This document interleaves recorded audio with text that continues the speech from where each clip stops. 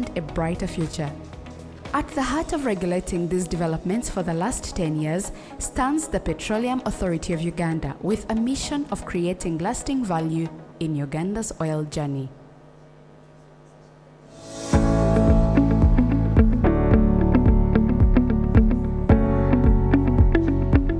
As we speak about sustainability, we are also looking at configuring our oil refinery for what they call oil refineries of the future.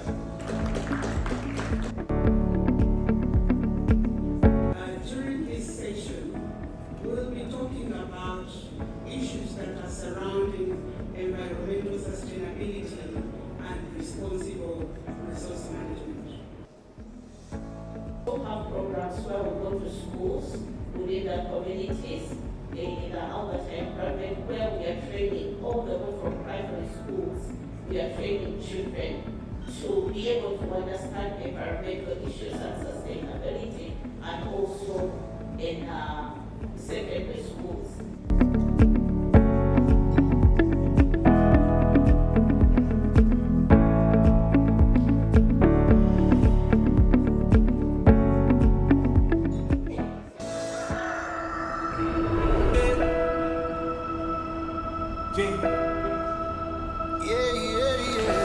Maria, I'm going to make the mandazi you like today.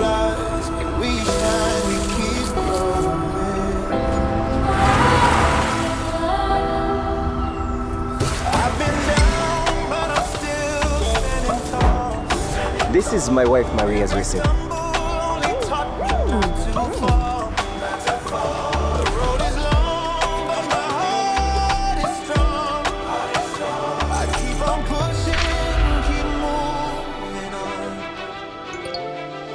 Maria! Maria, we've got the loan! We've got the loan! But tell me, Our Africa, a continent on the rise,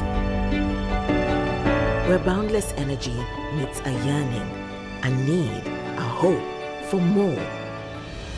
The energy of its people, the energy of its landscapes, a vast, unique, magnificent potential bursting to propel us forward. Challenges ready to be overcome. Days there to be seized through vibrant ingenuity of our brightest minds. We are SLB, part of this continent's story for almost a century. Unlocking progress, nurturing talent, building futures, innovating from within. Africa's balancing act is our balancing act. Energy for all with less carbon. Energy for our people so we can thrive. Less carbon so our planet thrives too. Better energy, more energy to power our future. 1.5 billion people with big ambitions and big ideas. We help them flourish with SLB teams in 100 locations across 30 countries. We work alongside partners, customers, and communities. Together, we are driving energy innovation for today, for tomorrow, for Africa, for a balanced planet.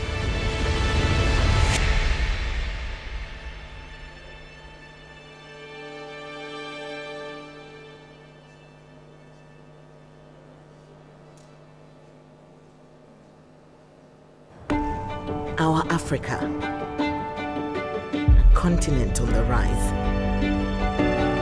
where boundless energy meets a yearning, a need, a hope for more. The energy of its people, the energy of its landscapes, a vast, unique, magnificent potential bursting to propel us forward. Challenges ready to be overcome.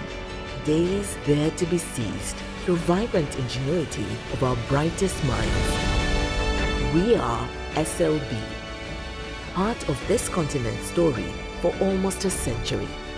Unlocking progress, nurturing talent, building futures, innovating from within. Africa's balancing act is our balancing act. Energy for all with less carbon. Energy for our people so we can thrive. Less carbon so our planet thrives too. Better energy, more energy to power our future. 1.5 billion people with big ambitions and big ideas. We help them flourish with SLB teams in 100 locations across 30 countries. We work alongside partners, customers, and communities. Together, we are driving energy innovation for today, for tomorrow, for Africa, for a balanced planet.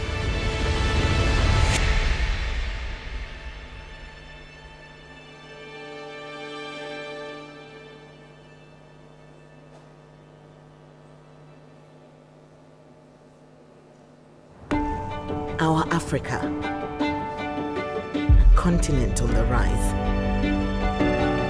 where boundless energy meets a yearning, a need, a hope for more. The energy of its people, the energy of its landscapes, a vast, unique, magnificent potential bursting to propel us forward. Challenges ready to be overcome, days there to be seized through vibrant ingenuity of our brightest minds. We are SLB, part of this continent's story for almost a century, unlocking progress, nurturing talent, building futures, innovating from within. Africa's balancing act is our balancing act. Energy for all with less carbon. Energy for our people so we can thrive. Less carbon so our planet thrives too. Better energy, more energy to power our future. 1.5 billion people with big ambitions and big ideas. We help them flourish with SLB teams in 100 locations across 30 countries. We work alongside partners, customers, and communities. Together, we are driving energy innovation for today, for tomorrow, for Africa, for a balanced planet.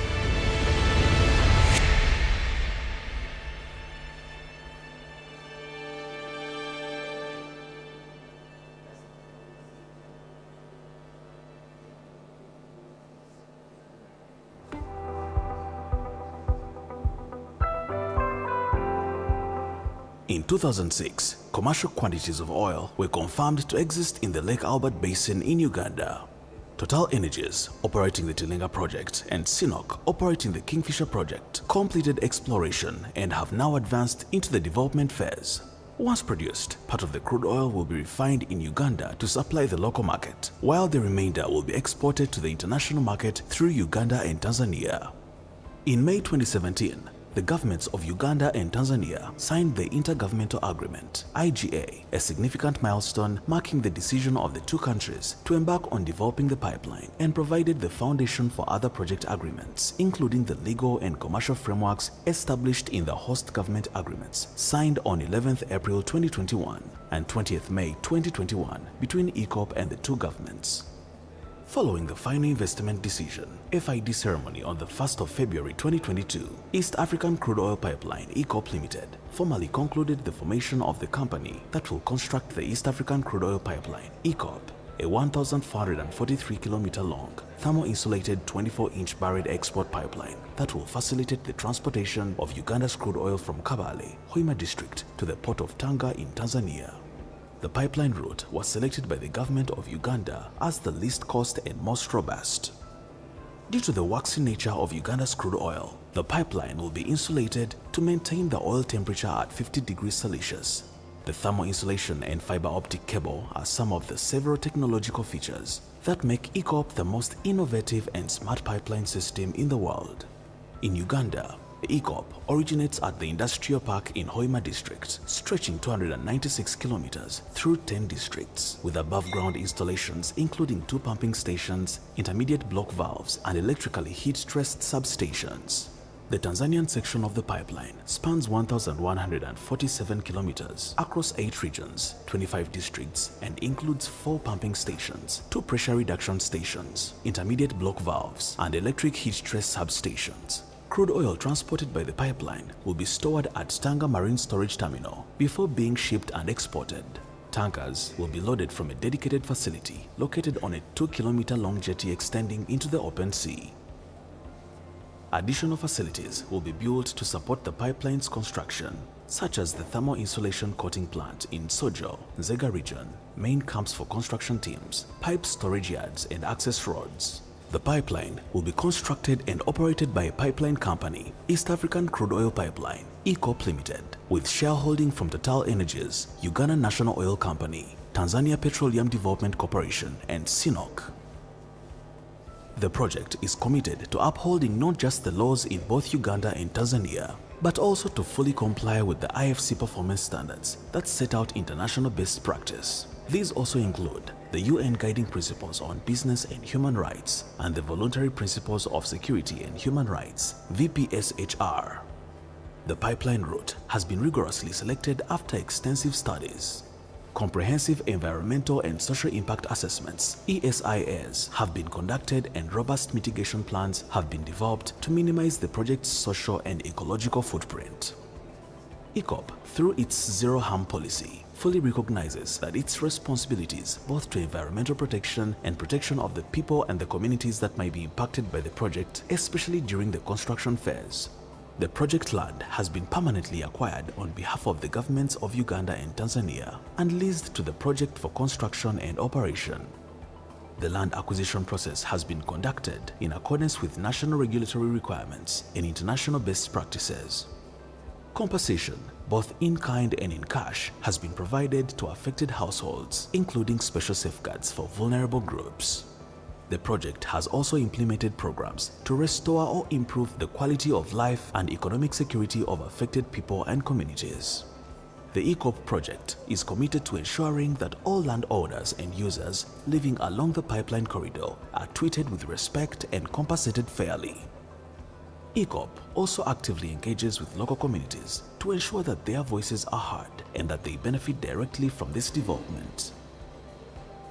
The construction of the ECOP pipeline in combination with the Tilenga and Kingfisher projects will benefit the economies of Uganda and Tanzania, including tax revenues for the 2 host governments, job creation, new infrastructure, logistics, capacity building, and technology transfer. During the construction phase, it is anticipated that the project will provide over 10,000 direct and indirect employment opportunities. The project will also provide training and capacity building opportunities, providing valuable experience in advanced construction and engineering fields. ECOP and its Level 1 contractors seek to maximize goods and services provided by national companies in both Uganda and Tanzania, following the regulations of the respective petroleum authorities, providing business opportunities for various sectors of the economy involved in pipeline design, construction, operation, and decommissioning, creating a ripple economic effect. This knowledge transfer will help build a foundation of skilled professionals in both countries who can contribute to other industrial projects in the region. The ECOP Academy is also providing intensive state-of-the-art training to 143 future ECOP operators over a 2-year period. The project will also contribute to the enhancement of the Central Trade Corridor between Uganda and Tanzania by developing new infrastructure, logistics, and improving the livelihoods of East Africans, marking a significant step towards unlocking East Africa's potential.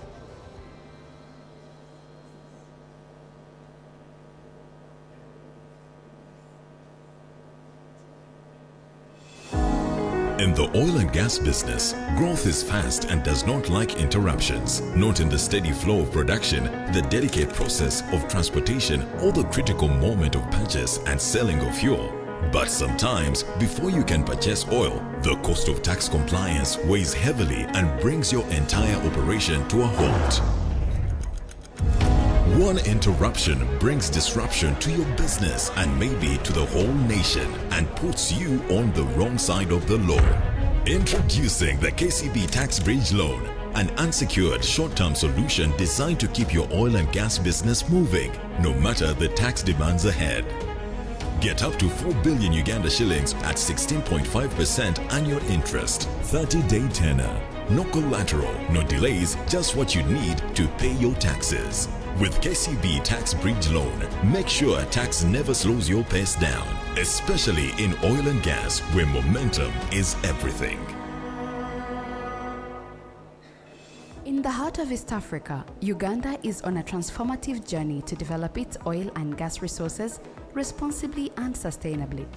Uganda's bustling oil and gas frontier comprises 4 major projects. The Tilenga project will produce up to 190,000 barrels of oil per day. The Kingfisher project will produce up to 40,000 barrels of oil per day. The East African Crude Oil Pipeline, which is the world's most technologically smart oil pipeline that will transport Uganda's crude oil from Uganda to the East African coast. At Kabalega Industrial Park, the Uganda Refinery project will transform crude oil into fuel for homes, industries, and progress. It is not only about oil and gas revenues. It is also about opportunities for jobs, training and acquiring skills, enterprise development, and technology transfer, with Ugandans at the heart of this development. Uganda is protecting its natural heritage and rich biodiversity while advancing its bright energy future. With investment of close to $20 billion, Uganda's oil and gas projects will provide energy to power Uganda's development and boost growth in agriculture, transport, tourism, manufacturing, infrastructure, and beyond. This is Uganda's journey toward energy security, economic growth, and a brighter future. At the heart of regulating these developments for the last 10 years stands the Petroleum Authority of Uganda, with a mission of creating lasting value in Uganda's oil journey.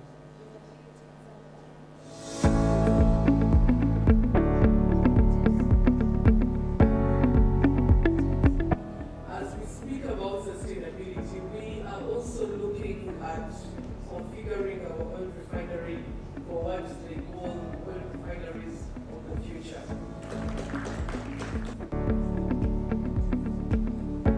During this session, we'll be talking about issues that are surrounding environmental sustainability and responsible resource management. We have programs where we go to schools within the communities in the Albert environment, where we are training all the way from primary schools. We are training children to be able to understand environmental issues and sustainability, and also in secondary schools.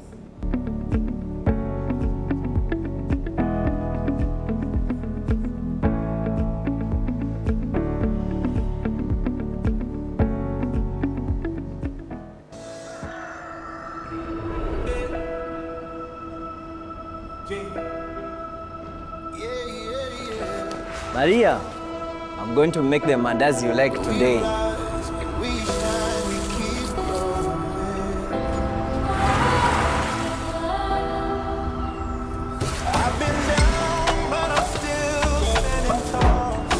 This is my wife Maria's recipe.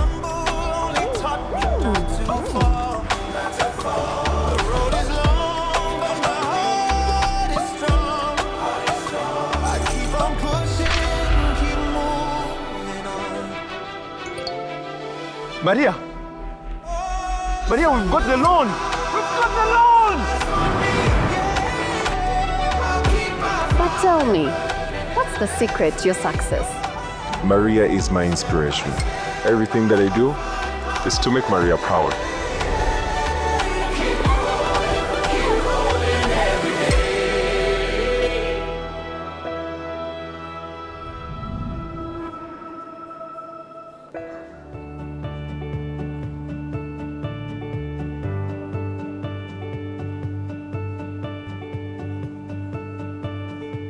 COSAL is one of the leading integrated oil field services providers in the world and dedicated to providing customers with full life cycle services. We have more than 50 years of experience in oil and gas exploration, development, and production.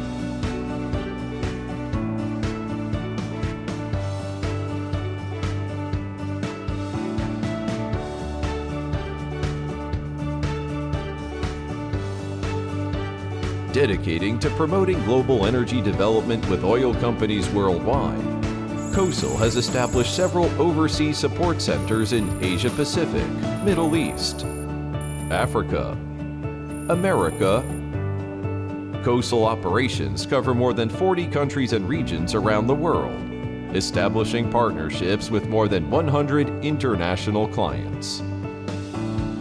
COSL has formulated 5 development strategies of technology-driven, cost leadership, integration, internationalization, and regional development, striving to provide customers with safe, high-quality, efficient, and environmentally friendly full life-cycle services.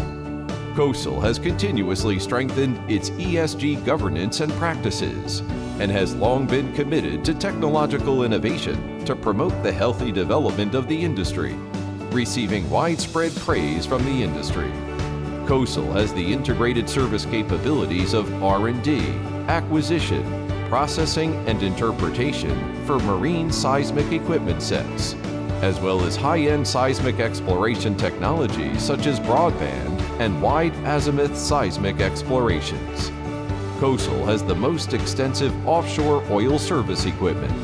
We have established a global resource support base for allocating equipment overseas and is equipped with rapid support capability of equipment technology to achieve full coverage of operations in 3,000 meters water depth. COSL's self-developed D+W system is a rotary steerable system that meets different demands of the drilling market. It consists of both rotary steering drilling service and logging while drilling service, and is available for all different borehole size with full specification and full function coverage. COSL has overcome global drilling technology challenges such as high temperature, high pressure, long salt gypsum layer, and ultra-depth water, forming a system of deep water, high temperature, high pressure drilling fluid, and well cementing technology systems, effectively supporting deep water oil and gas development. In the field of development and exploitation, COSL has formed a series of oil stabilization and water control technologies, focusing on nano-microspheres displacement and non-acidic block removing technologies, as well as a series of wellbore troubleshooting technologies, represented by the integrated tubing grinding milling cutting fishing technologies. COSL provides oil field production with a full range of solutions. With the steady acceleration of technical product serialization and industrialization, COSL has developed 220 core technology products. COSL actively supports the shared development of its operating countries and promotes the localization and diversification of its overseas employment.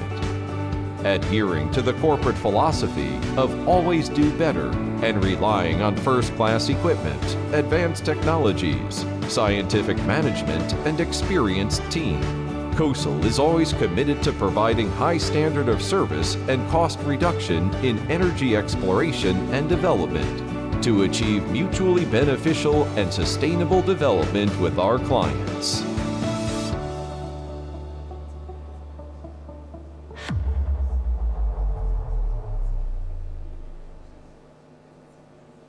In Uganda's oil and gas journey, the citizens and communities are partners in progress.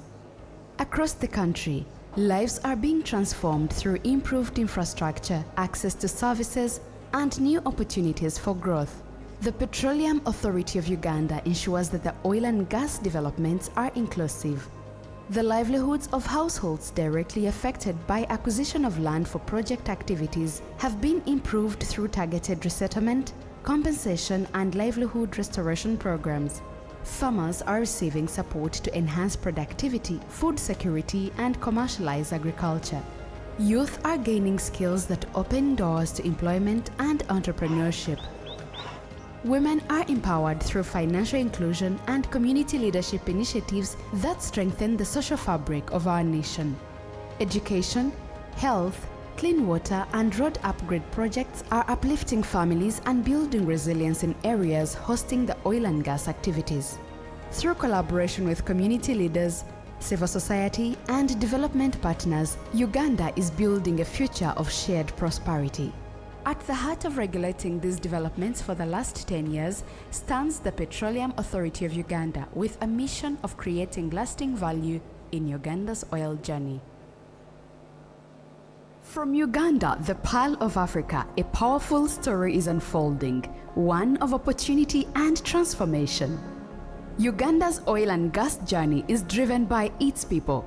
Through national content development, the Petroleum Authority of Uganda ensures that Ugandans remain at the forefront of this journey. To date, Ugandan companies have secured contracts worth over $2.2 billion, representing nearly 30% of all contracts awarded. The National Suppliers Database showcases over 2,300 Ugandan companies, connecting them to sector opportunities and demonstrating Uganda's growing competitive capacity.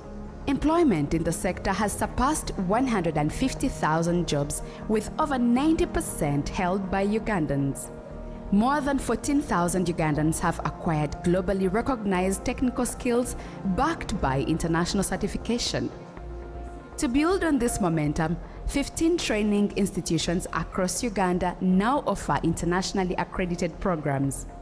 The National Oil and Gas Talent Register serves as a dynamic platform matching skilled professionals with job opportunities in the sector. Technology transfer is actively promoted through over 35 joint ventures and strategic equipment donations to vocational and technical institutions, driving innovation and capacity enhancement.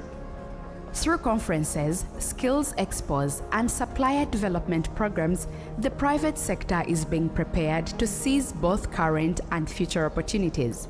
At the heart of regulating these developments for the last 10 years stands the Petroleum Authority of Uganda with a mission of creating lasting value in Uganda's oil journey.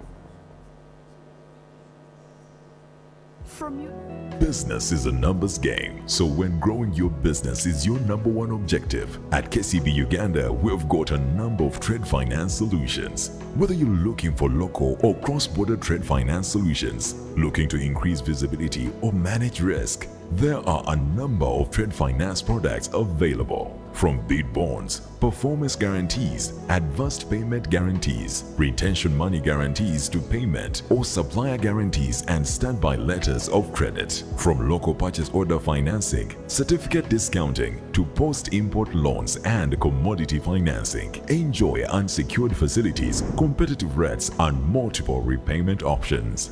So, if you're in the agriculture, trade, manufacturing, construction or energy sectors, with our trade finance solutions, growth is just a conversation away. To speak to any of our advisors, call or WhatsApp us on 0757 378 603 or email us on contactcenterug@ug.kcbbankgroup.com. KCB Bank Uganda, for people, for better. Uganda's oil and gas journey is not only about energy, it is also about protecting the environment and preserving biodiversity. The Petroleum Authority of Uganda ensures that environment, health and safety measures are embedded in every stage of the oil and gas activities. From rigorous waste management systems to advanced oil spill preparedness, Uganda is committed to responsible resource development. Biodiversity conservation is central to Uganda's oil and gas operations. Sensitive ecosystems are mapped, monitored, and protected through collaborative efforts with environmental agencies, industry partners, and communities. Emergency response teams are trained and equipped to handle potential incidents, ensuring safety for people, nature, and assets. This is Uganda's pledge to develop sustainably, protect our natural heritage, and create shared prosperity for generations. At the heart of regulating these developments for the last 10 years stands the Petroleum Authority of Uganda with a mission of creating lasting value in Uganda's oil journey. Our Africa, a continent on the rise,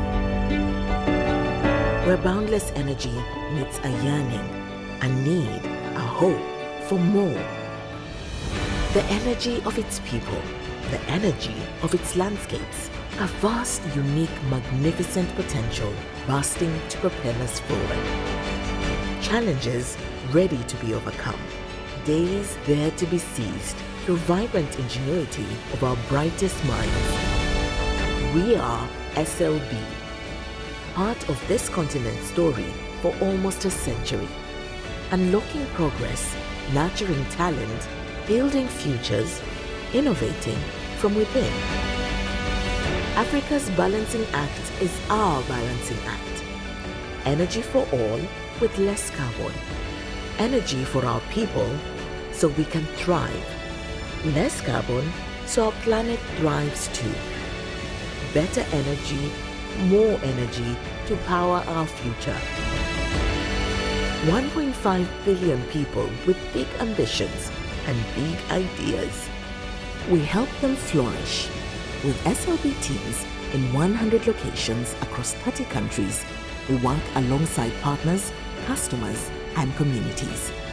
Together, we are driving energy innovation for today, for tomorrow, for Africa, for a balanced planet.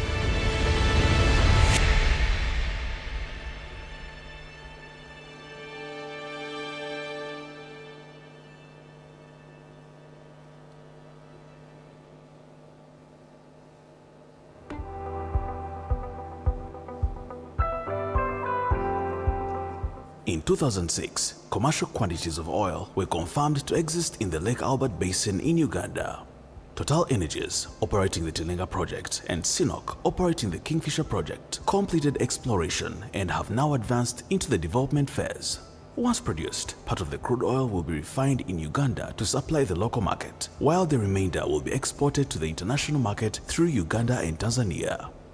In May 2017, the governments of Uganda and Tanzania signed the Intergovernmental Agreement, IGA, a significant milestone marking the decision of the two countries to embark on developing the pipeline, and provided the foundation for other project agreements, including the legal and commercial frameworks established in the host government agreements signed on 11th April 2021 and 20th May 2021 between ECOP and the two governments. Following the final investment decision, FID ceremony on the 1st of February 2022, East African Crude Oil Pipeline (ECOP Limited) formally concluded the formation of the company that will construct the East African Crude Oil Pipeline (ECOP), a 1,443-kilometer long, thermo-insulated 24-inch buried export pipeline that will facilitate the transportation of Uganda's crude oil from Kabale, Hoima district, to the port of Tanga in Tanzania. The pipeline route was selected by the government of Uganda as the least cost and most robust. Due to the waxy nature of Uganda's crude oil, the pipeline will be insulated to maintain the oil temperature at 50 degrees Celsius. The thermal insulation and fiber optic cable are some of the several technological features that make ECOP the most innovative and smart pipeline system in the world. In Uganda, ECOP originates at the industrial park in Hoima district, stretching 296 kilometers through 10 districts, with above-ground installations including 2 pumping stations, intermediate block valves, and electrically heat-stressed substations. The Tanzanian section of the pipeline spans 1,147 kilometers across 8 regions, 25 districts, and includes 4 pumping stations, 2 pressure reduction stations, intermediate block valves, and electric heat-stress substations. Crude oil transported by the pipeline will be stored at Tanga Marine Storage Terminal before being shipped and exported. Tankers will be loaded from a dedicated facility located on a 2-kilometer-long jetty extending into the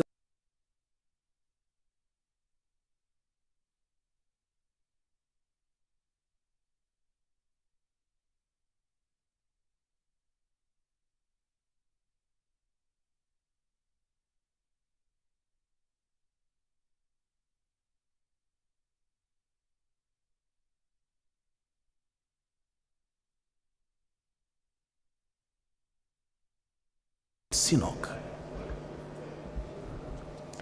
Hello and good morning. Good morning. Can I hear some energy in the room? It's day 2. Good morning. Wonderful. Nice to see you all and welcome to day 2 of the 6th National Content Conference. Organized by the Petroleum Authority of Uganda. It's nice to see you again. I feel like now we're all really good friends. Today is going to be amazing. We have more interesting discussions and a few presentations for you, ladies and gentlemen. Just like yesterday, we are streaming live on YouTube as well. So for anyone who missed out or who could not be here, maybe colleagues, anyone interested in our content and what we're discussing, please direct them to the Petroleum Authority of Uganda YouTube channel. Again, the hashtag for social media is NCC2025. My name is Crystal Newman. I am so happy to be back with you. And as usual, I will be, I will be co-hosting with Mr. Tony Otoa over there. He likes me to start. I don't know why, but I see you. I see you. Ladies and gentlemen, we had a very blessed day yesterday, and same as yesterday, we would like to start with an opening prayer. So if you allow me to invite Mr. Wilbur Ainebiona to come forward and, yes, start us off with a word of prayer. You can also give him some applause as he makes his way up here.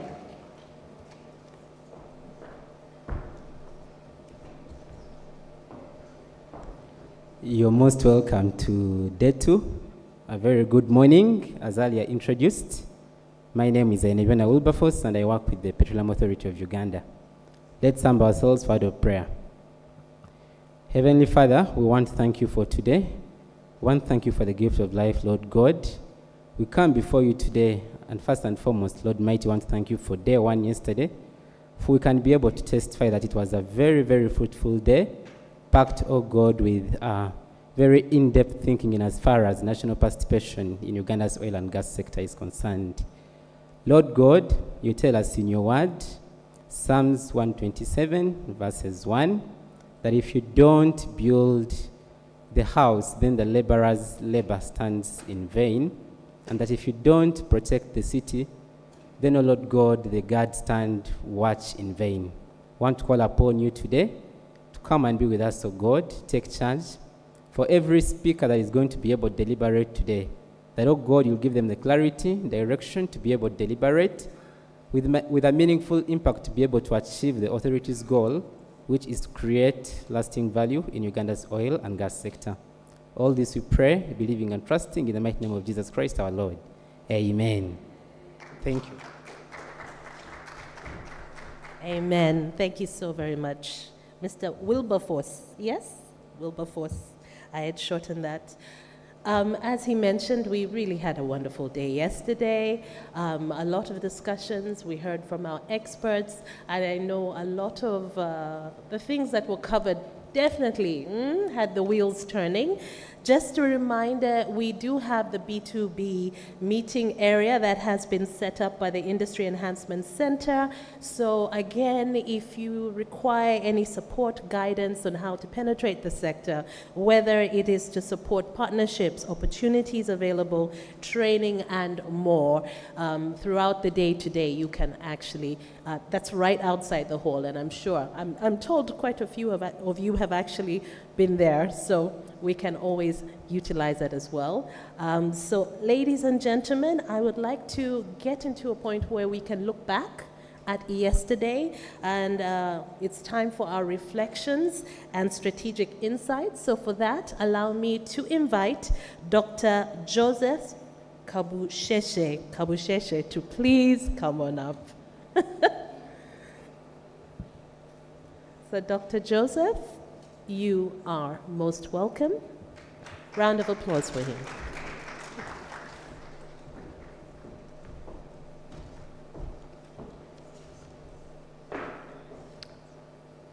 Thank you, MC.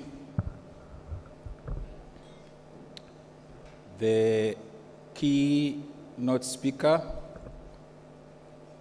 for this day 2, His Excellency Jimmy Mugerwa, members of the board of the Petroleum Authority of Uganda here present, colleagues from ministries, departments, and agencies of government, the private sector, financial institutions, and all other enterprise companies represented here, distinguished delegates, our star MCs, I think you also deserve recognition. Ladies and gentlemen, all protocol observed. A very good morning to you all. Welcome to this day 2 of the 6th National Content Conference. And a very big thank you to those of you that attended yesterday's session, which was fully packed. And from what I see, the attendance today again, though with the little seats still left to be occupied, I have no doubt that we are again going to have a very engaging and packed day 2 of this conference. And I trust that those of you that were here yesterday can testify that it was a day that was very fruitful, packed with a lot of forward-thinking dialogue. I was informed that yesterday we had about 500 participants in this room, the outside screens, but also in the exhibition areas, and that we had several hundreds that were following the discussions online. I therefore have no doubt that the networking sessions must have been very, very fruitful. As you may know, the conference under the theme Beyond Drilling, Cultivating a Legacy of Empowered Nationals and Enterprises in Oil and Gas Sector in this oil age serves to reflect on the opportunities that have been registered so far in the development phase, but also present the different opportunities in the production and operations phase. We were very privileged yesterday to listen to the speakers from the licensed oil companies, the contractors, the financial institutions, and then most importantly, you will agree with me, the keynote speech that was delivered by the governor of the Bank of Uganda on how Uganda is driving her economic prosperity through strategic oil development and emphasizing the need for us to work together as government, private sector, and the financial institutions to collaborate as well as drive innovation in the development of our country's oil and gas sector. These were very, very enriching discussions that we had yesterday.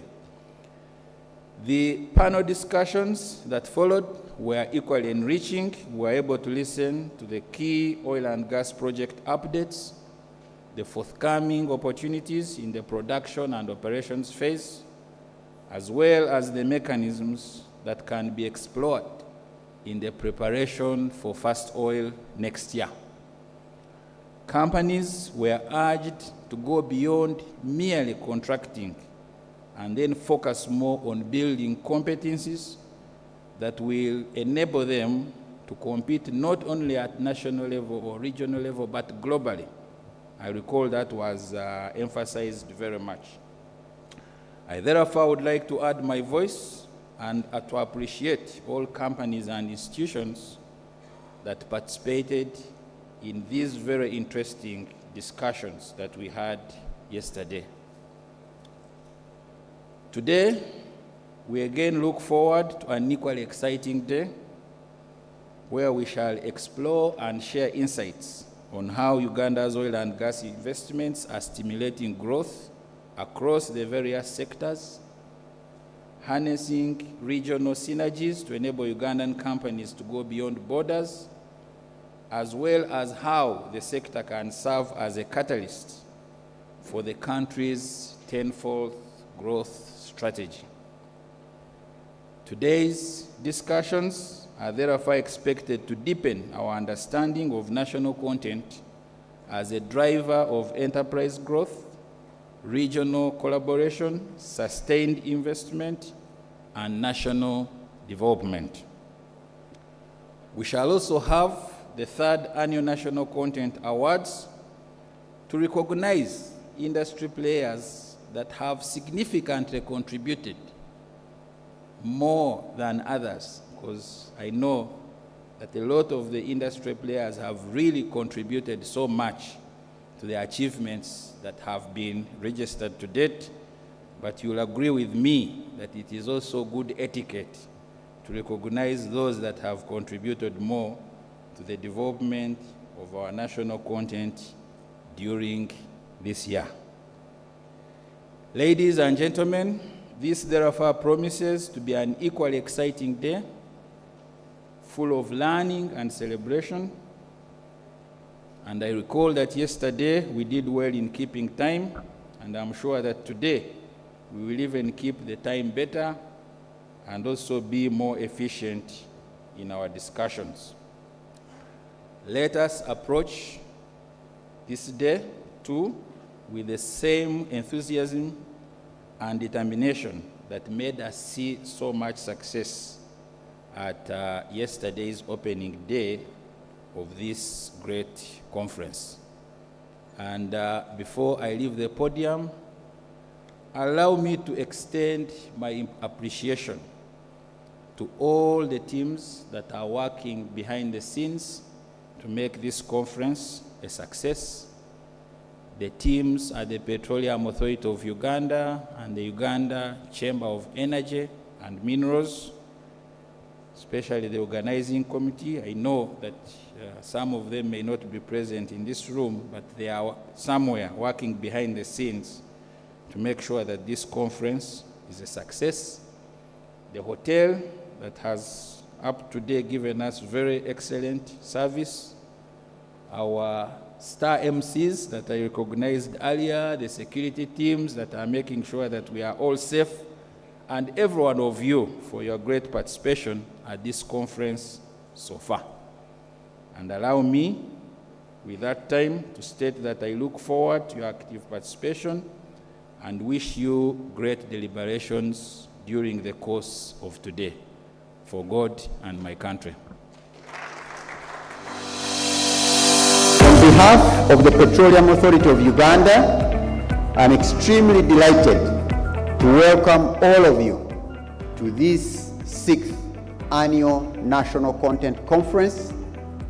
The theme of this conference is Beyond Drilling, Cultivating a Legacy of Empowered Nationals and Enterprises in Uganda's Oil Age.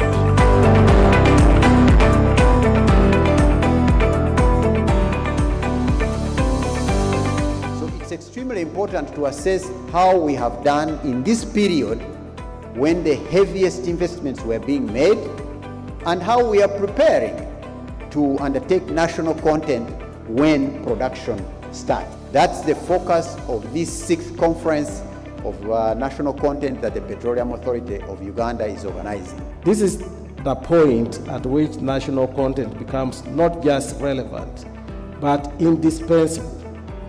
To date, the sector has already registered more than 5,000 Ugandan enterprises that have benefited from supplier development programs, capacity building initiatives, and business linkages. But the demands of the operations phase will require additional specialized competencies. We are committed to ensuring that national content is not merely a compliance checkbox, but a transformative economic strategy.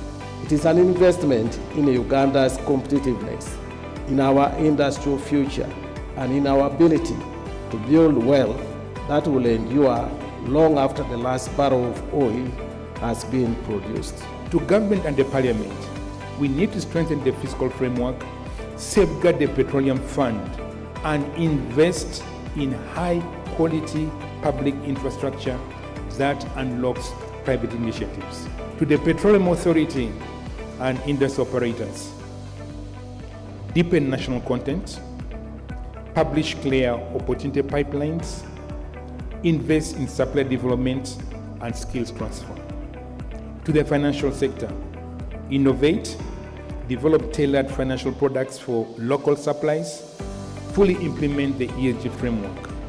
And to the Ugandan enterprises, prepare, invest in certifications, standards, and scale. Form consortia, compete not just locally, but globally. I take this opportunity to invite you, Honorable Minister, to launch the Petroleum Authority's Strategic Plan 2025-2026 to 2029-2030.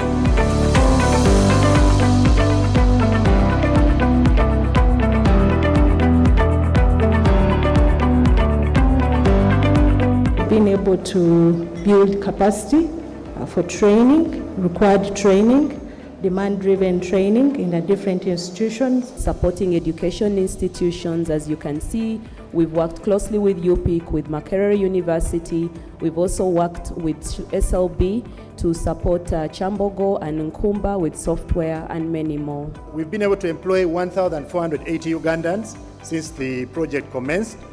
682 of these have been recruited from the local communities, and at the peak of the project in 2024, we employed nearly 1,807 Ugandans. 64% of this is constituting the CNOC Uganda Limited workforce. 141 students have graduated.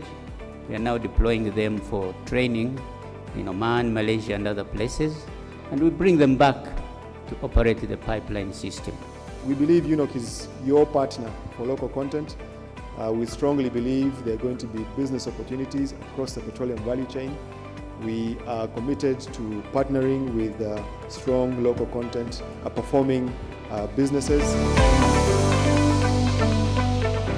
Because the phase is winding down, and we are saying how can we be able to stretch them into the next operational phase, is to increase the number of ring-fenced services that initially served us very well in the production stage, and would like to add a few more so that more companies can actually be able to participate in the operations and maintenance phase. The ability to build strong internal systems so that quality management is assured, financial governance and working capital, stability. Certification, that is very important, especially those who want to supply into the next phase. It's important that you are certified to do that. To understand what compliance is and to prepare them business credibility to be able to get businesses and to supply. Ugandans, if we don't fix the business mindset, oil sector is here, we will be observers.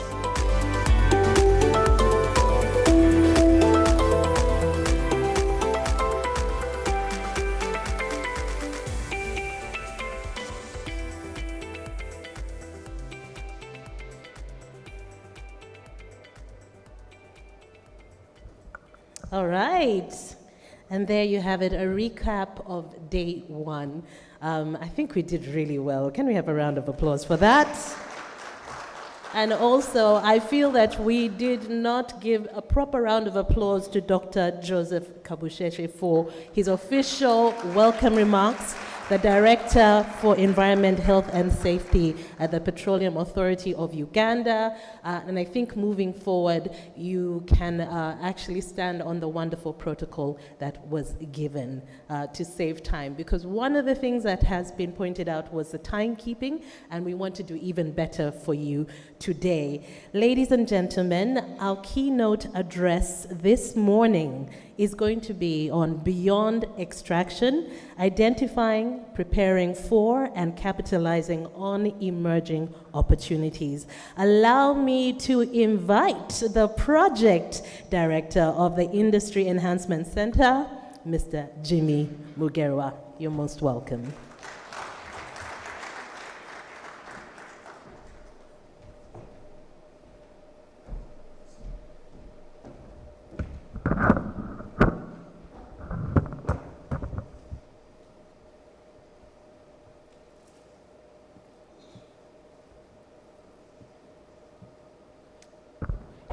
Thank you, Crystal.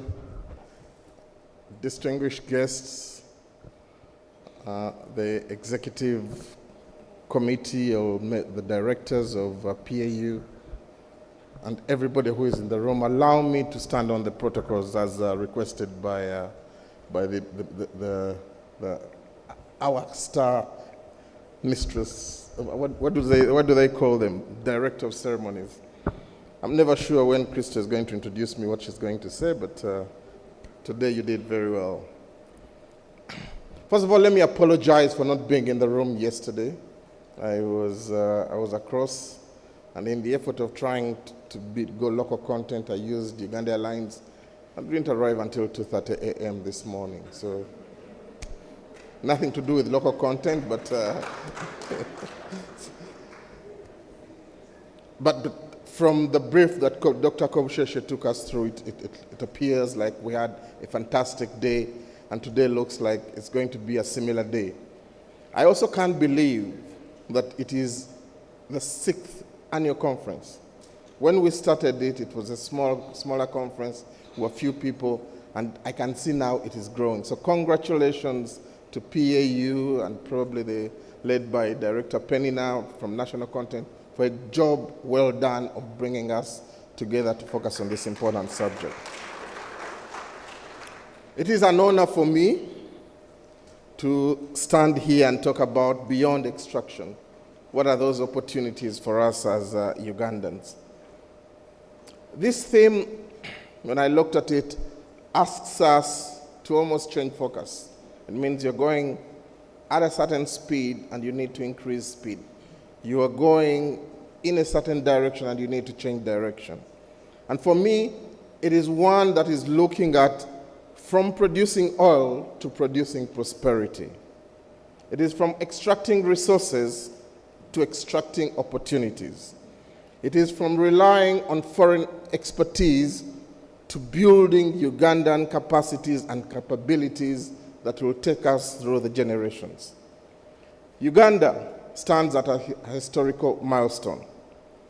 With the Lake Albert development, as you heard yesterday, we are moving from discovery to development and to production. The good news is that the project is there. The not so good news is that you're not going to bring the skills you got into the extraction. It means you need to rewire yourself. It needs to re-energize yourself. You need to start thinking about how are we going to do this.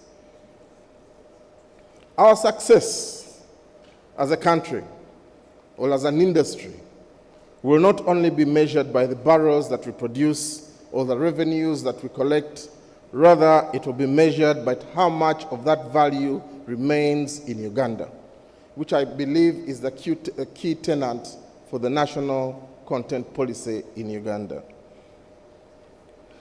National content as the engine of transformation.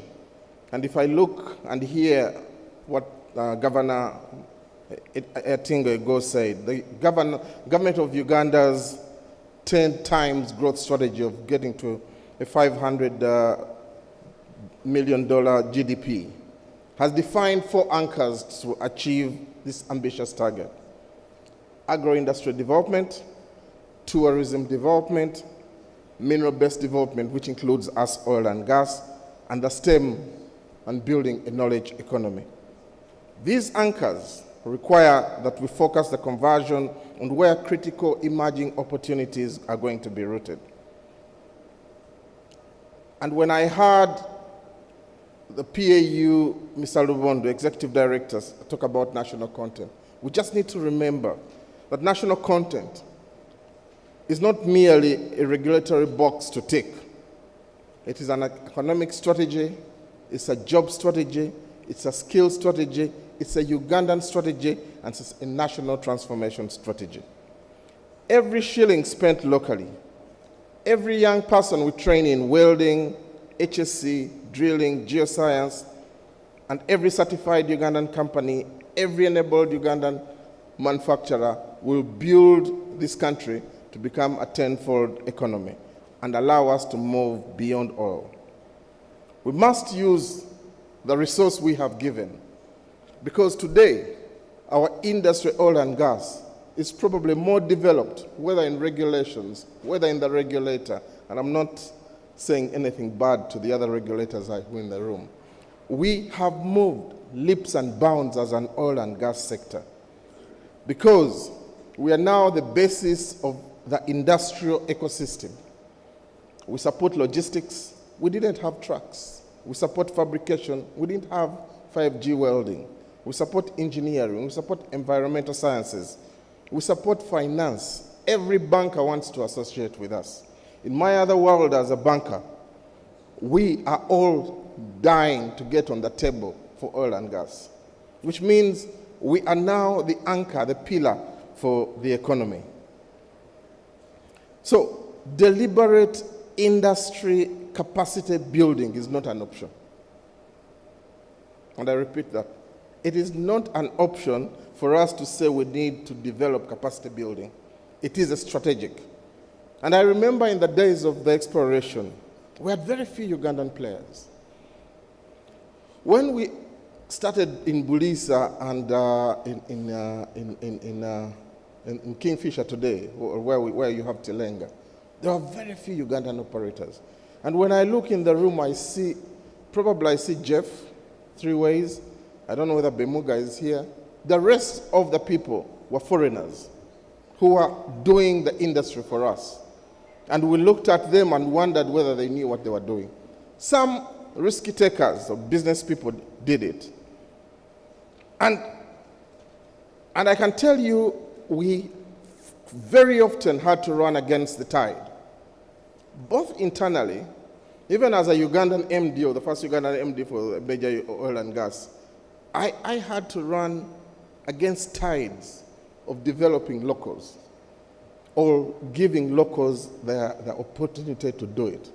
It was taking a leap of faith and say, I will trust these guys. I will trust these companies. I will trust the GCCs of this world, the one that Agri-led.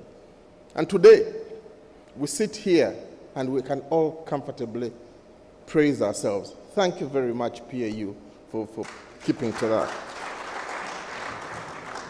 I'm also proud, everywhere I go, to meet Ugandans or to meet Talo guys. And I say Talo because Talo was really the pioneer of local content. And they are everywhere. They are in PAU. They are leaders in UNOC. They are leaders in Total. They are leaders, maybe leaders in SINOC.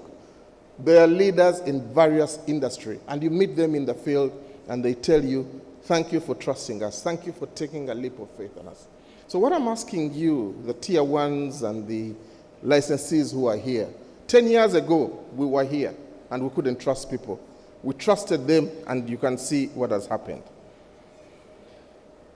I also remember when we started the study we did, which was the industrial baseline survey. When we discovered and declared commercial reserves in Uganda, the question to the investor then became, who is going to do it? So we went in to do the IBS, not very much with an objective of national content. We went in to ask ourselves, shall we do this project? Do we have the resources to do this project? Do we have the people to do this project? Do we have the goods and services? And indeed, started with trucks. We didn't have trucks. We did not have trucks. There were so many trucks in Katwe, but when you went and measured them against oil and gas standards, probably 2 or 3 worked. There were so many students who Makerere was releasing, but when you brought them into the industry, they couldn't work for the industry. The good news is that we had security guards. We knew how many security guards we would need, and we discovered we had enough security guards. That was good. But the rest, we had to struggle. So when we sit here for the 6th conference, 10 years after PAU has been formed, you know that we are on a number. The first thing was setting up the Industry Enhancement Center. And the Industry Enhancement Center, which I lead as a project director, precisely was to ensure that we enhance, first of all, we get Ugandan businesses into the socio-economic transformation of the country. That's our vision. We then went to our mission and said, let us enhance the capacity and the capabilities of Ugandan businesses, Ugandan SMEs to win tenders in oil and gas. It was not about competing, but it was to win tenders. We were deliberate. And then the other thing which we have done successfully is we've narrowed it into 3 objectives and said if we work along these 3 objectives, we are probably going to achieve what we need. The first one is let us publicize information. Let us share information. What are those standards? What are those opportunities? Where is the industry going? Where has it come from? And if you come to the Industry Enhancement Center in Kololo, you will see that we even have the oil journey from 1925 to date. We are sharing information. We are sharing information on the websites. We are sharing all the opportunities as far as oil and gas is concerned. The second objective we went for was to say, if you tell people about oil and gas, the standards, then you need to share with them, you need to help them grow, which is the enterprise development. And I believe yesterday you had the project manager and the technical manager of the IEC, Terry and Daniel, talk about what we do at the IEC. And I would encourage that if you haven't subscribed to the IEC, you please come along. And the third one was also being deliberate. Let us coach Ugandan enterprises. Let us help them access the network.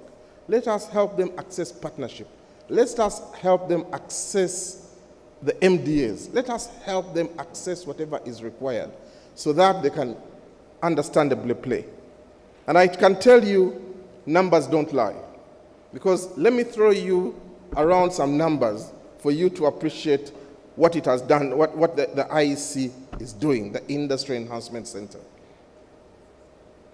So far, we have publicized, courtesy of the operators, the tier 1s, and the tier 1 industries, we have publicized 323 opportunities on our website.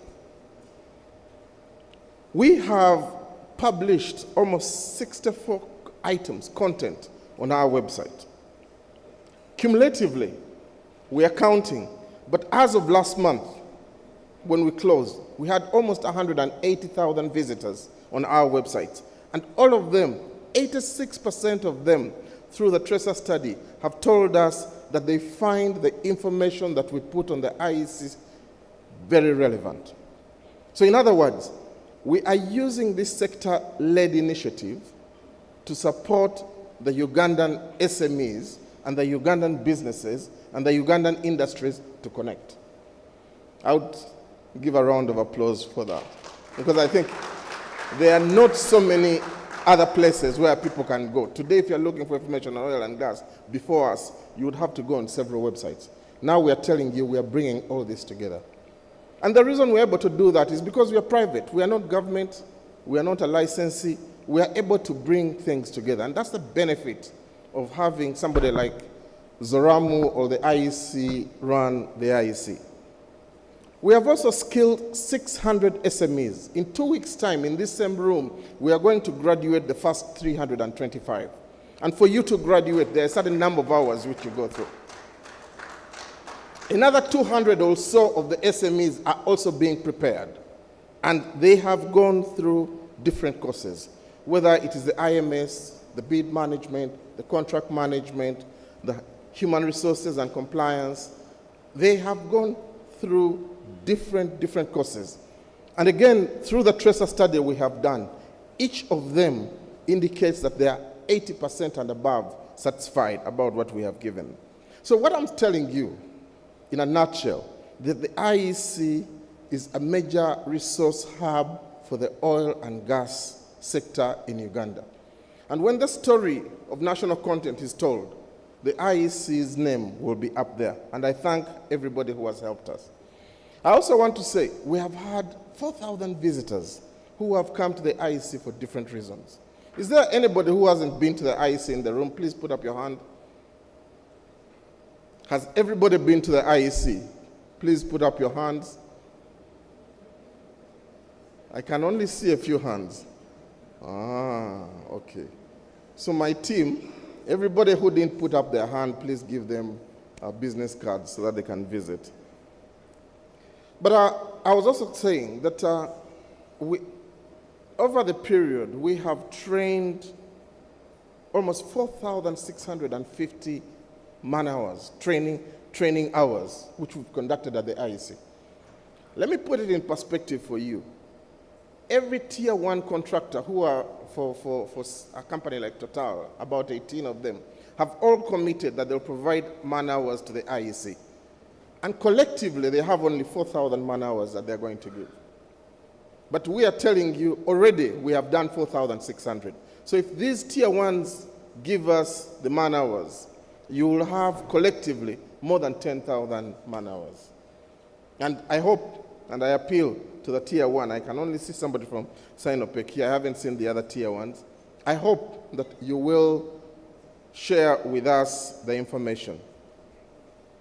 Let me also give some good news, not because PAU has given me a podium to speak, but we are doing a tracer study with the SMEs. And the tracer study, we asked the question, which stakeholders shared valuable information relevant to your enterprise? And I can tell you, PAU, 66% of the SMEs who answered that questionnaire, in other words, 2/3 of the SMEs who answered that questionnaire, who were about over 250 SMEs, ranked PAU as number 1. That is not a mean feat, and I think you should give them a bigger round of applause. It means there is something good you are doing. There is something good you are doing. I think the regulation is good. The information sharing is good. Maybe you are hard on some things, but the good things are there and they can be noticed. Let me back to beyond a competitive Ugandan supply chain, again in the interest of going beyond extraction and what it means for Ugandans, that they do not only compete in oil and gas, that they are also competing in other sectors, that they are coming up in other, they are going through the region beyond Uganda. And I can tell you, through the tracer study, and when we publish the report, I think it will be a report that we can put up to the market for sale because it has a lot of good information. There are a number of SMEs who have told us, because of the information you've given us at the IEC, whereby we now have a bid library, we have dared in sectors beyond oil and gas, and they have given us contracts because they find us organized. And if there are any SMEs who are in here, the one thing they will tell you that they get at the IEC is the bid library. So that when they tell you, please apply for a tender, you are not just starting to put together your information. You have your information in a docket, in a folder, and you just hit it off. But if you need help, please come to us. We shall support you. But I'm sure the technical teams told you yesterday that if we're going to unlock these opportunities, we have to have a structured approach. We need to identify what are those emerging sectors. So those sectors need to be shared. Because we've never been into production, the maintenance levels, the support services required, the mechanical services required, the inspection required is different. So we need to be able to identify for our companies, for our SMEs, what are those emerging sectors? And how do we have targeted capacity development so that we can align with what we are already doing? The good thing is, when we did the IBS initially, we ring-fenced a number of services. I think we identified direct, indirect, and induced services. The induced services, which are the outside of the concentric council services, which were about 25, PAU went ahead through the regulation and ring-fenced those. The direct services and the indirect services, which tend to be more expensive and require more experience, are not ring-fenced for Ugandans only. But I think PAU has gone a step further, if I understand from what James Mushauri told us the other day at the center, that they now require that those services are done with joint venture. So we are going to support joint venturing as we do more courses. And we are going to support collaborate and connecting.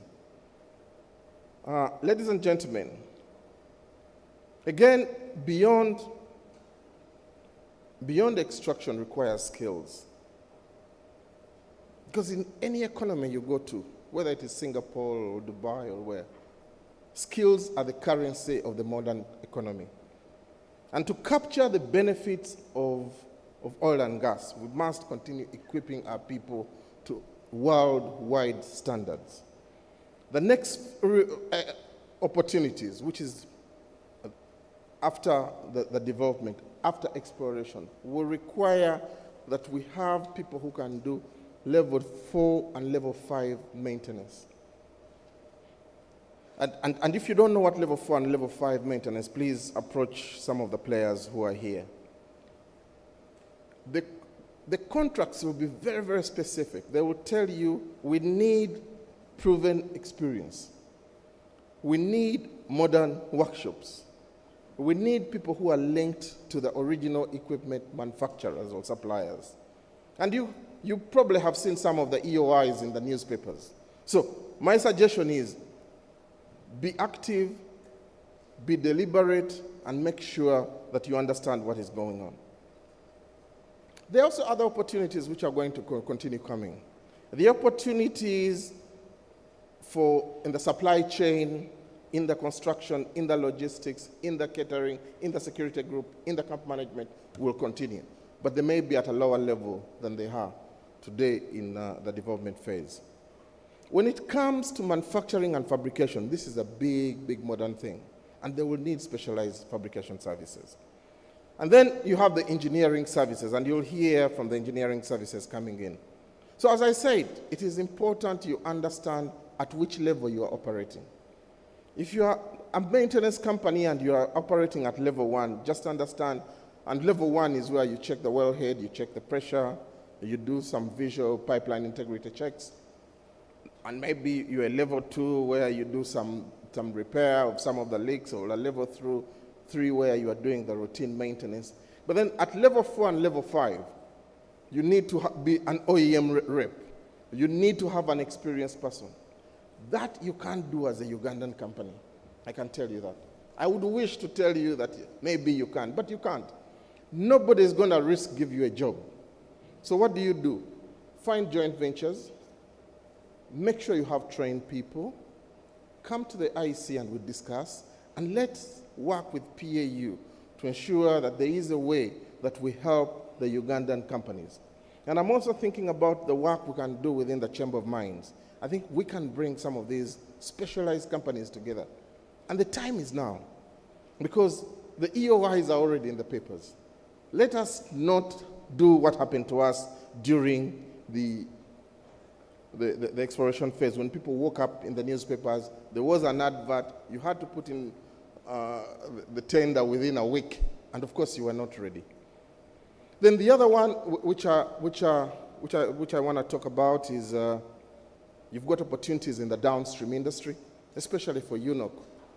When the refinery starts, there will be opportunities from the petrochemical supplies, there will be opportunities from several areas. So again, we need to prepare for that. Then there's this whole buzz around the energy transition and diversification. What are the renewable projects out there? How do we do gas monetization? How do we do green energy and ammonia exploration? But also the digital, those of you in the IT space, can you work with the oil field services? The other opportunities are in the local communities. We cannot sit in Kampala here and imagine that the oil is going to come out in Hoima. It will flow through Gomba, down to Masaka, into Tanzania, and the guys will be watching as spectators. This is not a tennis match. They will need their pound of flesh. And it is important for us as people who are in the decision-making process that we identify how we get the local communities to continue playing a role Because at the moment you go in a camp, you've got 15,000 people, all of them are villagers. Tomorrow, the villages will go. What are you going to do about that? So, ladies and gentlemen, and as I conclude, I want to say that this is a shared responsibility. There is a call for application if you go at the IEC Center. Apply so that you can join the cohort 2 if you are not part of that.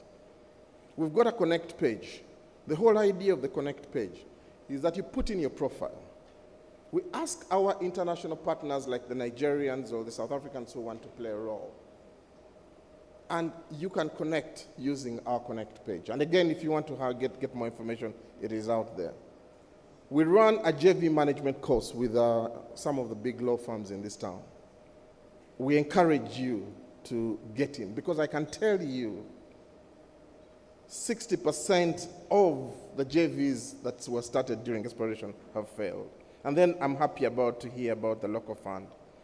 Ladies and gentlemen, Uganda stands on the brink of a new economic chapter. And oil is not the destination. Rather, it is the vehicle. National content is not a checkbox. It is the legacy. Let me repeat what I said at the beginning. From producing oil to producing prosperity. From extracting resources to extracting opportunities. From relying on foreign expertise to building Ugandan capabilities. Let's move forward beyond extraction. I thank you.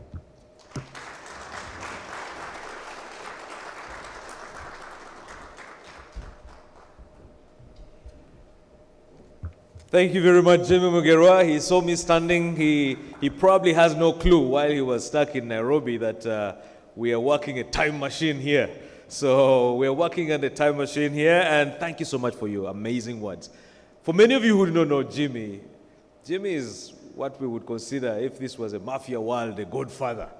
A man who has been in the trenches for years and very much synonymous with the oil and gas sector. And again, thank you very much for your kind words. We're now going into a session which will actually also be moderated by Mr. Jimmy Mugerwa. And this session is going to be focusing on national content as a catalyst for enterprise development. Now, for many of the companies that we're going to call up onto the stage, these are companies that we have seen, some of them, from briefcase companies to multi-million companies, multi-million dollar companies. And for some of them, I have seen them, I have worked with them, I have tried to, do my thing with them for years, and it's always impressive to see where they are. So I'll invite them to come on board and to come onto the stage, and I will mention them as, I'll mention the names as they come along. From ICS Engineering, we have Derek Natumanya. He is the Chief Operating Officer, and he'll be joining us on the podium, rather on the stage. From Suffield is Daniel Tosime, Managing Director, who also happens to be a very interesting friend of mine from back in the day. ABMAC, we have Mr. Hakim Mwonge, who is a partner at ABMAC. All right, and Albertine West Management JV, we have Chris Kawesa, who is the contract manager. Sorry. From Prand Engineering, we have Okia Arthur, who is the QHSE manager. And from Inspector Africa, a fantastic story that I love to talk about. From a briefcase company to a multi-dollar company, and now a succession company. We have Anthony Mugira, not Nick Mugira, the father. Now we have succession. Anthony Mugira. Over to you, Jimmy Mugerwa. And as you come on board, I would like to recognize the presence of Peter Muramira, who is the Acting Director, Investment Promotion and Business Development at UIA. You're very welcome. Over to you, Jimmy. And Jimmy, just to let you know, we have only 40 minutes for this panel, so let us squeeze as much juice as we can. Thank you. Thank you, Tony, and I've already said good morning. So welcome, panelists. And I know he has said something about each of your companies, but I will allow you a minute when I ask you a question, to just talk about your companies so that people can come with their business cards after this. And we network, which is the whole purpose of this session. Let me start with Derek, ICS. Derek, you're probably one of the oldest players as ICS in the industry. And you are playing in several spaces. You are in construction, you are in IT, you are in logistics. And this is what the oil and gas has stimulated. It has stimulated linkages, it has stimulated different businesses. In your view, Derek, which sectors do you think are experiencing the biggest ripple effects on this national content implementation? Thank you very much, Jimmy, and greetings, colleagues. One, it is a privilege today, Jimmy, to be on a panel that's moderated by Jimmy. For those of you who understand, beyond what he has been saying, Jimmy is indeed a true industry mentor. And for us who have been under his shoulders in the business, we carry so much from him and from his guidance. So thank you so much. It is a huge honor. ICS Engineering and Environment Limited, I think for those of you that have followed the local or national content story, it has been one of those success stories from whichever angle you look at it.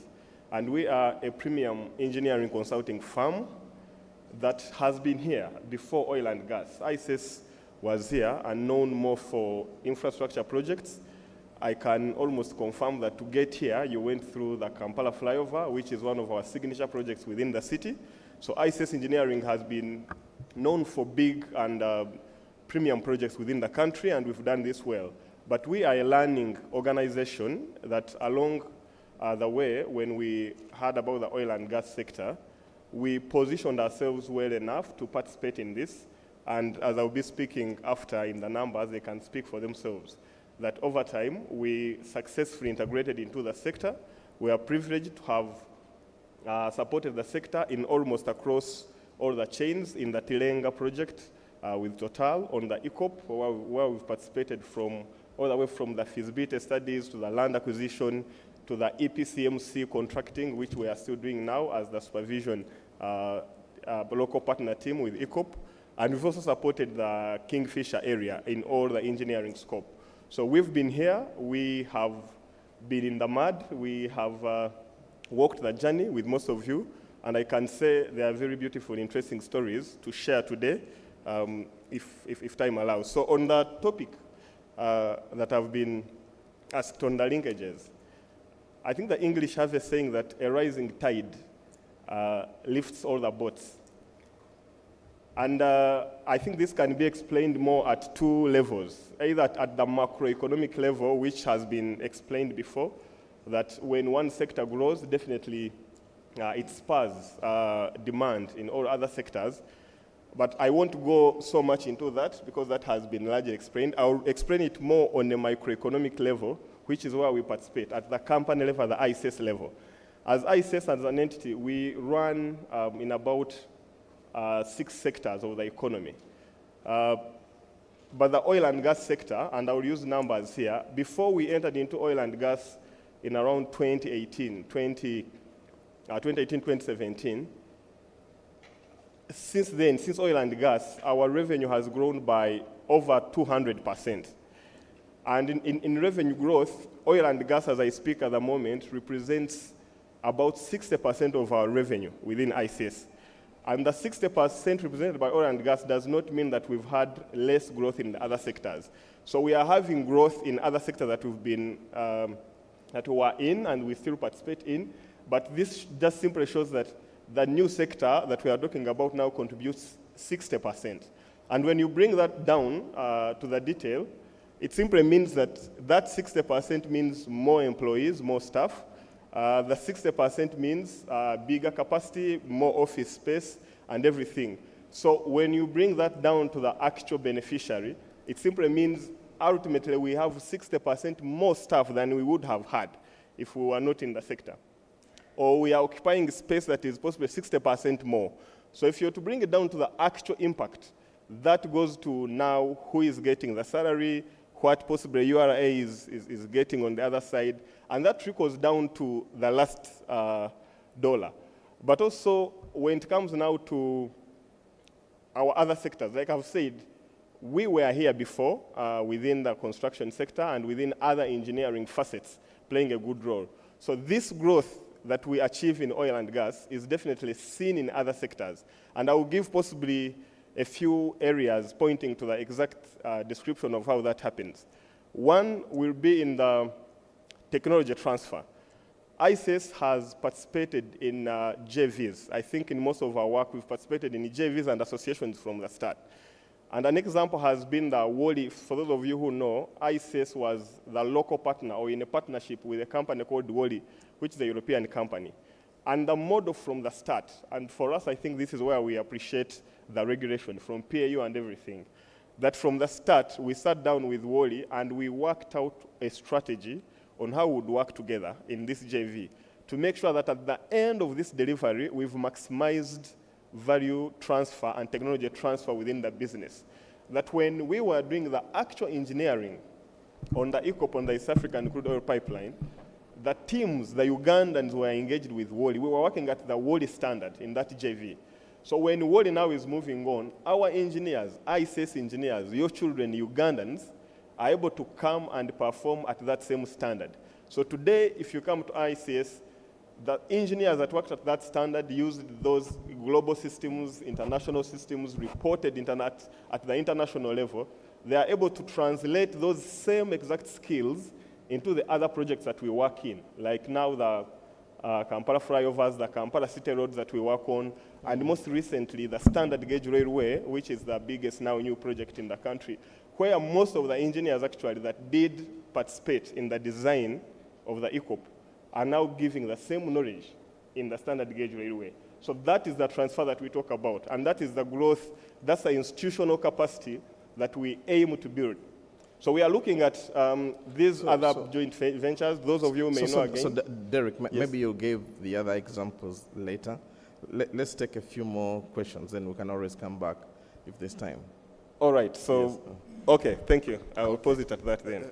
Thanks. And a round of applause for, because here it is, they've gone beyond oil and gas. They are doing the expressway, they're doing standard gauge rail, they're doing engineering services because of what they have learned in oil and gas. And for that, those of you who have ears, please hear, because I think it's a way to go. Anthony, as oil and gas projects, you know, we work on international standards, safety and quality standards. We require accreditation for certification. Many of these companies, especially if we're talking about beyond extraction, people are going to need companies to prove that they have processes and systems which can be used for an oil and gas standard. So how has the oil and gas investment which you have done, and we just heard that you're now taking over, how have you seen the evolution of the inspection and the certification industry in Uganda? Good morning, everyone. Thank you, moderator. Thank you, Tony, for that great introduction. I think it makes it easier for the people here to get a picture of how far Inspector Africa has come. Inspector Africa is a Ugandan company. We deal with integrity management, so we cover the inspection, the certification of different industrial plant and equipment. Within the oil and gas industry, because of its safety, critical nature, and compliance requirements, we as a company probably started off with very little credibility, but slowly National Content gave us the opportunity to sit at the table and learn what was required. What do these international companies look for? What kind of certifications they're looking for? We've gone slowly gaining all of these different certifications. Today, as we speak, we are an ISO accredited inspection body. We have all the other different ISOs, 9001, 4500. We have a wide array of different qualifications that we've gone and trained our team for, whether it's NDT, whether it's calibration. And all of this is as a result of national content putting us at the table with the oil and gas players.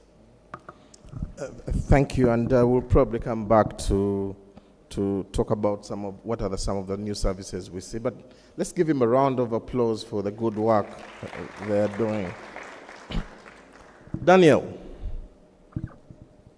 from SA Fields, we saw your company grow from a small PPE supplier who was importing materials to now a big manufacturer, almost embracing the whole boo-boo thing.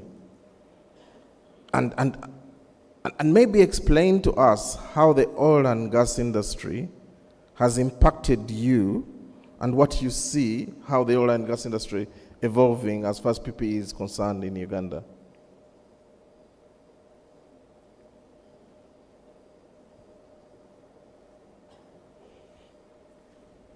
Oh, I've missed Daniel around. Okay, maybe we should let's take Albertine, if you don't mind, Chris. Waste management, where Albertine Waste Management JV, and maybe you explain to people a little bit what about the JV. But do you think the exposure of oil and gas has changed how you look at general waste management? Thank you, Jimmy. Thank you, Petroleum Authority, for organizing this. For the last 10 years, we've had a lot of benefits from attending these conferences. Yes, indeed, our exposure in the oil and gas has helped us a lot as a joint venture. First of all, we're a joint venture of 3 entities, White Nile Limited, Epsilon Uganda, and the Initiates Uganda, and we are all doing waste management services on the Tilenga project. Indeed, our exposure in the oil and gas has helped us a lot. I would highlight 2 or 3 things. The first one, I think, is exposure to standards. The strict standards of the oil and gas sector have helped us to grow our businesses and mindset of the business. Simple things like waste categorization. We have over 50 streams of waste, and all those wastes are treated differently. We've dealt with over 558,000 tons of waste on the project, and all the different categories of waste streams. The other thing in technology is waste tracking, traceability of waste. It's a very sensitive project, and we need to understand and know where every waste has gone, so we can give you a record of all the waste from collection to disposal or treatment. So that has really helped us in the insights of technology. The other thing is on our perception of waste management. We realize that waste management is not just collection and treatment of waste, but rather managing risk for our clients, legal risk, environmental risk, and that has put us more of strategic partners than just waste managers. So we feel like that is one of the other things that has very been beneficial for us on the project. And lastly is improvement of technology. We have mobile treatment facilities of waste. We have improved the waste technology. For example, of the 58,000 tons of waste we've collected, 62% has been hazardous waste. But yet we've been able to valorize 74% of the waste. That means we've turned even hazardous waste into something productive. So other exposure in the oil and gas has really helped us take leaps in the industry. Thank you. No, thank you. A round of applause for Chris. He's turning waste management to value management. I mean, all of us thought we just throw rubbish, but I'm just reminded of the Kitezi incident where we had that rubbish produce methane, and if we had a way of treating that methane, maybe we wouldn't have killed more than 100 people. But we'll come back to that. Hakim, you are a local Ugandan company in terms of as far as advocates are concerned. And you've had all these companies, you've had the benefit of sitting in front of the tier ones, you've had the benefit of sitting in front of the internationals, the benefit of sitting in front of the locals. How can Ugandan companies leverage the competencies gained through national content to tap into some of the broader markets beyond Uganda? Again, staying with the same theme. Thank you, Jimmy, and it's a pleasure to be here and to be speaking to you today. I come from a law firm called Abmak Associates, and I am privileged to be speaking about this particular subject because the subject of national content is a subject that resonates with us personally as a firm because it's because of national content that Abmak Associates is where it is today. Just briefly to tell you about the story of Abmak, which directly feeds into the question that Jimmy has raised to me. Abmak is an indigenous law firm that was started in, its journey with the oil sector starts in 2010, when we make a decision to establish a fully specialized law firm in the oil and gas sector and in the energy sector. And along this journey, when we started Abmak, of course, there were many doubts in Uganda whether oil is there, but we believed in this industry and set up this practice. We were given an opportunity to participate in the oil sector. Our first opportunity, of course, came with Total Energies. And I can say that it's a testament, Abmak Associates is a testament that national content truly nurtured and given the opportunity can deliver world-class outcomes. Along the over 15 years of our existence, Abmak has been able to advise and support the key projects that are driving Uganda's oil and gas sector. Since 2010, we have been advising on the Tilenga project. Of course, first with Total Energies, then it became Tilenga project as an operator. And along the way, we've advised not only on legal compliance, but on the operations and the different technical issues that come with the oil and gas sector. In 2015, again, we had an opportunity of advising on the refinery project. And again, on the refinery project, we were engaged with negotiations with the government of Uganda. And again, this was because of national content that we were given an opportunity to come on board, exhibit our skills, and again, also develop our skills further. In 2015, again, we were through a competitive process. We were selected again to advise on the ECOP project. And for the ECOP project is very special to us because for the ECOP, we've supported the ECOP right from route selection to negotiation of all project agreements that back the ECOP project. That is the IGA, the HGA, the SHA, the crude offtake agreements.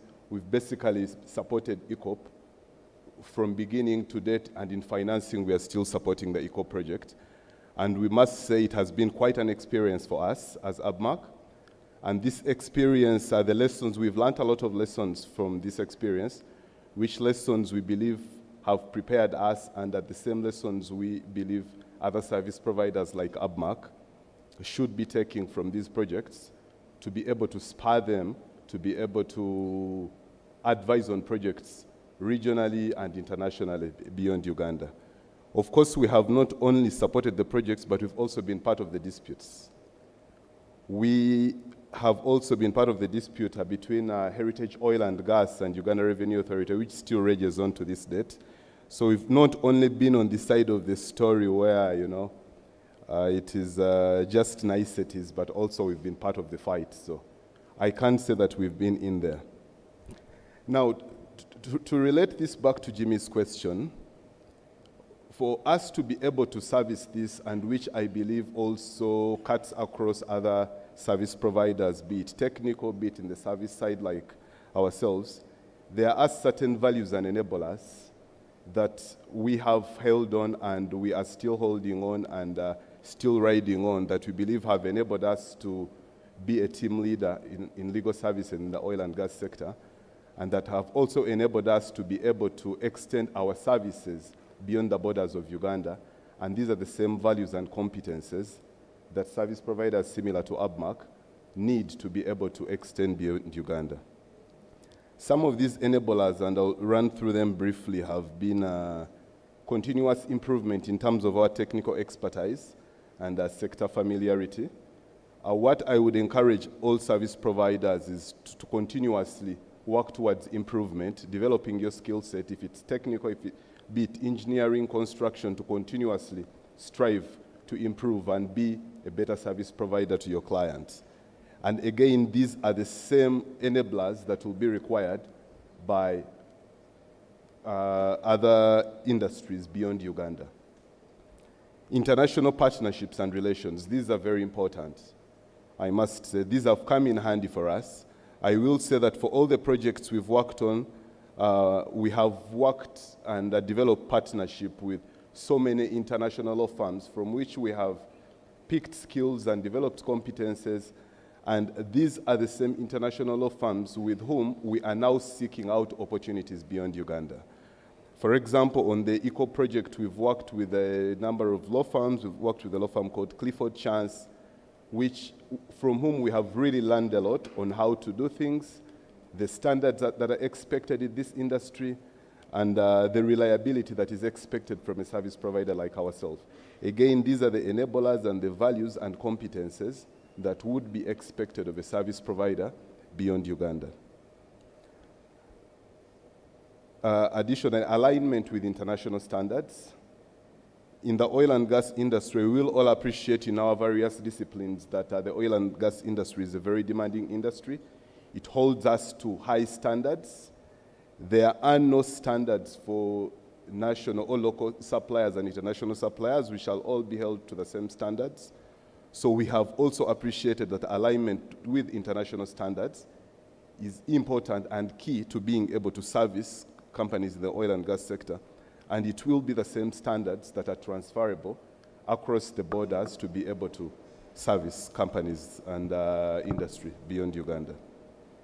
Quality and consistency of service is very important.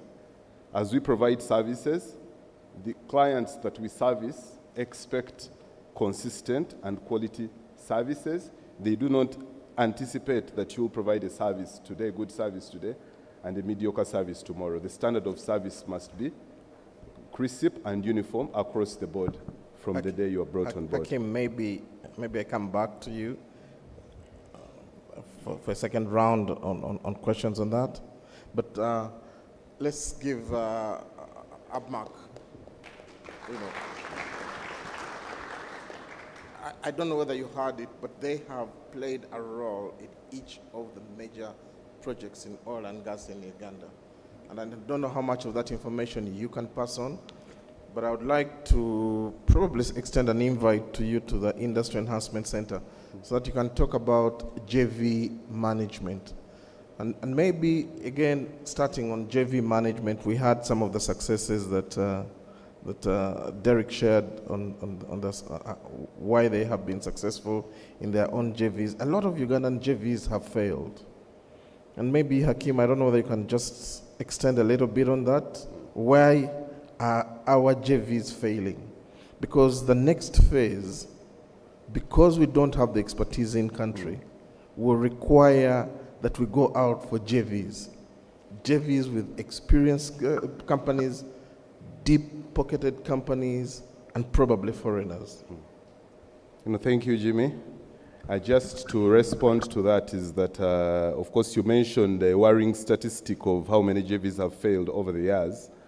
But from our own experience, what we would say or what we would advise that helps JVs work is, first of all, some JVs fail from the onset, and one of the reasons is perhaps misalignment of objectives and expectations from the various JV partners. It is important as partners are entering into a JV for the objectives to be very clear and the expectations of each party to be very clear from the onset, and to draw a clear line and distinctions of what is expected of each party in the JV. Two, and most importantly, is the quality and the quality of work and consistency in delivering this work. Having worked with some international law firms, what we have learned is that the quality of work that is expected from a Ugandan law firm is the same. The quality expected from a European law firm is not any different from what they expect a Ugandan law firm to deliver. So as we go into these JVs, as Ugandans, one, we need to pull up our socks and appreciate that, for example, when you are given a deadline on an assignment or on a package of works, you are expected to deliver on the set deadline. 3, communication. The channels of communication. These international partners expect honesty in relationships and open communication where there are challenges. I encourage all people who are in JVs and companies that are hoping to enter into JVs to be honest with their JV partners. What you cannot manage, you honestly state it to your JV partner that this is impossible. If a deadline can't be met, you be honest about it ahead of time and you inform the JV partner that this cannot be achieved. There are so many other issues that we can discuss, but as you indicated, we are happy to come to the Industry Enhancement Center to further educate on this particular subject. A round of applause to Abmark for that. Arthur, Brand Engineering is one of the local construction company who's been an earlier beneficiary of some of the national content, forcing you people to upscale in quality, project management, and safety. What specific capabilities do you think Ugandan oil companies have gained through participating into oil and gas? And the next phase is not about construction, it's probably going to be more about maintenance and production. And how do the companies transform themselves from being developers to producers or maintenance guys? Yes, thank you, Jimmy. My name is Arthur Kia, the QHSE Manager, Brand Engineering. Brand Engineering is a 100% local company. It's owned by a Ugandan. We have been in existence for 13 years now. Part of 4 of the years has been in the oil and gas. We joined the oil and gas in 2021, and that is by the help of PAU, which enforced the inclusion of local content into the oil and gas. We managed to secure a contract with the Motor Engine. That was the external drain, the flood drain, I think the biggest in Tilenga. And we managed to execute it in a record time of less than 8 months. Because of that, we have managed to achieve a lot of things, really. Our company has been certified, ISO certified. We have achieved 500,000 man-hours with 0 LTIs. We have also been recognized by other contractors, that is Sinopec, as well as the client Total, and given us more work. Our staff has risen from 30 staff when we entered Tilenga to about 100 skilled staff. And we have also been able to employ about over 300 casual laborers, that is within the host communities where we execute the projects. Some of the projects we have executed, like I said, there is the flood channel in the CPF, HDD in the north, that is under Sinopec, lake water obstruction, stroke jetty, that is in Bulisa. Currently, we are working on the North Road. It's about 18 kilometers. We have so far done 85%, and we are also on the right of way, working still with Sinopec. It's about to 52%. It's a 51-kilometer stretch. Then, how we, as a local company, how have we managed to scale up? At least we have partnered with the UDB, Uganda Development Bank, as well as Stanbic. They have helped us finance our projects. And then lastly, beyond the barrow, because of the experience and the expertise we have gotten from the oil and gas, we have been able to be part of the team that has executed Hoima Stadium in less than 15 months. Thank you. Thank you. I think a bigger round of applause. I saw Prand Energy when they were a young company trying to ask for businesses, and it's one of the companies which we said we can take a risk on this company and see what it does. And today when you hear that they're constructing a stadium under 15 months, you need to give it to them. Thank you and very well done. Gentlemen, and unfortunately it's a gender insensitive panel, so I'll say gentlemen. We still have about 10 minutes to the end of the panel. Let me ask you, and maybe I'll start with Derek. National content is more than compliance requirement. As we heard when I was giving my remarks, it's a powerful tool for transforming the economy. We want to get to tenfold. In front of you, you've got all these bosses of PAU who normally don't have audience to. What would you ask them to do for us? And probably not only PAU, even Tier 1s. What would you ask them to do for us to ensure that they accelerate some of the national content aspects?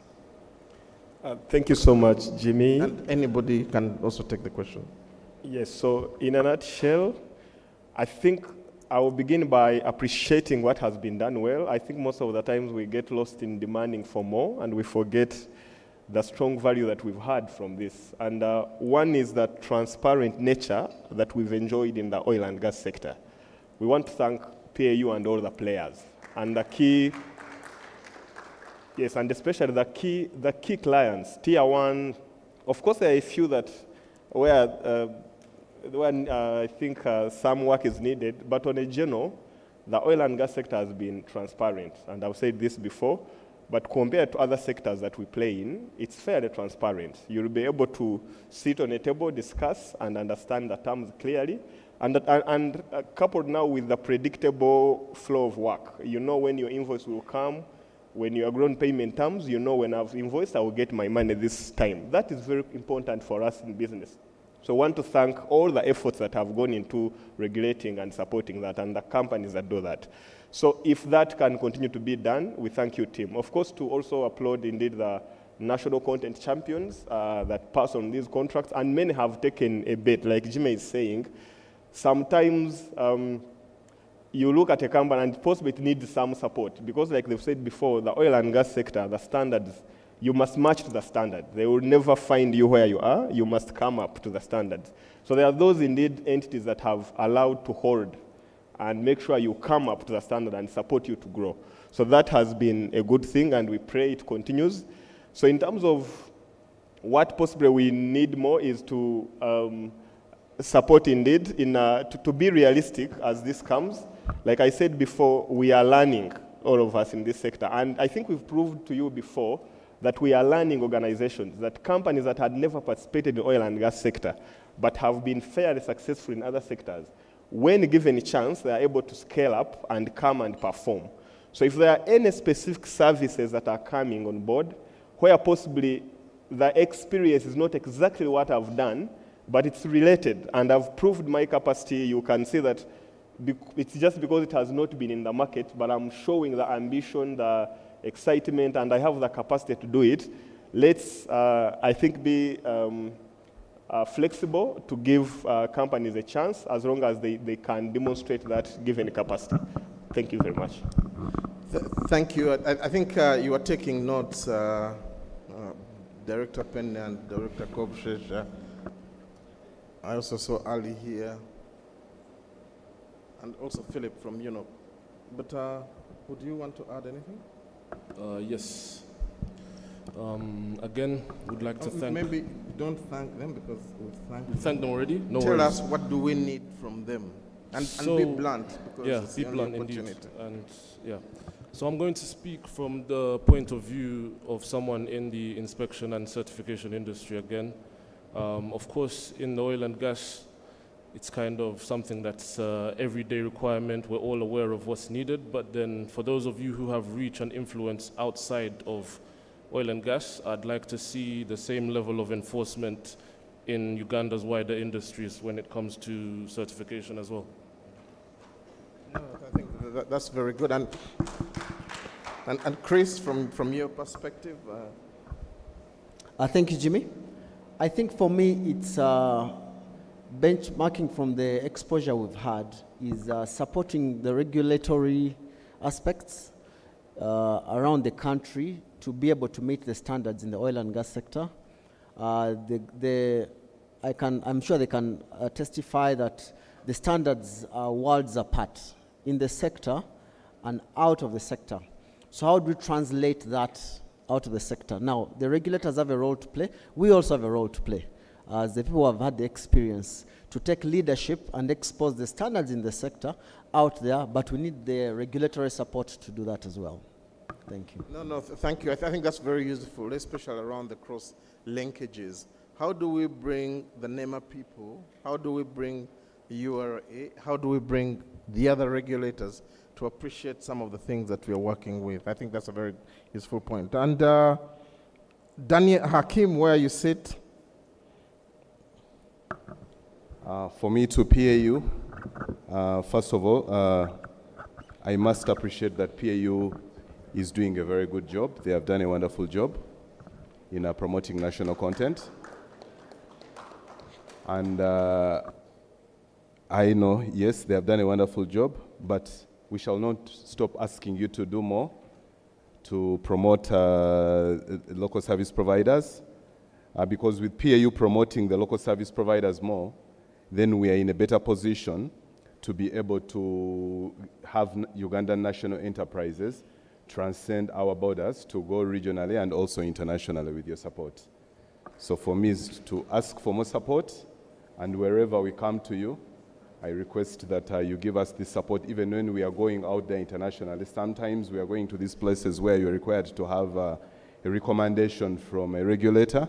We request that when you come for these recommendations, you support us as we go out there to hold the Ugandan flag and Ugandan enterprises, represent Ugandan enterprises. Thank you. Thank you, Hakim. I thought one of them would have spoken about what is in the headlines today in the new vision, that the National Content Fund is going to start, and that can they start tomorrow, and let us know how we are going to access the money. Because from the other side, the companies want to support oil and gas, but they find oil and gas a little bit complicated.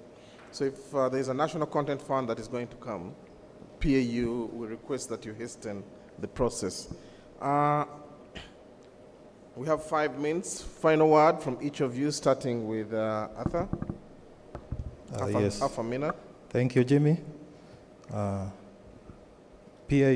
thank you for creating a level field in the oil and gas.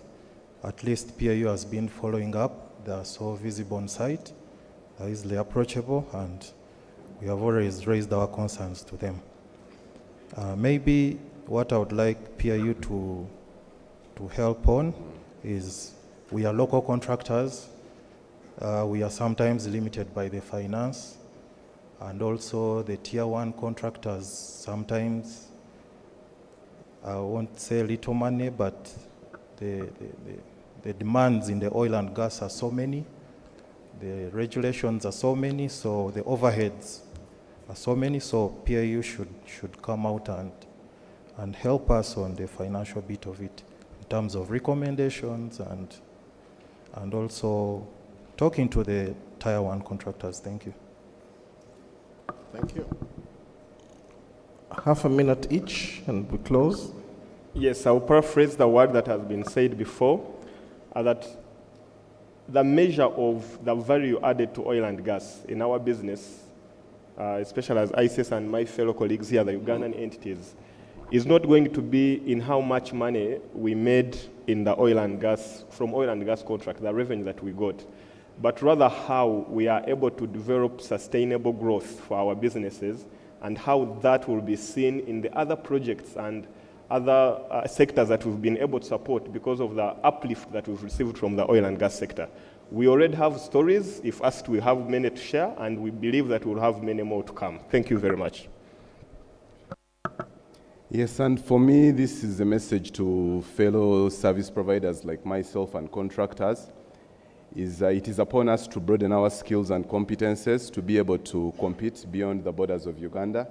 As it has been mentioned repeatedly, we are moving to a different phase, and some of the skills that we have acquired can be repeated in other sectors. I call upon you to broaden your skills, go into other sectors. We have seen it work, and it can work for every service provider. Thank you.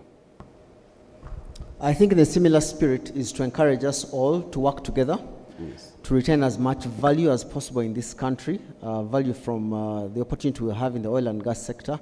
And a lot of that is going to come from partnerships. We fear partnerships, but we have to face them, work together to retain as much value as we can for this country, which will eventually translate into our homes. Yeah. Again, this is also to my fellow service providers here in the industry.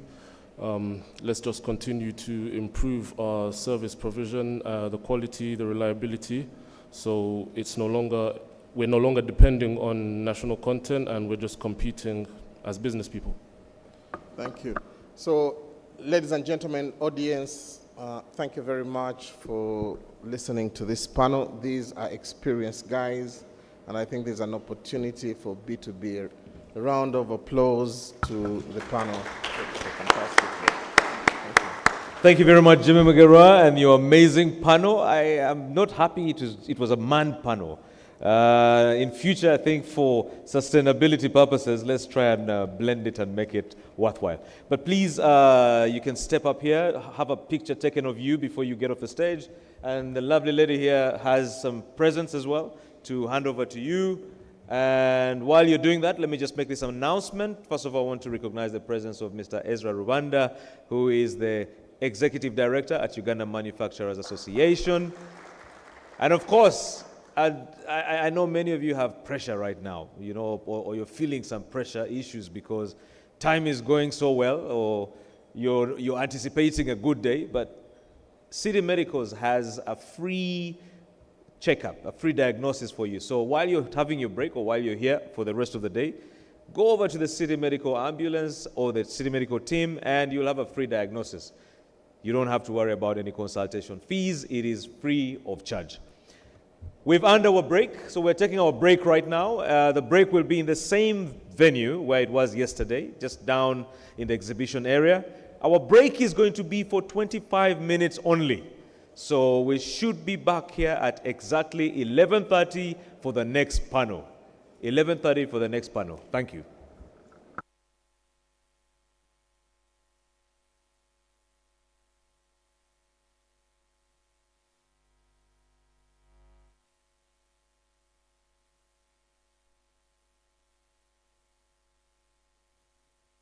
Of transportation or the critical moment of purchase and selling of fuel. But sometimes, before you can purchase oil, the cost of tax compliance weighs heavily and brings your entire operation to a halt. One interruption brings disruption to your business and maybe to the whole nation and puts you on the wrong side of the law.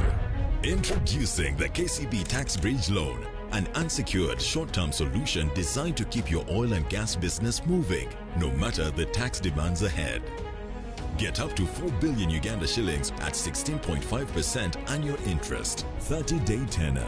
No collateral, no delays, just what you need to pay your taxes. With KCB Tax Bridge Loan, make sure tax never slows your pace down, especially in oil and gas where momentum is everything. In the heart of East Africa, Uganda is on a transformative journey to develop its oil and gas resources responsibly and sustainably. Uganda's bustling oil and gas frontier comprises 4 major projects.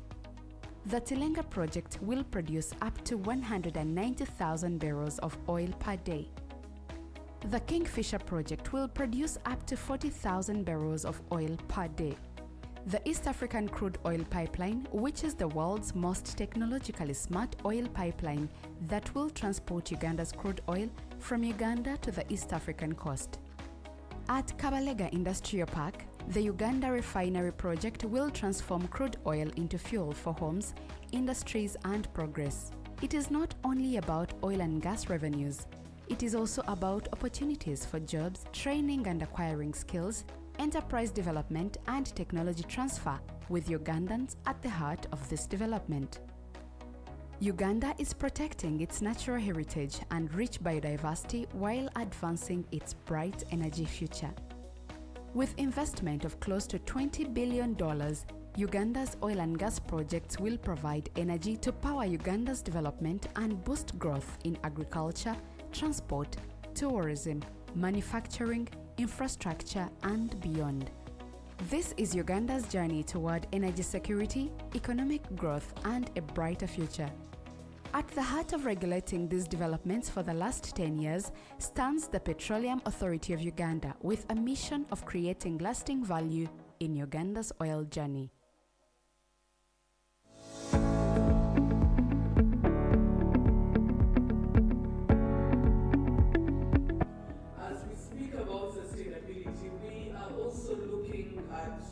Configuring our oil refinery for what they call oil refineries of the future.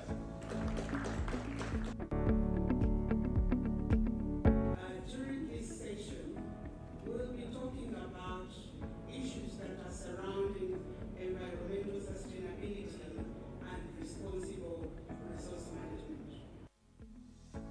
We'll have programs where we go to schools within the communities, in the Albert Private, where we are training all the way from primary schools. We are training children to be able to understand environmental issues and sustainability, and also in secondary schools.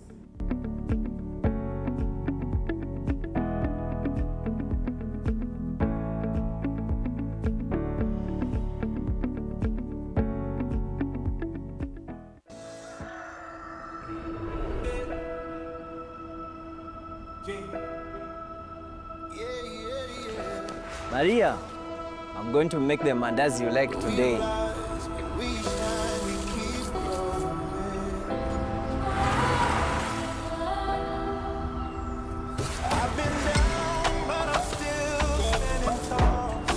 This is my wife Maria's recipe.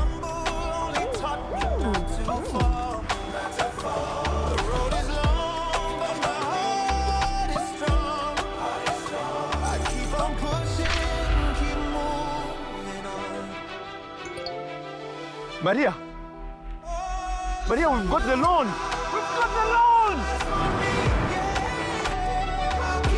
But tell me, what's the secret to your success? Maria is my inspiration. Everything that I do is to make Maria proud.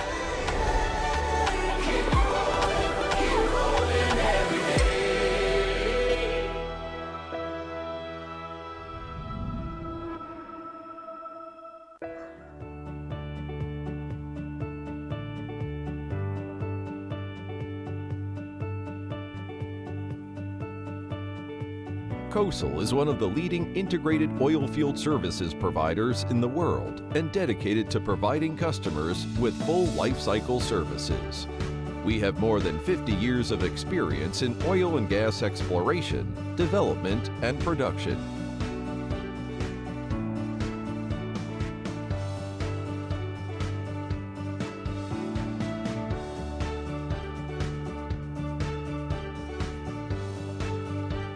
Dedicating to promoting global energy development with oil companies worldwide, COSL has established several overseas support centers in Asia Pacific, Middle East, Africa, America.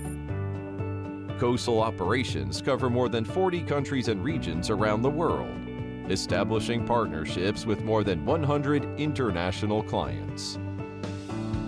COSL has formulated 5 development strategies of technology-driven, cost leadership, integration, internationalization, and regional development, striving to provide customers with safe, high-quality, efficient, and environmentally friendly full life cycle services. COSL has continuously strengthened its ESG governance and practices and has long been committed to technological innovation to promote the healthy development of the industry, receiving widespread praise from the industry. COSL has the integrated service capabilities of R&D, acquisition, processing, and interpretation for marine seismic equipment sets, as well as high-end seismic exploration technologies such as broadband and wide azimuth seismic explorations. COSL has the most extensive offshore oil service equipment. We have established a global resource support base for allocating equipment overseas and is equipped with rapid support capability of equipment technology to achieve full coverage of operations in 3,000 meters water depth. COSL's self-developed D+W system is a rotary steerable system that meets different demands of the drilling market. It consists of both rotary steering drilling service and logging while drilling service, and is available for all different borehole size with full specification and full function coverage. COSL has overcome global drilling technology challenges such as high temperature, high pressure, long salt gypsum layer, and ultra-depth water, forming a system of deep water, high temperature, high pressure drilling fluid, and well cementing technology systems, effectively supporting deep water oil and gas development. In the field of development and exploitation, COSL has formed a series of oil stabilization and water control technologies, focusing on nano-microspheres displacement and non-acidic block removing technologies, as well as a series of wellbore troubleshooting technologies, represented by the integrated tubing grinding milling cutting fishing technologies. COSL provides oil field production with a full range of solutions. With the steady acceleration of technical product serialization and industrialization, COSL has developed 220 core technology products. COSL actively supports the shared development of its operating countries and promotes the localization and diversification of its overseas employment. Adhering to the corporate philosophy of always do better and relying on first-class equipment, advanced technologies, scientific management, and experienced team, COSL is always committed to providing high standard of service and cost reduction in energy exploration and development to achieve mutually beneficial and sustainable development with our clients.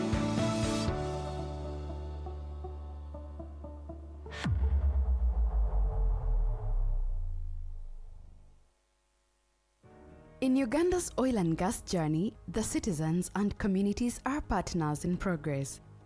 Across the country, lives are being transformed through improved infrastructure, access to services, and new opportunities for growth. The Petroleum Authority of Uganda ensures that the oil and gas developments are inclusive. The livelihoods of households directly affected by acquisition of land for project activities have been improved through targeted resettlement, compensation, and livelihood restoration programs. Farmers are receiving support to enhance productivity, food security, and commercialize agriculture. Youth are gaining skills that open doors to employment and entrepreneurship. Women are empowered through financial inclusion and community leadership initiatives that strengthen the social fabric of our nation. Education, health, clean water, and road upgrade projects are uplifting families and building resilience in areas hosting the oil and gas activities. Through collaboration with community leaders, civil society, and development partners, Uganda is building a future of shared prosperity. At the heart of regulating these developments for the last 10 years stands the Petroleum Authority of Uganda, with a mission of creating lasting value in Uganda's oil journey.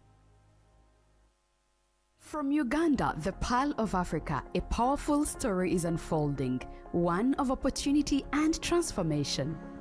Uganda's oil and gas journey is driven by its people. Through national content development, the Petroleum Authority of Uganda ensures that Ugandans remain at the forefront of this journey.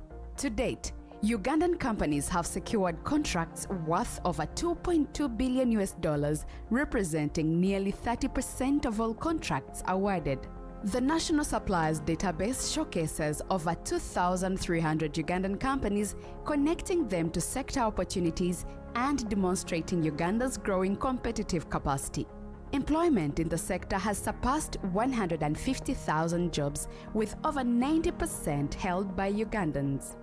More than 14,000 Ugandans have acquired globally recognized technical skills backed by international certification. To build on this momentum, 15 training institutions across Uganda now offer internationally accredited programs.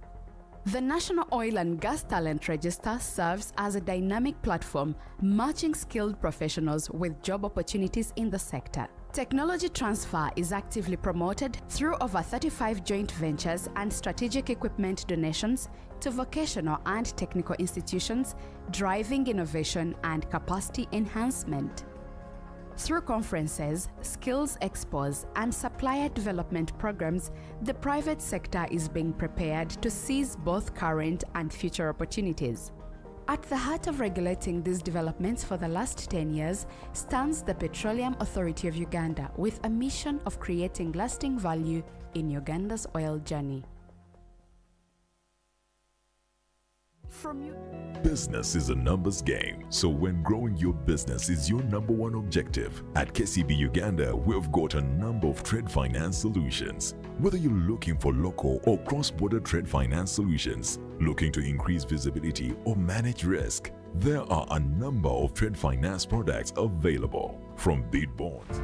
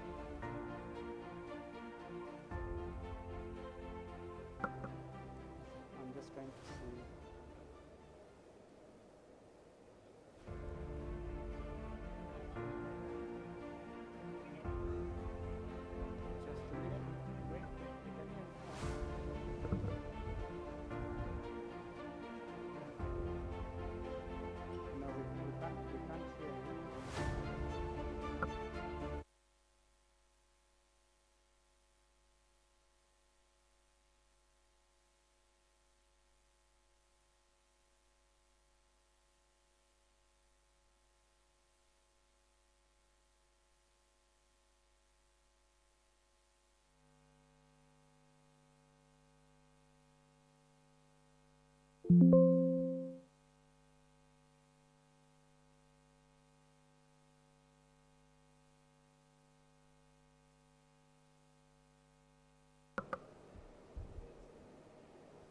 you speak now?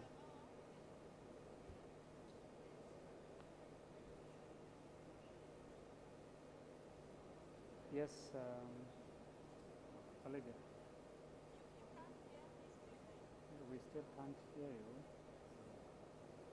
I can hear you through my phone, but not the conference sound system.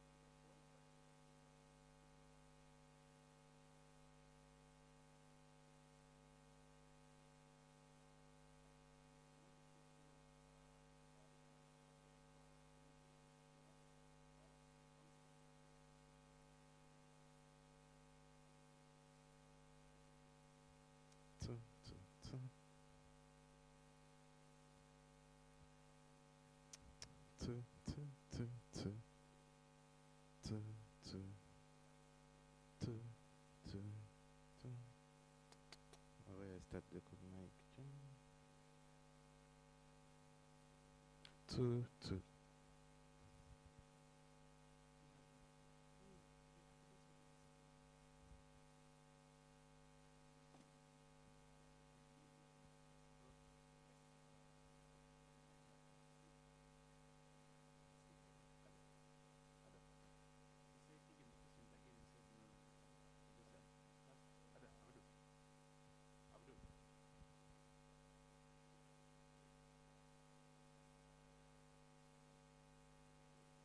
Olivia, can you hear us?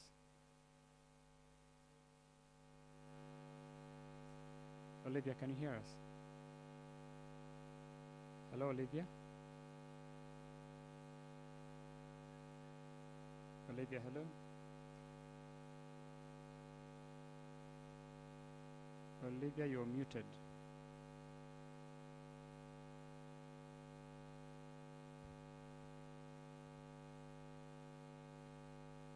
Olivia, you're muted. Please unmute.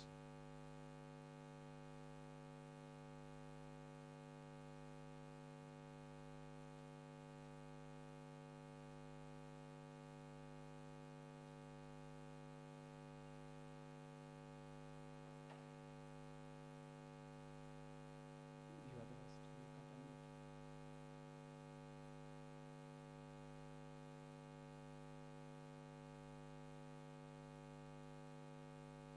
Olivia, can you hear us? Please unmute your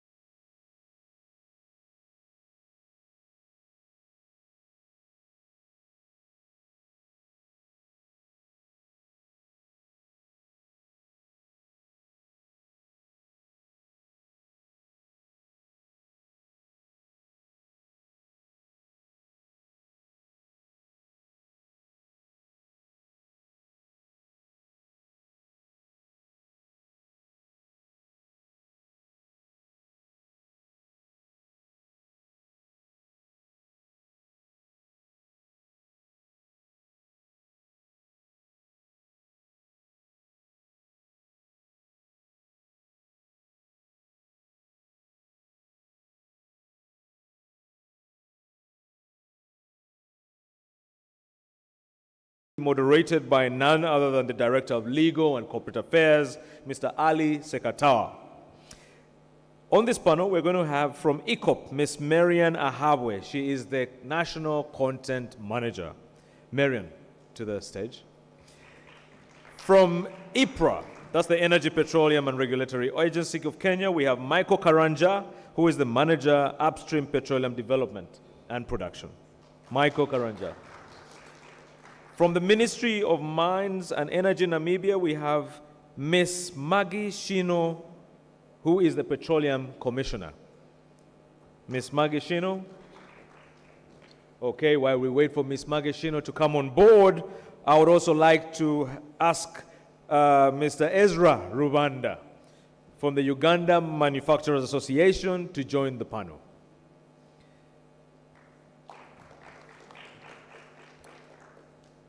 At this point, Ali, I'll just say over to you. In the true tradition of our timekeeping and management, you have 40 minutes. I'll make it 45 for you.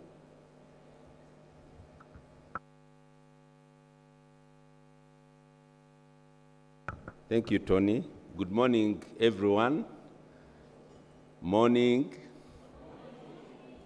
Tony, you can't give someone dealing with Uganda 40 minutes, and then you give me 9 countries in 40 minutes. Let me take this opportunity to welcome you once again to this panel. Our distinguished panel here is going to deal with regional synergies and how we can all do business across the 9 East African countries. And those are Uganda, Rwanda, Burundi, Congo, Somalia, South Sudan, Tanzania, and Uganda, and Tanzania. As you are aware, our leader Nyerere offered in 1961 to delay Tanzanian independence so that we can unite. But we could not do it at that time. And HE, the president, has been very consistent that working together as East Africans or Pan-Africans is a strategic necessity for security and our prosperity. So we bring a panel here, one from Kenya, to tell us what is happening in Kenya. Because Kenya had a refinery up to 2013, I think. They have had a pipeline. You know, many people used to make noise about a pipeline here, but Kenyans have had a pipeline for a very long time, up to here in Eldoret. But they are also doing upstream petroleum exploration. And therefore, we welcome Mr. Karanja, who is going to give us the opportunities in Kenya and how we can deal with Kenya and leverage the business there and how they can deal with us. Tanzania, since I think 1968, they had the Tanzam pipeline, you know it, from Tanzania to Zambia. They have had a refinery, I think in 1961, Tipa on the coast, and it was closed. We are just doing a refinery for the first time. And they have some of the biggest gas discoveries. And as you are aware, they granted access to the coast via East Africa. Miriam will share with us experience from ICOP on how they have integrated the businesses in Tanzania with the ones in Uganda, what lessons we can learn as we enter production. Namibia has made huge discoveries. They are yet to do FID. And we've invited the head of petroleum in Namibia. She will join us at midday to give us the status, again, give us the opportunities. As you're aware, many of you here are Bantu, and we share an umbilical cord with Namibia. Because when we migrated from Cameroon, we went via Namibia, South Africa, and then came with the Ngoni movement. So we have a link. We have discovered oil. We are crossing to production. You have done amazing work during the development phase. It is time for us to look where our brothers are and see whether we can have opportunities. Somalia has discovered huge reserves in the sea with with Turkish companies. Again, it's time for us to look beyond Tilenga and Kingfisher. South Sudan, as you are aware, has been drilling, and they have a pipeline up to the Red Sea. Again, that's another opportunity from our brothers. So please join me to welcome this panel that is going to open our eyes and help us understand how we can take advantage of the opportunities across the East African region. So I will then start with Kenya, Mr. Karanja, to take us through the opportunities.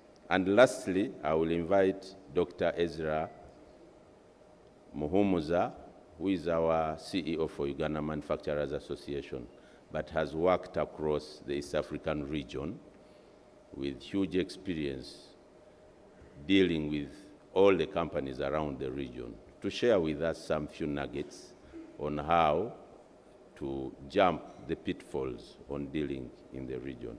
So let's welcome Karanja to tell us the status in Kenya, the opportunities, and how we can work with our brothers in Kenya to enhance the oil and gas industry. Thank you.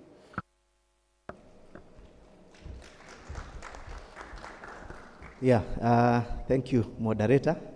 Good morning. Let me say good morning. It's 3 minutes to 12, so good morning. Great. Yeah, in Kenya we say habari zenu. Muko sawa? Good, yeah. So my name is Mike, as I've been introduced. I work at the Energy and Petroleum Regulatory Authority in the upstream petroleum department. I think we had been introduced earlier. I came with my colleagues there in that table. So the moderator has asked me just to give a brief overview of the opportunities within the country, where we are. So I'll try to confine to the upstream. So first of all, just to paint a picture of the upstream sector in Kenya. So the country is subdivided into 50 petroleum blocks. So before the blocks, first of all, the country is subdivided into 4 petroleum basins. So we have 4 petroleum basins, one called the Tertiary Rift. We have another one called the Anza Basin. We have the Lamu Basin. So the Lamu Basin is, we have both onshore and offshore in and around the Indian Ocean. We have Tertiary Rift, which is in the Rift Valley, as we know the East Africa Rift system. And then the last one is Mandera. So Mandera is in the border of Kenya and Somalia. So those are the 4 petroleum basins we have in Kenya. Then within those 4 basins, we have 50 petroleum blocks. So each basin has its own number of blocks. So for instance, the Lamu Basin within the Kenyan coast has about 29 petroleum blocks. And this covers both onshore and offshore. And then we have the Mandera Basin, which has around 3. This is again in the border of Kenya and Somalia. And then we have the Tertiary Rift, which has 12 blocks. So this is where we have a good number of our discoveries. And then now the Anza Basin has 6 blocks. So in total, we have 50 blocks. Several wells have been drilled in historical times.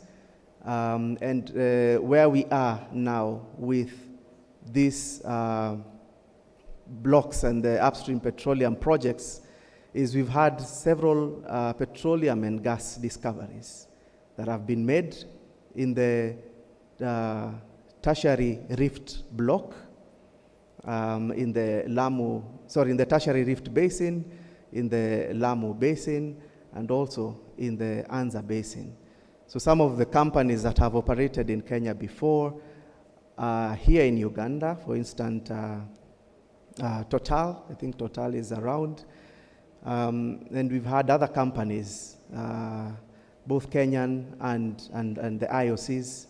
We've had Shell, we've had ENI, among others. So for the most mature project in Kenya, we were having a review of a field development plan that was submitted by the contractor in one of the blocks that is in the tertiary rift basin, that is block T6 and T7. So as a regulator, EPRA reviewed this field development plan, of course, with other accompanying documentation, and progressed the document to the various subsequent stages. So within the country, of course, any contractor submits an FDP to the authority, that is Energy and Petroleum Regulatory Authority. This then moves to the Cabinet Secretary. This is the Ministry of Energy and Petroleum. And then, according to our law in Kenya, it moves then to our national parliament for ratification. So as an authority, we looked at the documents submitted by the contractor, and where we are is the FDP is now under consideration by the National Assembly, by the Parliament of Kenya. So in terms of opportunities, like any other petroleum project, I don't think there's any difference with the opportunities that we have here in Uganda. So where we are headed is, and this is in the public domain anyway, we are headed towards fast oil as well by around Q4 next year. That is around December next year. So that's where we are. In terms of opportunities, I think there's many within the sector. I think we can always have a conversation on that. Thank you. Karanja, do you have specific joint venture rules, national content rules that the businesses here can take advantage of? Yeah, thank you for that question. So as we speak, the parent document that is referred to by all nationals in the country is the Constitution of Kenya. So it talks about so many things in terms of management of natural resources. So that is number one, the Constitution of Kenya 2010. After that, we have the National Petroleum Policy, which is drafted by the Ministry of Energy and Petroleum. That is also another very important document for any investor, just to understand what exactly is government thinking for the next 10 or X number of years. So the petroleum policy. After that, we have several. Do you specifically require Kenyan companies to either joint venture or deal with the regional companies and so on? I think that's what the focus for some of the companies here. Yeah, okay, I'll come to that. Maybe I can just touch on the number of regulatory and legislative instruments we have. So after that, I'll just focus on the petroleum itself. We have the Petroleum Act, which governs operations for petroleum within the country. And that act covers both upstream, midstream, and downstream. And then we also have the Energy Act. Of course, Energy Act is what gives EPRA the mandate to conduct its, different activities. And then after the Act, we have then the regulations. So as we speak, we are currently finalizing our regulations. We have 7 regulations. I think these are also very important to investors. We are currently finalizing 7 regulations, one of which is local content, and this conference here is on national content. So we have one regulation on local content. We have another regulation on other issues, administration and management. How would you get into those JVs? Yeah, so we have many regulations. So maybe as I conclude, those regulations are also being finalized, and we hope by Q1 2026 they'll be available. But the laws allow for only any JVs. Yeah. Okay, thank you, Mr. Karanja. I think it's clear that the regulations that relate to JVs and local content are still in process, and probably you should get interested to know how you can take advantage. We've been joined online by the head of petroleum in the Ministry of Energy and Mineral Development in Namibia. And I would like to give her an opportunity to say hello to all of us. She's called Magre Shino. I hope I pronounced the name very well. And Magre, we shall request you to give us a summary of the status of the oil and gas projects in Namibia, and also the opportunities available. We have an audience of investors, business people, professionals who would like to fly over to Windhoek and start doing business tomorrow. That's their interest. So please tell us the status and also whether they are welcome. Thank you. Thank you very much. I hope you can hear me. Can you hear me well? Yeah, I think.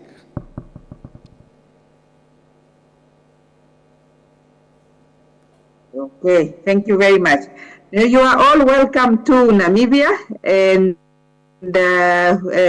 we call ourselves the land of the brave, and we are looking for African sons and daughters who are brave and fit the portfolio of the Namibian opportunity as wide as they come, and what we have to offer. It's a great honor for me to be here with you today, and to form part of this vibrant panel, Pan-African panel, giving opportunity of what the mother continent can offer.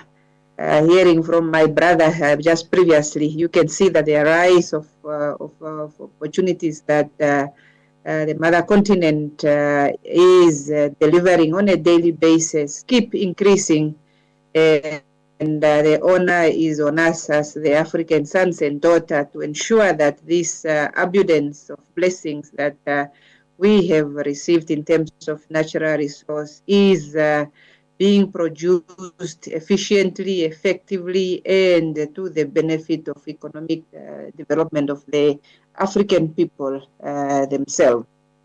And that can only be attained if we as African citizens are the ones who are at the helm and are the one actually responsible for ensuring the development of these resources.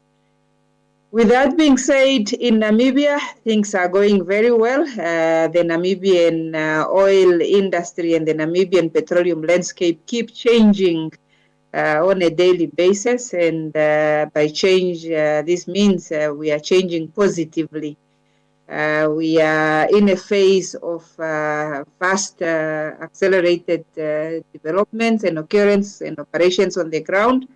And we are also getting a lot of results as they come. At the same time, this is a new phase for Namibia as the country is embarking on this level of activity and this level of development in terms of the operation, which we have not yet been here before.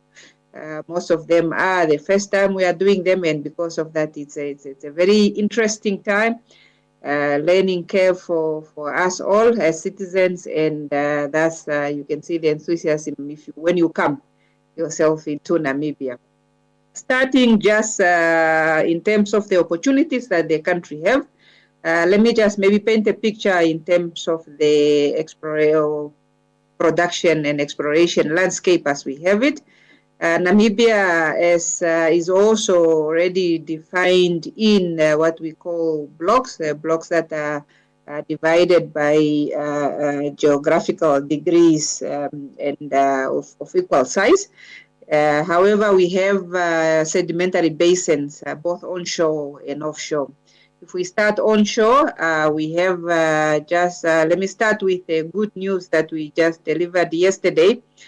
We have concluded within the Wambo Basin, onshore basin that we share, that's bordering Namibia and Angola, delivered an exploration well called the Kavango West Well, which have encountered potential hydrocarbon in this exploration well, and we are moving forward to preparing for testing this well in order for us to determine their commerciality. So in a long time of exploration, a lot of wells have been drilled. We are now coming to a point where we say we have a discovery of hydrocarbons also onshore Namibia on the Wambo Basin up north Namibia, and we're looking forward then to the testing of this so that we can determine the commerciality. Apart from that, we then have a second basin also onshore, which is located down south. It's called the Nama Basin, and in this basin, many opportunities are available for blocks that we are looking for exploration, and we currently have a few license holders that are doing exploration work to see what we are seeing. In terms of the potential, we are seeing very good reservoir rocks. We are seeing evidence of source rock potentials. We are seeing structures with the minimum data that have been acquired, and we are looking for investment in terms of reprocessing and remapping this basin so that we can be able to zone in then into the areas of commercial interest or discoveries. But the main attraction for Namibia right now is the offshore.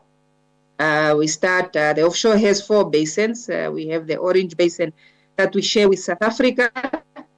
Then moving up north en route to Angola, we then have the Lüderitz Basin, then we have the Walvis Basin, then we have the Namib Basin. The Orange Basin has been that golden goose for Namibia so far.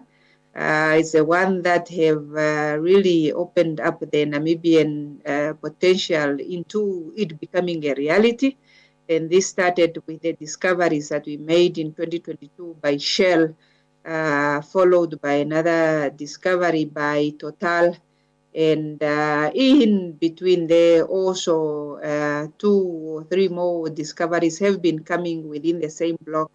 And in addition to that, we then also have the major discovery that was made by Gulp in what we call the Mopane complex, very big channels for accumulation. And of recent, we then also added the discoveries that have been made by rhino resources in Pearl 85 in 3 different prospects, both yielding positive hydrocarbon accumulations of light crude oil that we are seeing. In addition to then these discoveries that are located in all these blocks within the Orange Basin, we also have the vintage Kudu gas field that is located.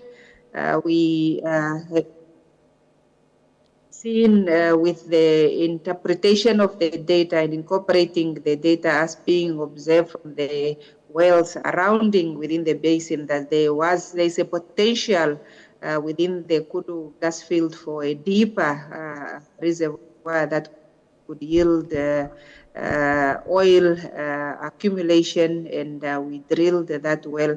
However, it was the first attempt to that deep Kudu section was just concluded a few months ago, which is a technical success. So in a nutshell, a lot of work is ongoing. Can you hear me? Yes, I can hear you. I can hear you. Okay, so in the interest of time, I think the confirmation is that we have very serious discoveries in Nigeria, in Namibia, and probably you can take us through whether, one, you allow cross-border partnerships for companies, for businesses, what process can they take, and maybe also tell us about an equivalent conference that you have in Nigeria, in Namibia, where some of our business people can be able to come and explore more opportunities, in brief. Perfect. In terms of the opportunities that are available, Namibia is a very large country. So even though we have all these blocks where we have made the discoveries, there is also still a number of blocks that are available that are open for licensing. We run an open licensing regime, which means that we can receive application at any time. However, currently, because of the transition that we are undertaking in terms of moving the regulatory aspect of the industry from the Ministry of Industries, Mines and Energy into the custodianship of the Office of the President. Because of that transition, we are currently have put on hold for a short period of time the receiving of application. However, this gives opportunity for those companies in non-Namibian companies to prepare themselves and look at the blocks that are open. Our license map is available on our website. You can look at the blocks that are available and then be able to prepare and put together your application as prescribed by our law, Section 11. For when the time is, when we are going to announce that we are receiving application for exploration and production license rights, you can then be, the companies can then be able to submit. Shino, that's group yes, A. That's group A for the licensing for the blocks. What about the works for the offshore projects that are coming? Are there opportunities to do some of the work for the offshore projects which is taking root? Yes. Excellent. That's the next stage of opportunities that are available in Namibia. Maybe to start from the policy level, we have the mandatory requirement for local participation, and our local participation look at opportunities for participation in terms of joint venture, in terms of partnership in all activities that are happening. As I said, we have these discoveries that have been made. Some of them are within the appraisal level, and there are those that are now advancing into the development phase. During the development phase, there's a lot of goods and services that are required in the industry.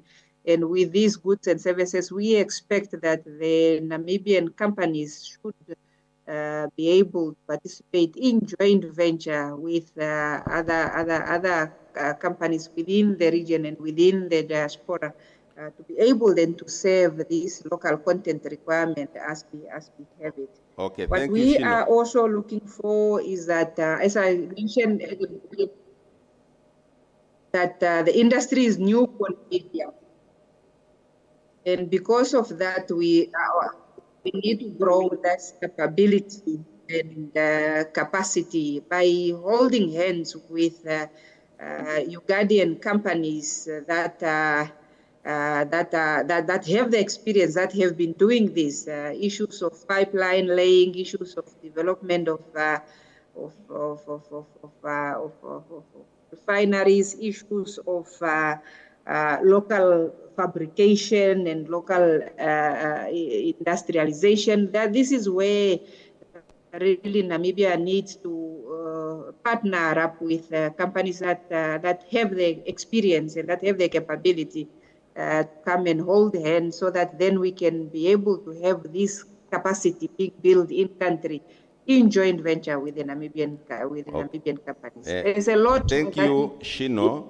Maybe lastly, you can tell us when is the next conference in Namibia, so that the members here can know when to come and pick the additional opportunities. We would want to see everybody in Namibia very soon. We have our annual Namibia International Energy Conference that take place always in April, and this year is the same time, April 2026.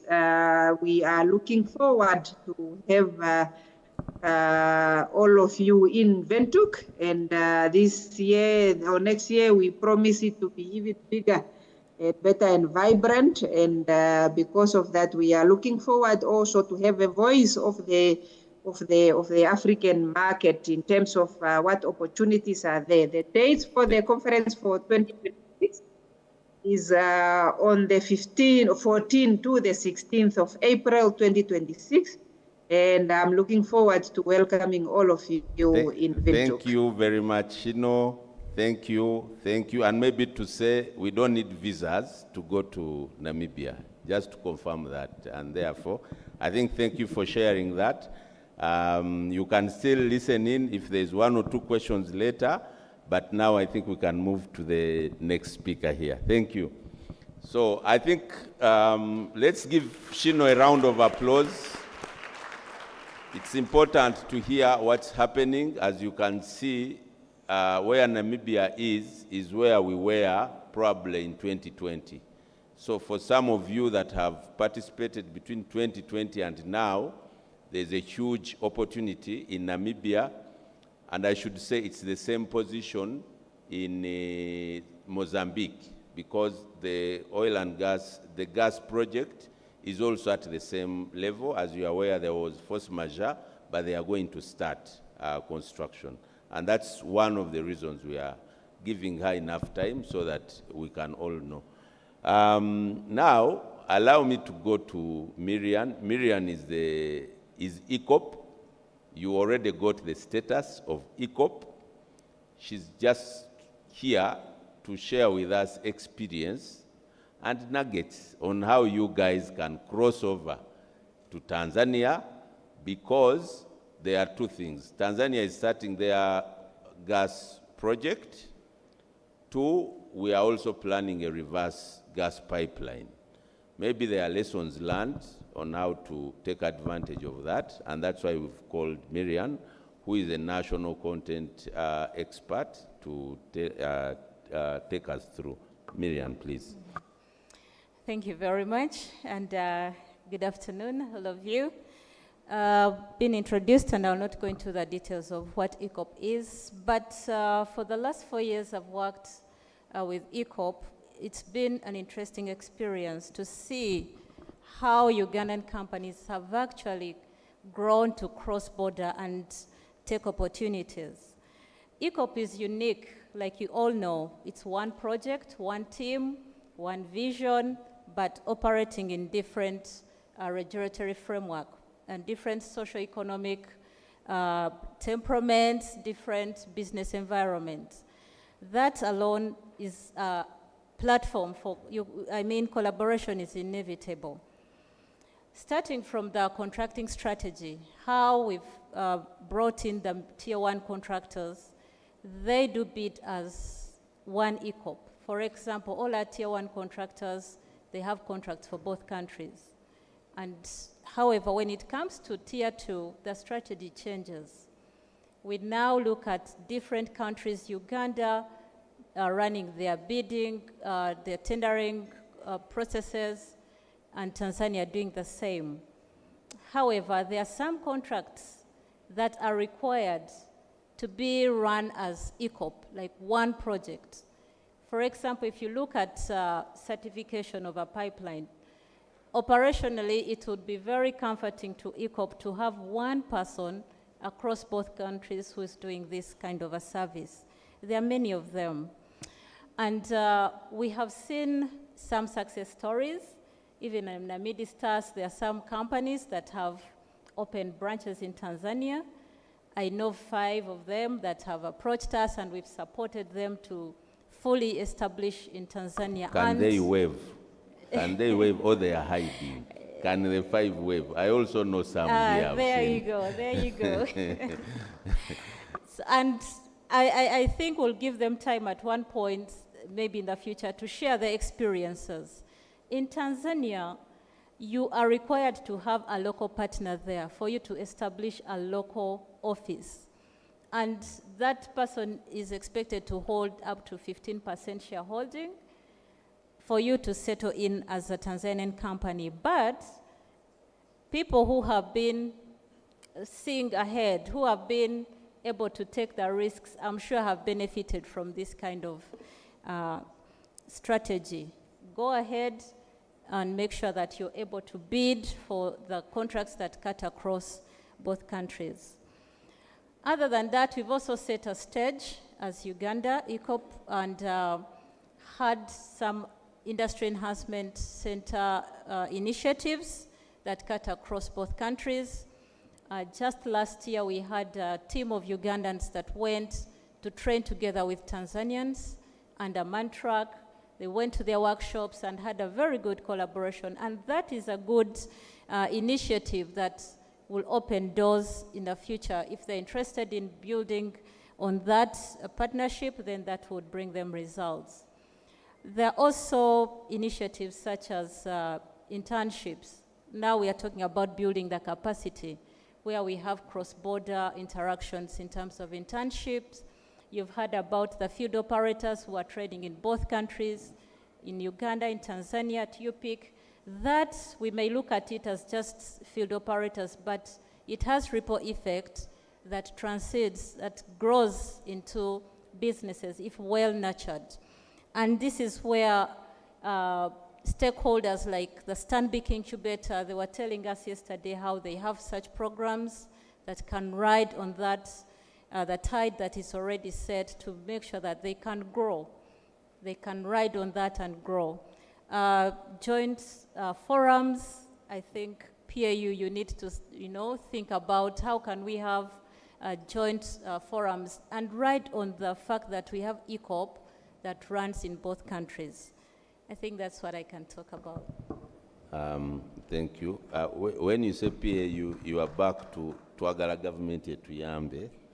These are business people. I think we've set the platform. There's no reason why they cannot take it on. But thank you for that experience. Dr. Ezra comes in as head of the manufacturers in this country. They have done this business. The people you have here are specialists in oil and gas. What can you share with us on how, one, to cross over to other territories, but also two, to cross over to other sectors? Because the standards in the oil and gas are huge. These people have made them. So please share with us your wisdom. Thank you. Thank you, sir. And I want to thank these fellow panelists. To be able to share some sort of experience, I want to use 2 questions. Question number 1 is how unique is oil and gas sector compared to the other sectors? First, we are all looking for money. So, most likely, in my culture, there is this saying that what befalls the hunter befalls the dog. Because they have same interest. The interest of killing and getting what to eat. Now, the other sectors have been in this regional dispensation. What are those challenges they have faced that we think oil and gas sector players will not meet? And to start from that perspective, the regional market, we are speaking about the East African regional market in Africa, still faces similar problems like other RECs. What are those overarching problems? Problem number one is sovereignty bondage. This thing of playing a card while it is on you or your chest. And it's not a challenge that is structural in nature, but it is growth process challenge. Our regional markets are young markets. East African regional market is around now 20-something years. It started 2010, the signing. Now, you pose a question, are we able to play at the level of these developed markets, regional markets? The answer is we are still very young. We are still bogged with mistrusts. We are still bogged by ownership, fear, risk analysis, control, which I normally say, inward-looking mentality. Now, that tells you that the investor in a sector called industry, where I come from, the reason why he cannot close and put an industry in Tanzania, put an industry in Somalia, befalls you as well. So the picking lesson number one is that, are we talking, we are oil and gas investors, thank you, but are we talking to the other colleagues of ours in the business space to see how they have either manipulated or managed the constraints that come to the region? Now, my second question is, how unique indeed is oil and gas? It is unique in that it's not a sector for every Tom, Dick, and Harry to engage in. It requires heavy capital investment, it requires expertise, and it requires a bigger focus. You cannot be in oil and gas and you think, for those who were here will remember, there was an argument posed by the Bunyoro Kingdom that this is our oil. It took us as a nation some time to be able to elaborate that no, this is a national resource. Even if we left it to Bunyoro, where it was first found, you wouldn't be able to manage. It's a national resource and it is a global product. Even if they said that oil and gas that we produce as a country, can we consume it? We may not be able. The resource is national, but the product is international. Now, it requires a lot of investment. That is what separates this sector from the other sectors. Agriculture, tomorrow I can start. You can also start. Now, it being strategic in nature, it takes me to the question of how do we synergize and where do we synergize in the sector? I have 4 areas. There is synergy that is required at government planning level, strategic planning level. This local content, we are here talking things at our sector level. We need to see strategic thinking between governments, not only the political heads of these countries, but the what you would call economic and political think tanks that guide some of these politicians to be able to think very far.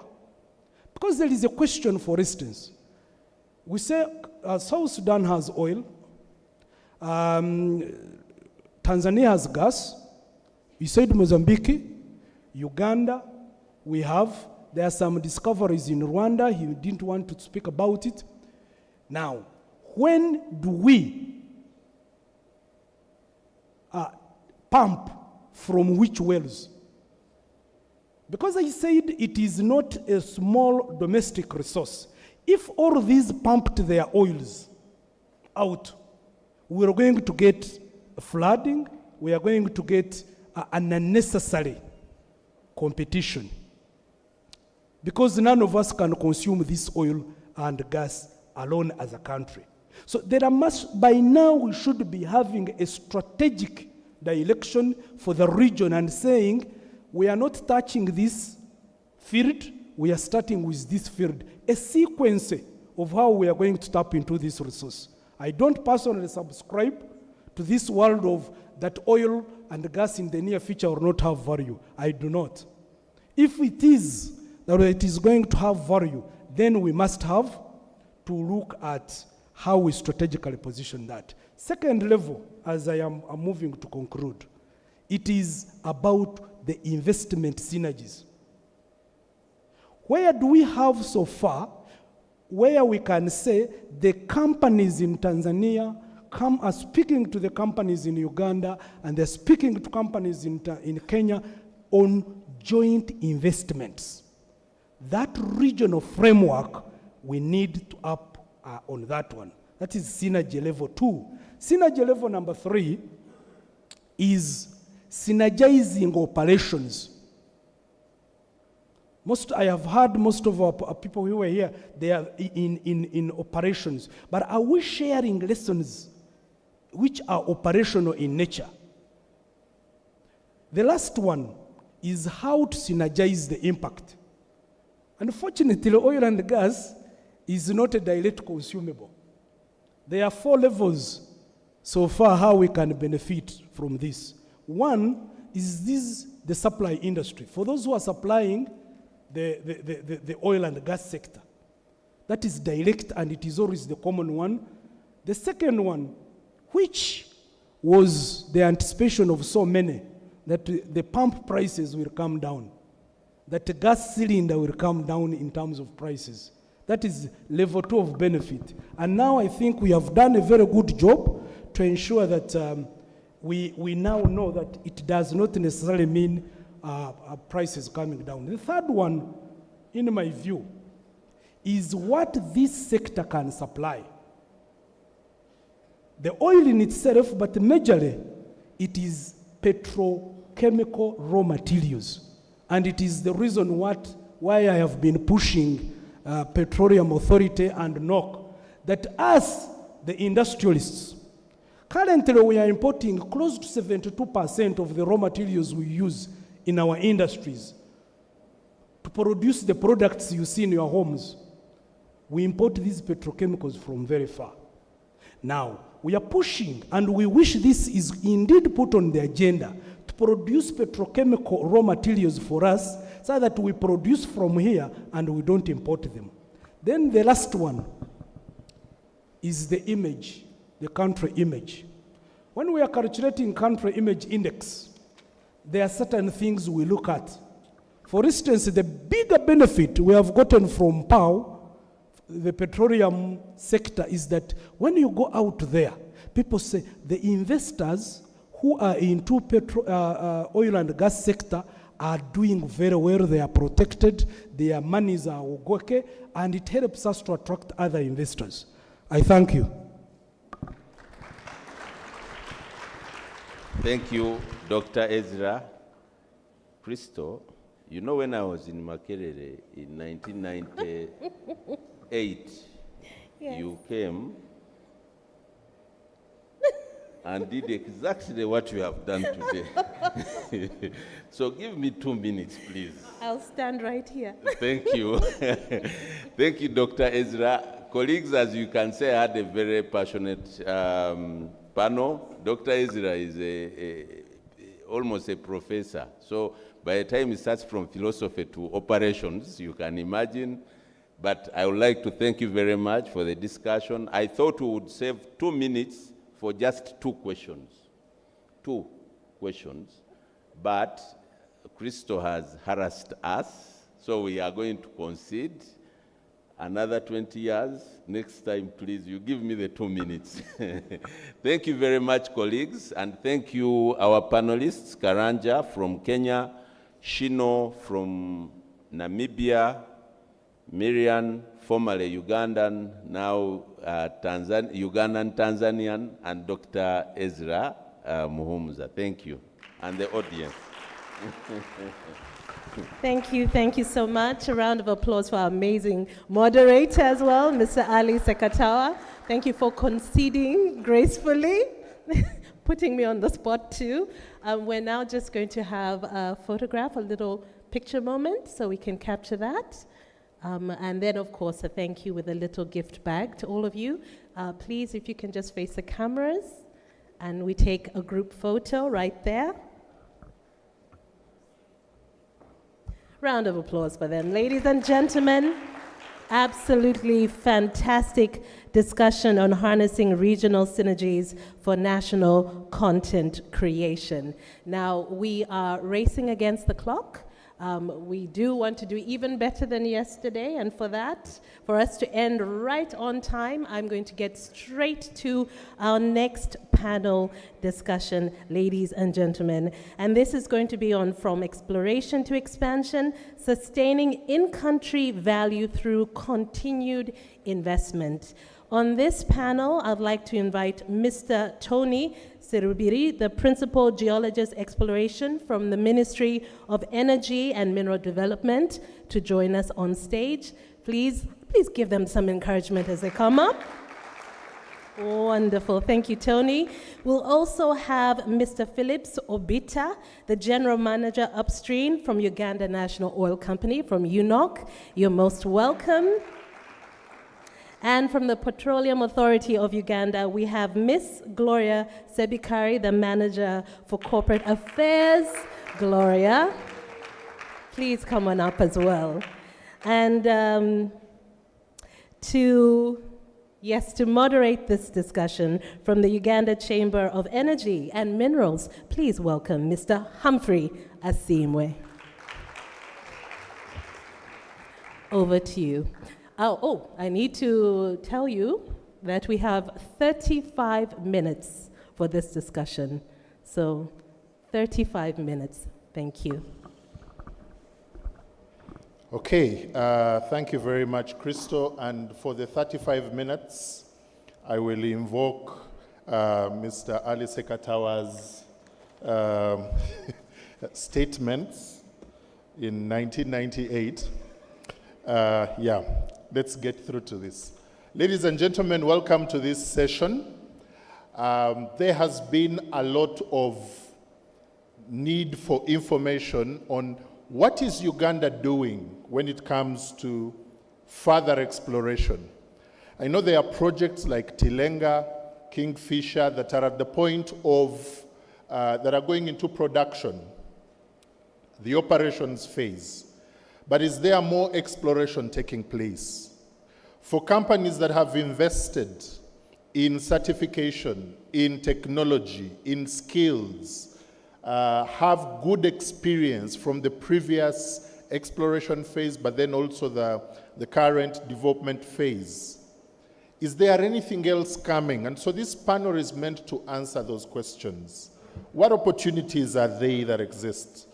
And so I have a very powerful panel, and I want to start with Mr. Tony Serubiri from the Ministry of Energy and Mineral Development. He's in charge of exploration. He's the principal geologist. If you want to know where oil is in this country, he's the man to ask. He knows where it is. He can point on it on a map. Mr. Tserubiri, what initiatives is the ministry implementing to encourage ongoing exploration? Or are we done with exploration? And how do these contribute to more value, especially for companies that are seated here, over the long term? Thank you very much, Humphrey, and a good afternoon to you all. I'll dive right in, since we have just a few minutes to end this before we even start. A lot has been said about all the operations that have been going on, the achievements we've had over the years, and I won't go over them, but all stems from our oil and gas policies, specifically the National Oil and Gas Policy of 2008, which put in place key aspects that we are working on or that we are driving on, specifically the institutions, the strong institutions that have been built, and I'll pick out just one key aspect of the National Oil and Gas Policy of 2008, Objective 7, regarding national participation. So I believe all this, all what we are seeing today is an aspect of the much great work done by the Petroleum Authority of Uganda and related institutions. So thank you very much, all of you, and a big thank you to the authority for gathering us here. Now, to the key question, where do we go from here? Are we ending with this? No. The ministry is mandated to continue exploration, and we're not seated on that aspect. We are continuing with exploration work. Right now, we have running contracts or licenses. My colleague from our oil company will speak more about that, but at least we have the Kasurubani block that is running and work is going on, and I believe they have advertised for various contracts. We are also looking at having a third licensing round. So next year, come next year, be on the lookout. We are going to have a third licensing round where we shall announce new blocks. So exploration is continuing, and that gives you the answer to this, that many opportunities shall be coming up, ranging from, of course, the initial ones of seismic exploration, and you know the activities that are embedded within. Then, most of these fields, by the way, we've done quite a lot of work, and some of them may be for development. We have some fields that may be for direct production licenses. So that may also come up and will not have to go through a lot of exploration work.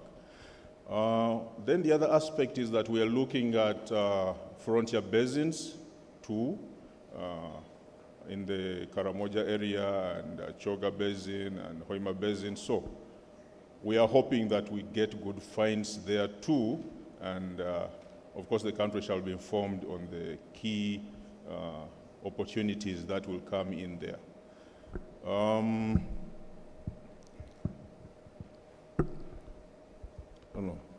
The other aspects I believe I'll talk about, but we are looking at the production phase. It was already mentioned that we have our first oil. Wherever first oil starts from, everyone has their own answer. But we're also hoping that the petrochemical industry, as Mr. Ezra talked, Dr. Ezra mentioned, the petrochemical industry is a key driver for our national participation and local content initiatives. So we are hoping by that time, we'll have quite a lot of input, and I urge all of us to look out and read more about this. Let's not stop at this. Let's continue reading about what the petrochemical industry is about.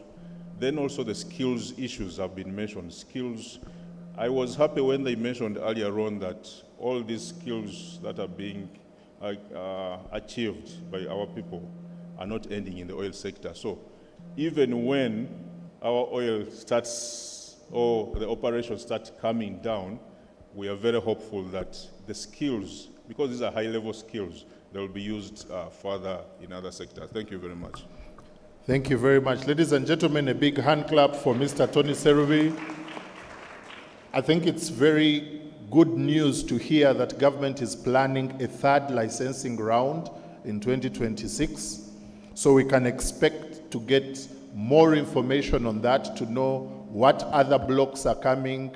If you're out there and you can invest in this, here is an opportunity. And of course, for companies that have been in this sector for a while, the opportunities are continuing to come. It's not just Kasurubani. You did mention about the other blocks that are ready for production. They are not going into exploration. I think that's great news for any company that is here and looking for where are those opportunities. So keep your ear to the ground, as they proverbially say. Turning to you, Gloria, from the Petroleum Authority of Uganda, Mr. Serubiri has encouraged us that no, more work is being done, and there is good news and good announcements we can expect in 2026 and even beyond. From the Petroleum Authority of Uganda, that has done a fabulous job in regulating this sector and making sure national content remains the hallmark of what we do in this sector. What is the plan when it comes to exploration? When we go to the exploration side of things, the exploration activities create a demand usually for technical services, environmental assessments, drilling support, geoscience expertise, and many, many other opportunities. So in what ways is this sustained exploration ensuring that Ugandan companies benefit? And how is PAU positioning for that? Thank you, Humphrey, and good afternoon, ladies and gentlemen. Good afternoon, ladies and gentlemen.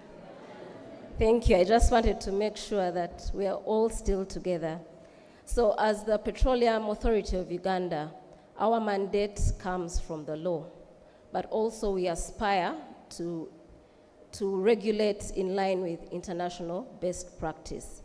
And so one of the lessons we've learned over time, and this conversation, if you follow the conversation from Ghana, is that once you start production, reserves replacement or replacement of resources that you produce is very important. This means that it is important to discover and confirm new resources, because if you want to sustain the benefits you've made over time in terms of national content, fiscal revenues, capacity, infrastructure, then one of the ways is to increase the sustainability of the sector in terms of growing the resources. And that's why exploration work is very important. So it's very good as a country that the ministry is aggressively pursuing exploration work to ensure that the potential that is there is confirmed, and then we can increase our resources. As the regulator, one of our key roles is to work closely and advise the minister in law. And so as part of our advisory role, we work very closely with the ministry as they pursue or promote investment in the sector. And this also extends to reviewing the different agreements and licenses that the country gets into. And why do we do that? We want to make sure that the provisions that we have in our laws, the milestones and achievements we've made, for example, in the development phase, when it comes to bringing on board new players, not only in exploration, but in things like refinery development, we know the capacity that exists. So we want to make sure that additional investors that are coming into the country consider the capacity that we have, and some of the practical tools that we use are, for example, ensuring that they submit a national content plan. If they say we are going to, for example, get logistics or transportation from out of the country, We'll say, no, we have companies that transported the eco pipes from Tanzania, or we have companies that have transported equipment for the Tilenga project or Kingfisher. So we make sure from the beginning that new players investing in the sector, whether it's in exploration or midstream, take into consideration the capacity we have in the country. Secondly, the provisions of the law apply across both new exploration, but also the provisions that apply to the companies already doing work, the licensees like Total and Sinopec, also in some form or the other apply to the exploration companies. So our job is to ensure that when companies are licensed to explore, they meet the obligations of the law. And some of the tools that we use to ensure that this capacity that we've developed as a country, we do not sit on it, but it also grows, is through the tools that we use to regulate national content. For example, approval of the annual work programs and budgets for all licensees. So whether it's Total or we have companies in exploration like UNOC, we sit with them and say, for the Kasuruban block where you're going to explore, what is your work program? What is the budget? What is your procurement plan? What are the opportunities for Ugandan companies? And what is your plan to make sure that you engage the Ugandan companies through things like supplier development that the law provides for? Secondly, we've also, the law, again, I'll go back to the law because a lot of what we do as a regulator is based on the law, but it's good for the country and good for the investors. So the tools that have been put in place, like the National Supplier Database, the National Oil and Gas Talent Register, also apply to new investors coming into the country, meaning that an exploration company will still have to ensure that all their suppliers are registered on the NSD. If they want to use a JV for services that are not available in Uganda, then that JV, that joint venture, has to be approved by the Petroleum Authority of Uganda. There are also thresholds that are in place for things like employment of Ugandans, whereas for the thresholds are different for companies that are coming in newly into the country vis-a-vis companies that have been in the country for a while. For example, if the law says that when you're new, when you've just gotten your license, it might give you a threshold of, let's say, 30% of management to be Ugandans. But when you've been here for 5 years or 10 years more, then that percentage has to grow. And so we monitor this by receiving the structures, the organizational structures and nationalization plans for roles that are under expatriates. So these tools that have worked for us during the development phase, they are tried and tested, and so they also apply to companies coming in, whether it's for exploration or for any other infrastructure projects. Thank you. Thank you very much, Gloria. Big hand clap. It's good to know that, yes, even in that phase of things, in exploration, for the new blocks that will be coming on the line and any new companies that may be coming in, the same rules apply. We only hope that we can also learn the lessons and see where we need to improve, we improve. When those rules were made, there was a level of awareness and a level of capacity in Ugandan companies. That capacity has grown. So it is time also to let the regulations as well grow with that. So that is, of course, to the ministry and the regulator to put into consideration. But turning to you, Mr. Obita, we hear Kasurubani. Work is going on in Kasurubani. There is, we've seen in the newspapers big headlines on what is going on there on the exploration side of things. And of course, for companies seated in this room, the question is, where are the opportunities? When can we expect them? What kind of opportunities are in there?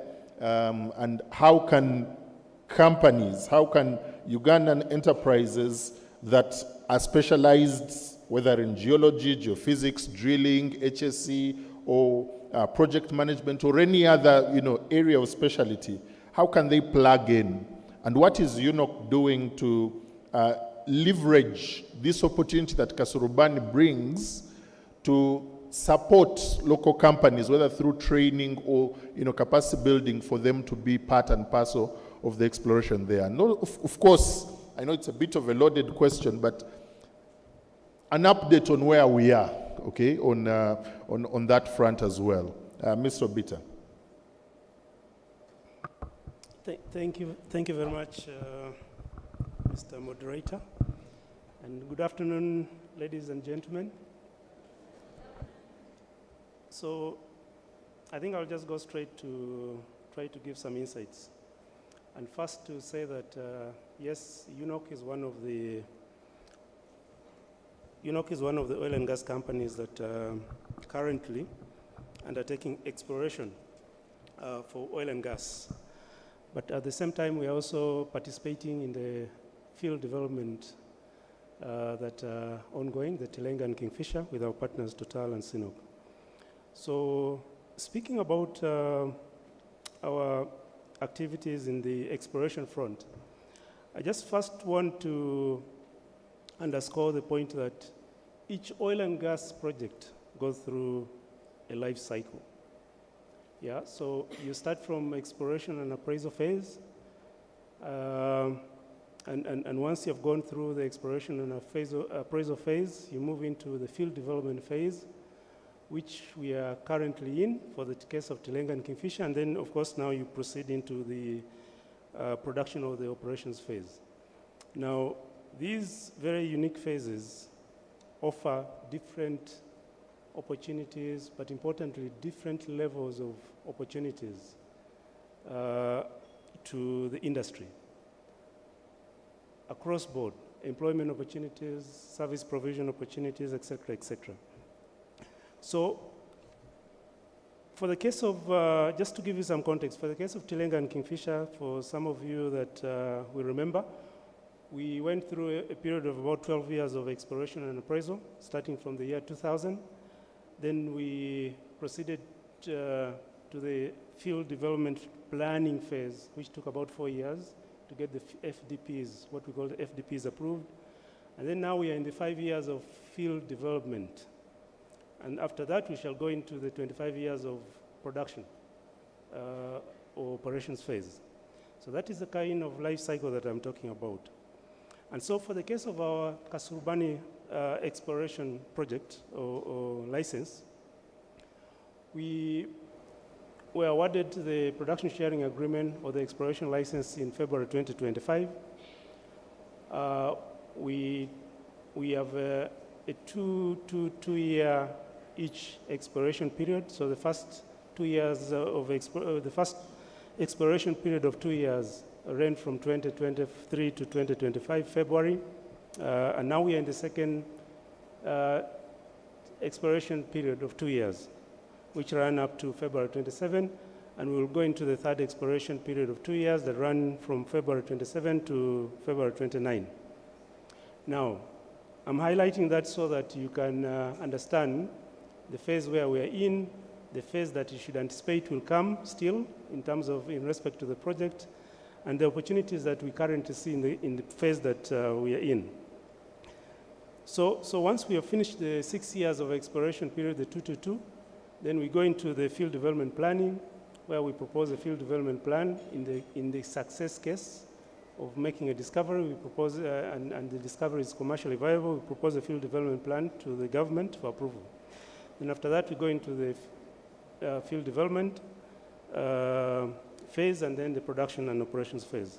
So we still have a long journey to go, and this long journey comes with opportunities all along the way for both service providers like ourselves in this room, and for those that are looking for employment opportunities.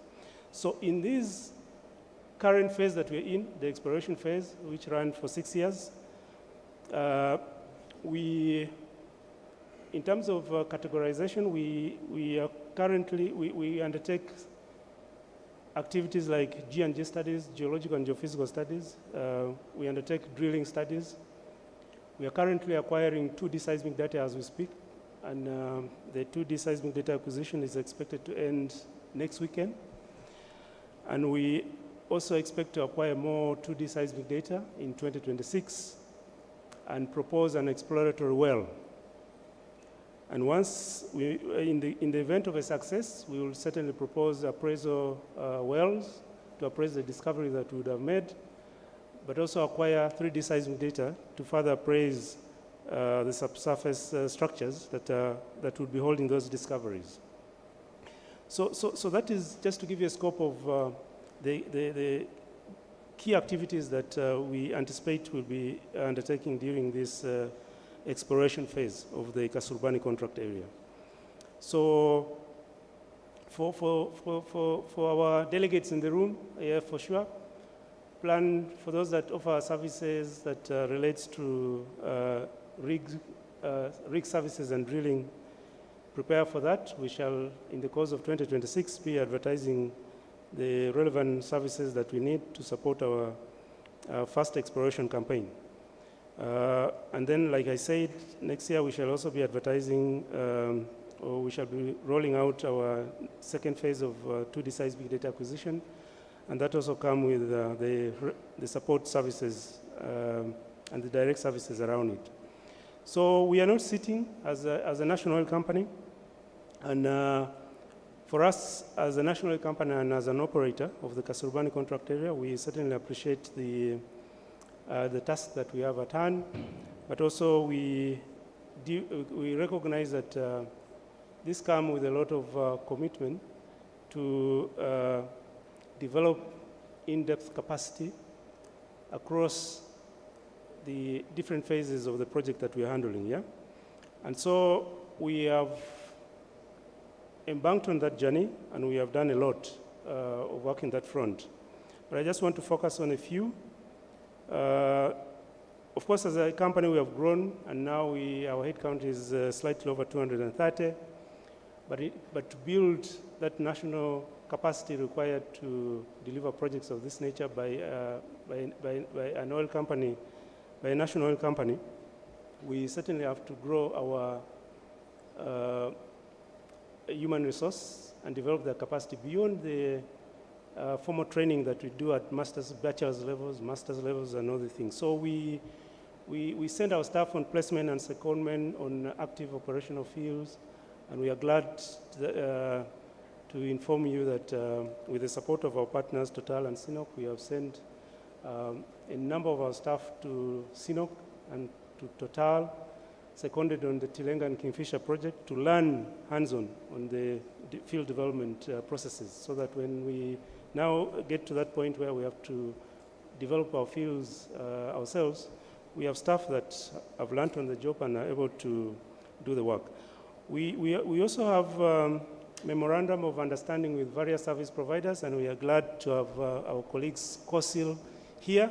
We have placed some of our drilling and completion engineers at the COSIL operations in Kingfisher for over a year, and these guys have learned the actual drilling operation on the job. But I want to underscore the point that it goes beyond just learning the work on the job, but first of all, training, getting the right certification for this staff to be able to stand on the rig site, yeah? And so this staff went through certification like the IADC rig pass, you know, the H2S safety training and emergency response training and things like that, to be able to be on the rig site. So that is the extent to which we are training and preparing for the next stages of our operation as a national oil company. But I also want to, and there are many examples that I can give for sure. We also are training staff on reserves evaluation to acquire certification in that, so that whatever reserves assessment we do are actually done by staff that are qualified and meet the task. But I want to highlight the effort that we're also making to make sure that we grow the indigenous service providers like yourselves that we work with on some of our projects, as we continue to identify more for the next phases of our projects. And we have worked with international service providers and ensured that they enter into JVs with some of the specific disciplines of interest to us as a national company, but as general as a country, to make sure that we get that transfer of technology from the international service providers to the local service providers like yourself. And we have achieved that in areas of subsurface studies or reserves analysis, where we have had JVs between Bicep French Lab, which is internationally recognized, and G&G Skills, which is the local service providers, and a few other examples.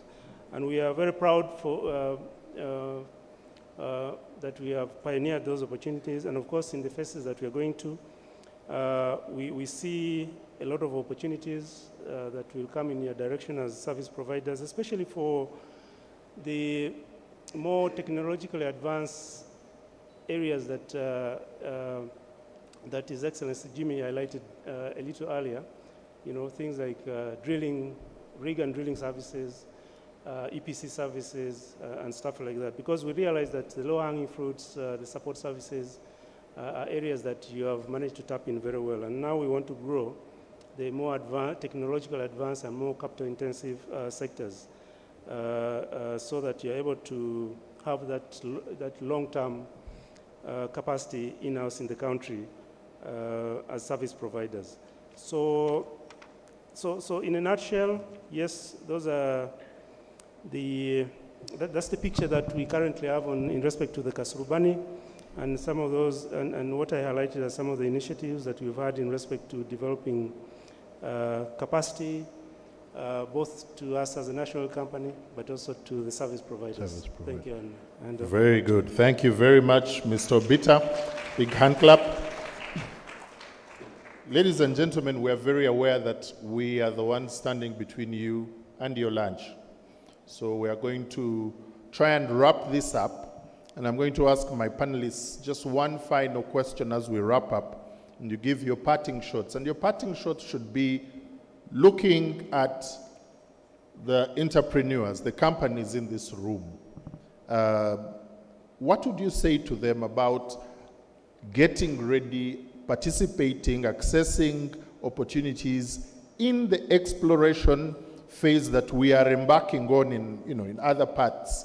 While yes, Tilenga and Kingfisher, ECOP are where they are, but then there is also exploration. What would you say to them about plugging into those opportunities in your parting shots? Let's start with you, Mr. Serobiri. Thank you very much, Humphrey. I thought we still had more time, but just before that, something that I missed out on was on the policy aspect.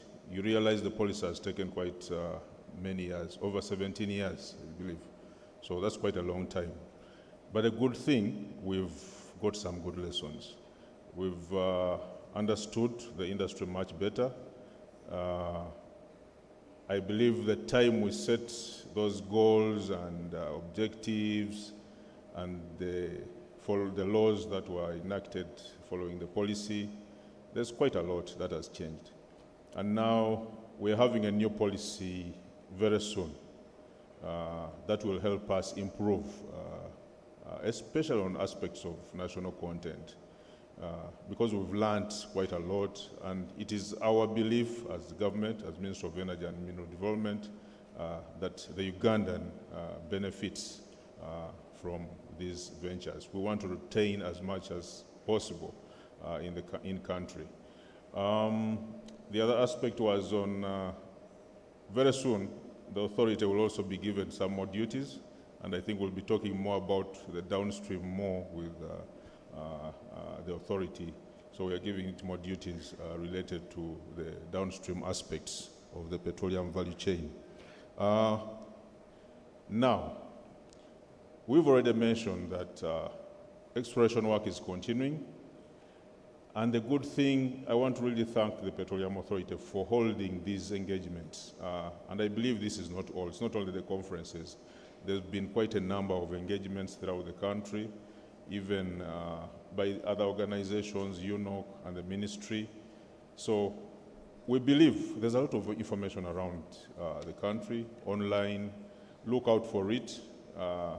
If there's any issues, and I believe there are issues. The director in charge of national content mentioned yesterday, if there are any grievances, of course, please, there are mechanisms that are put in place, that have been put in place to solve or to handle these grievances, especially in contracts, and there's nothing that cannot be solved. That's one thing we need to assure you. Government is committed to help as much as it can to ensure national participation and progress of the oil and gas sector. Thank you very much. Thank you very much, Mr. Serubi. Gloria. Thank you. Well, as the authority, we aim to have a regulatory environment that fosters investment, especially by Ugandan companies. And that is why we are very passionate about giving visibility to companies that have done work in the sector, that have built capacity. So that is why these conferences like this are important, so that we can openly engage on the capabilities, the challenges, but also the space for new entrants. I think Penina mentioned in her presentation yesterday that there are provisions that put a limit on to how long certain services should be provided, and the aim is to keep the space open for new players, even as those that have done a lot of work grow their capacity. Secondly, we are also working at putting in place dedicated programs to work with companies whose capacity has grown, to open up space not only in the country, but also regionally, like we were talking about in the previous panel. I think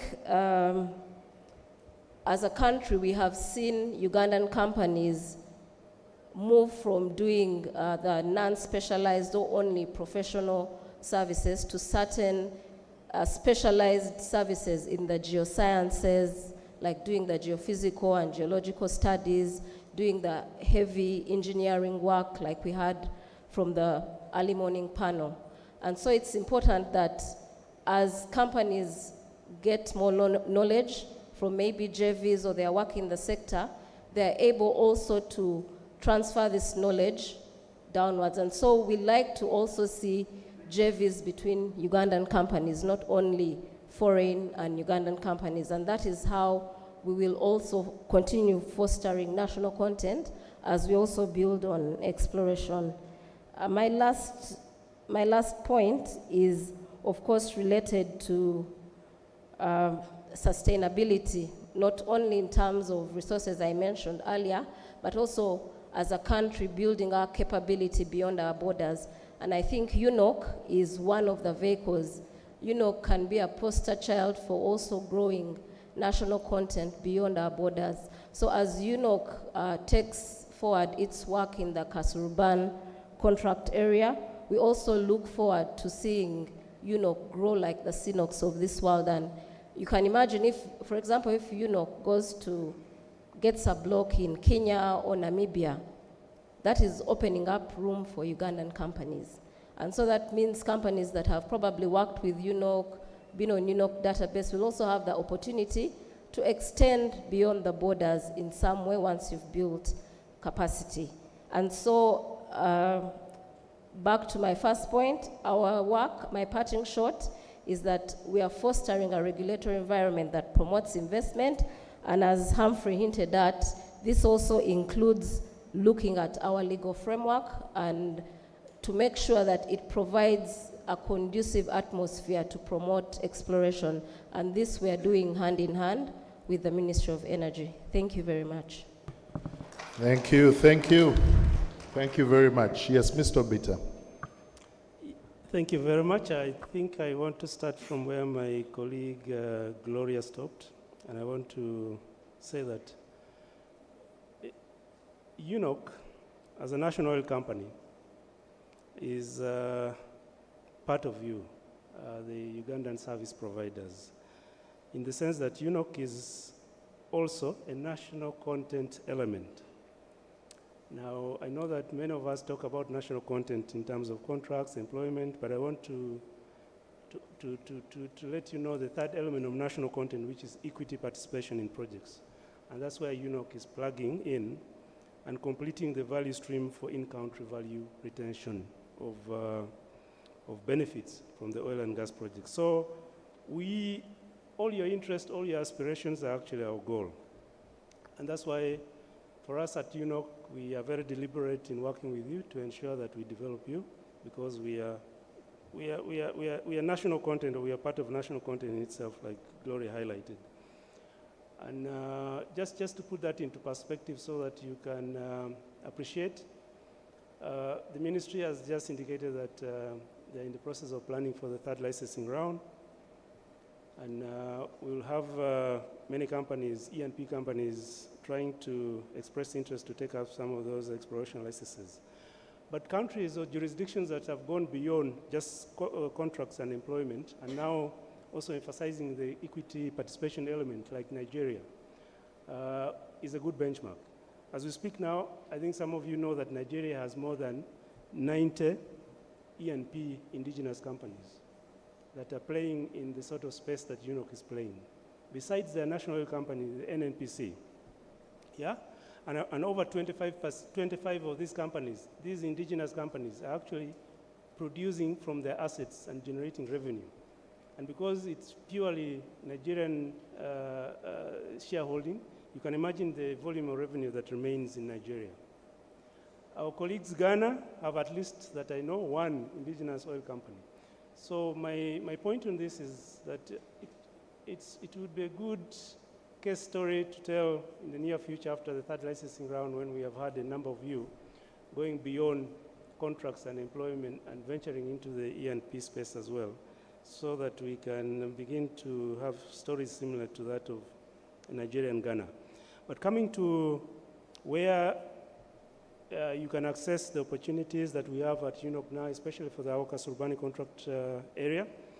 Of course, we hold this quarterly supplier workshop with the main objective of disseminating information in respect to the project opportunities that are available, but also publishing our annual work plan and the associated procurement plan. So that is the main forum where you can get information on the available opportunities for in the Kasurbani contract area from us at UNOC. But of course, our other platform, the website and things like that, also offer a lot of information where you can get some of these running opportunities. So we hope to see you in this supplier workshop, supplier development workshop that we normally organize. Of course, we are also part of the Industry Enhancement Center by virtue of the fact that we are now partners, Total and CNOC, support the establishment and the operations or running of the center. And as and when our colleagues from the IEC invite us to interface with you, we are always privileged and humble to come and give you as much information as you desire, especially in respect to the projects that we are directly in charge. So thank you very much, and I'll hand back to you. Thank you very much, Mr. Obita. A big hand clap. I think even as we conclude, the opportunities are available. The opportunities, and even as more come on board, they'll be put out there for companies to take part. Let history one day judge us that we did our part. Very good commitments have been shared here today. We look forward to a day when our very own companies are taking on EPC contracts in other countries. And we are growing as a country from revenue that is being generated because of the foundation that we are setting here. From the Chamber of Energy and Minerals, we want to commit to you that we are here to support in any way that we can. We continue to host platforms where networking can take place, where joint ventures can be discussed, where capacity building takes place. But then also, if you have interests that you would want to be included in any policy initiatives, we are the people that you come to for us to be able to do the policy advocacy. I would also want to take the opportunity to invite every one of you seated here to our 11th Oil and Gas Convention that will be taking place in April of 2026. you would want to be there. Some of these discussions will be getting into detail. Some of the opportunities will be unveiling an even greater detail, so you don't want to miss that. If you want more information, please visit our booth that is in the exhibition tent, and you'll get a QR code, scan a QR code that will give you more information about the 11th Oil and Gas Convention that we host in April of 2026. Thank you very much, and we wish you the best of the rest of the day. Over to you, Crystal. Round of applause for our panelists and our moderator. Thank you so very much. Would like to ask you all to stand so we can take a group photo, a group picture right now. Thank you very much.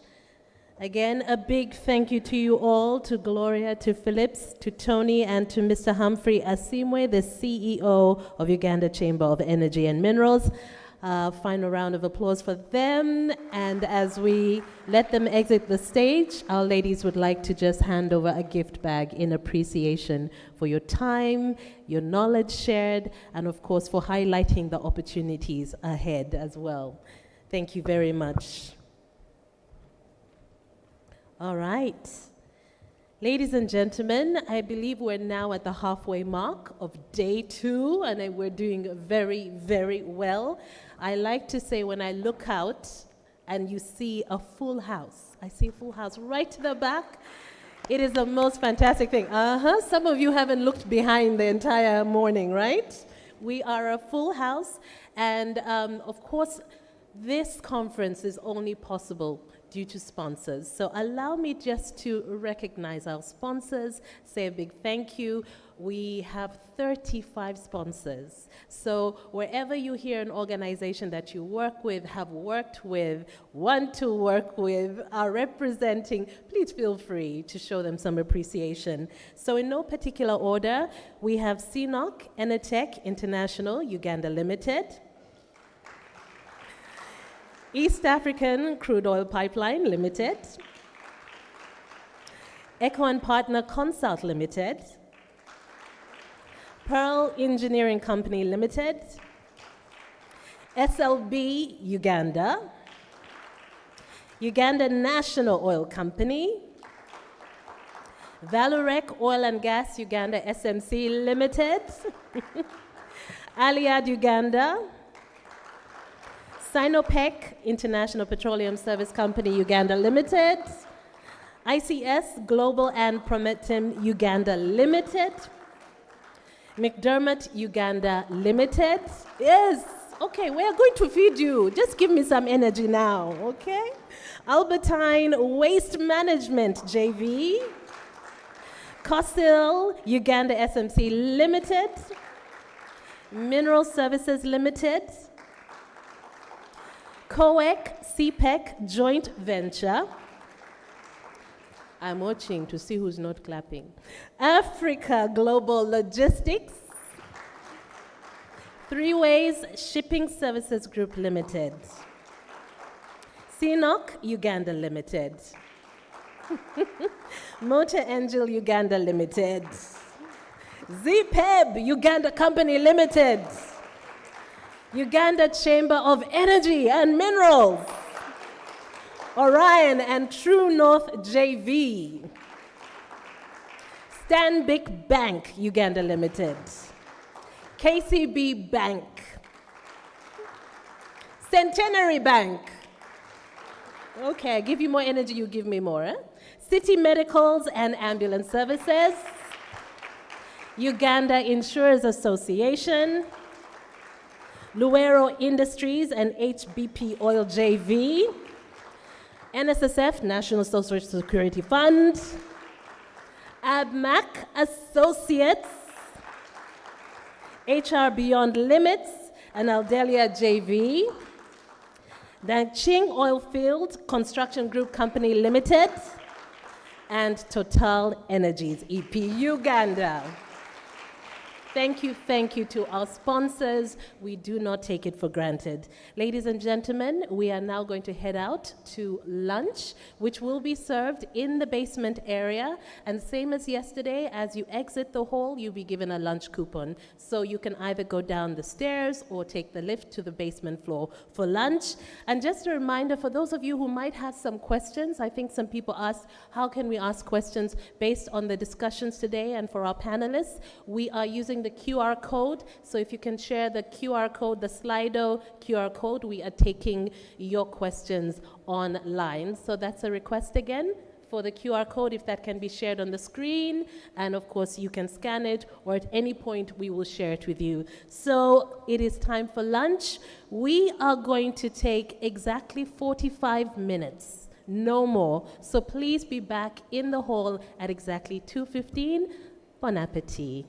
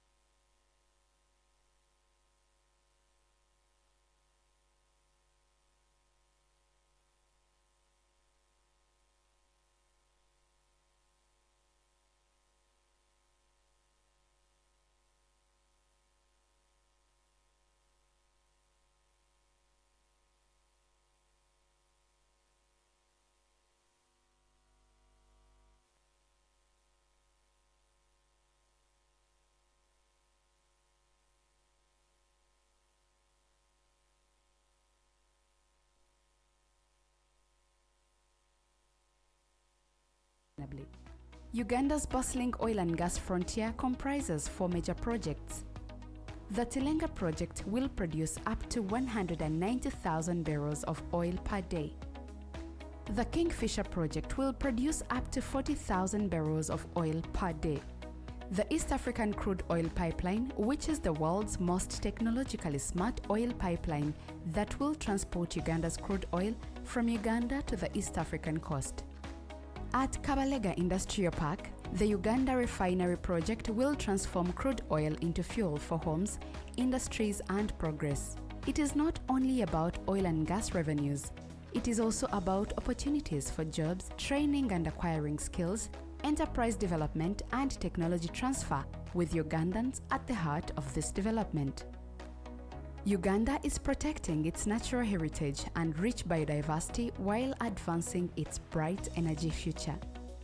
With investment of close to $20 billion, Uganda's oil and gas projects will provide energy to power Uganda's development and boost growth in agriculture, transport, tourism, manufacturing, infrastructure, and beyond. This is Uganda's journey toward energy security, economic growth, and a brighter future.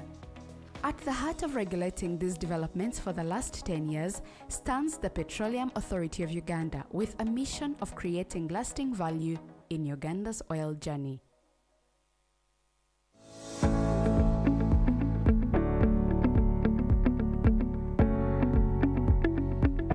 As we speak about sustainability, we are also looking at configuring our oil refinery for what they call oil refineries of the future.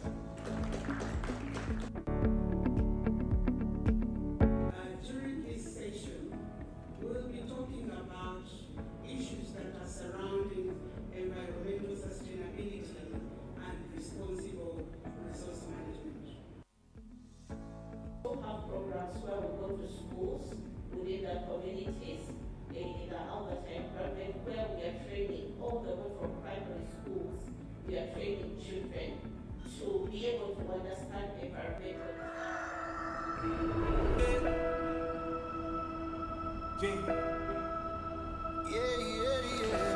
Maria, I'm going to make the mandazi you like today. We shine.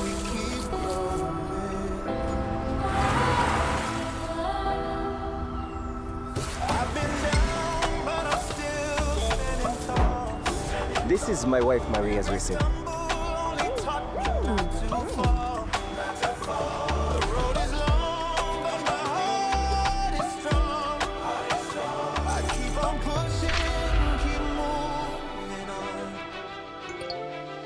Maria!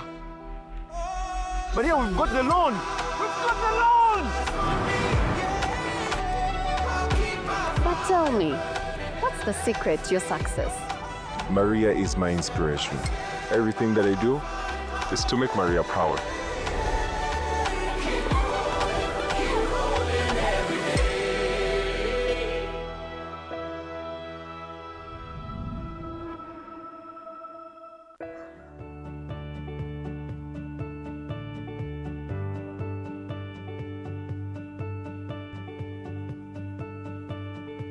COSL is one of the leading integrated oil field services providers in the world and dedicated to providing customers with full life cycle services. We have more than 50 years of experience in oil and gas exploration, development, and production.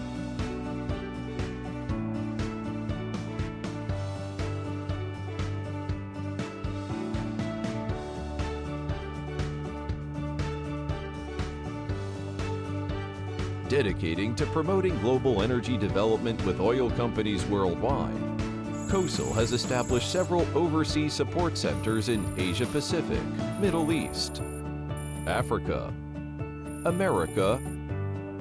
COSL operations cover more than 40 countries and regions around the world, establishing partnerships with more than 100 international clients.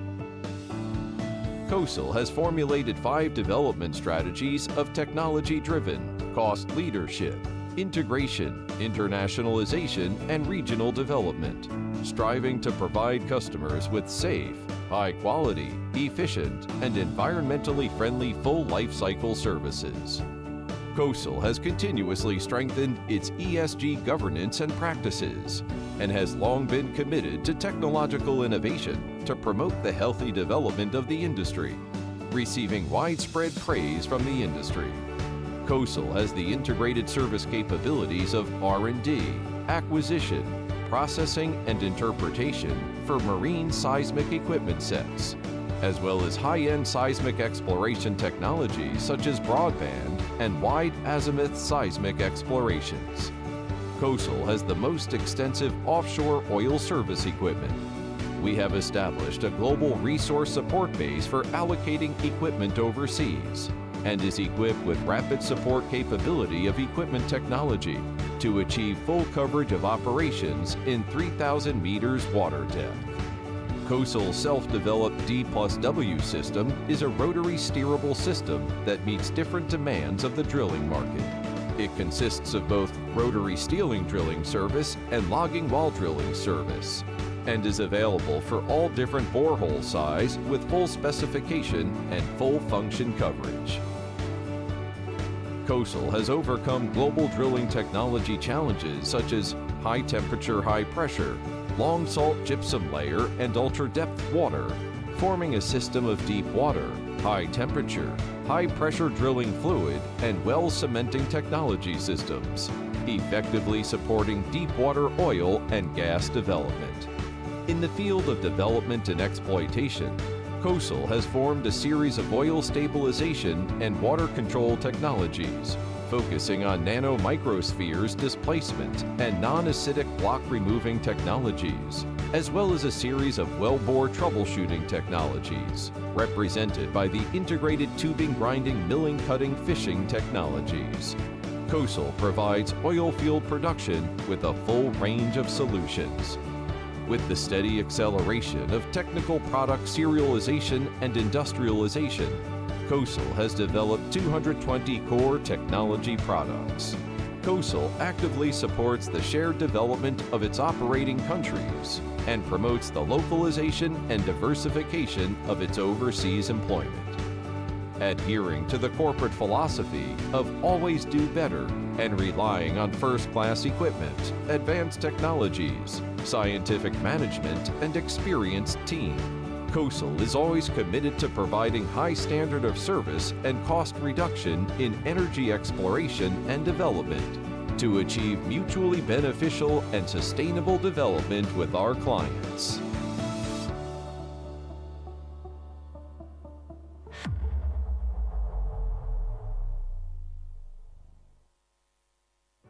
In Uganda's oil and gas journey, the citizens and communities are partners in progress.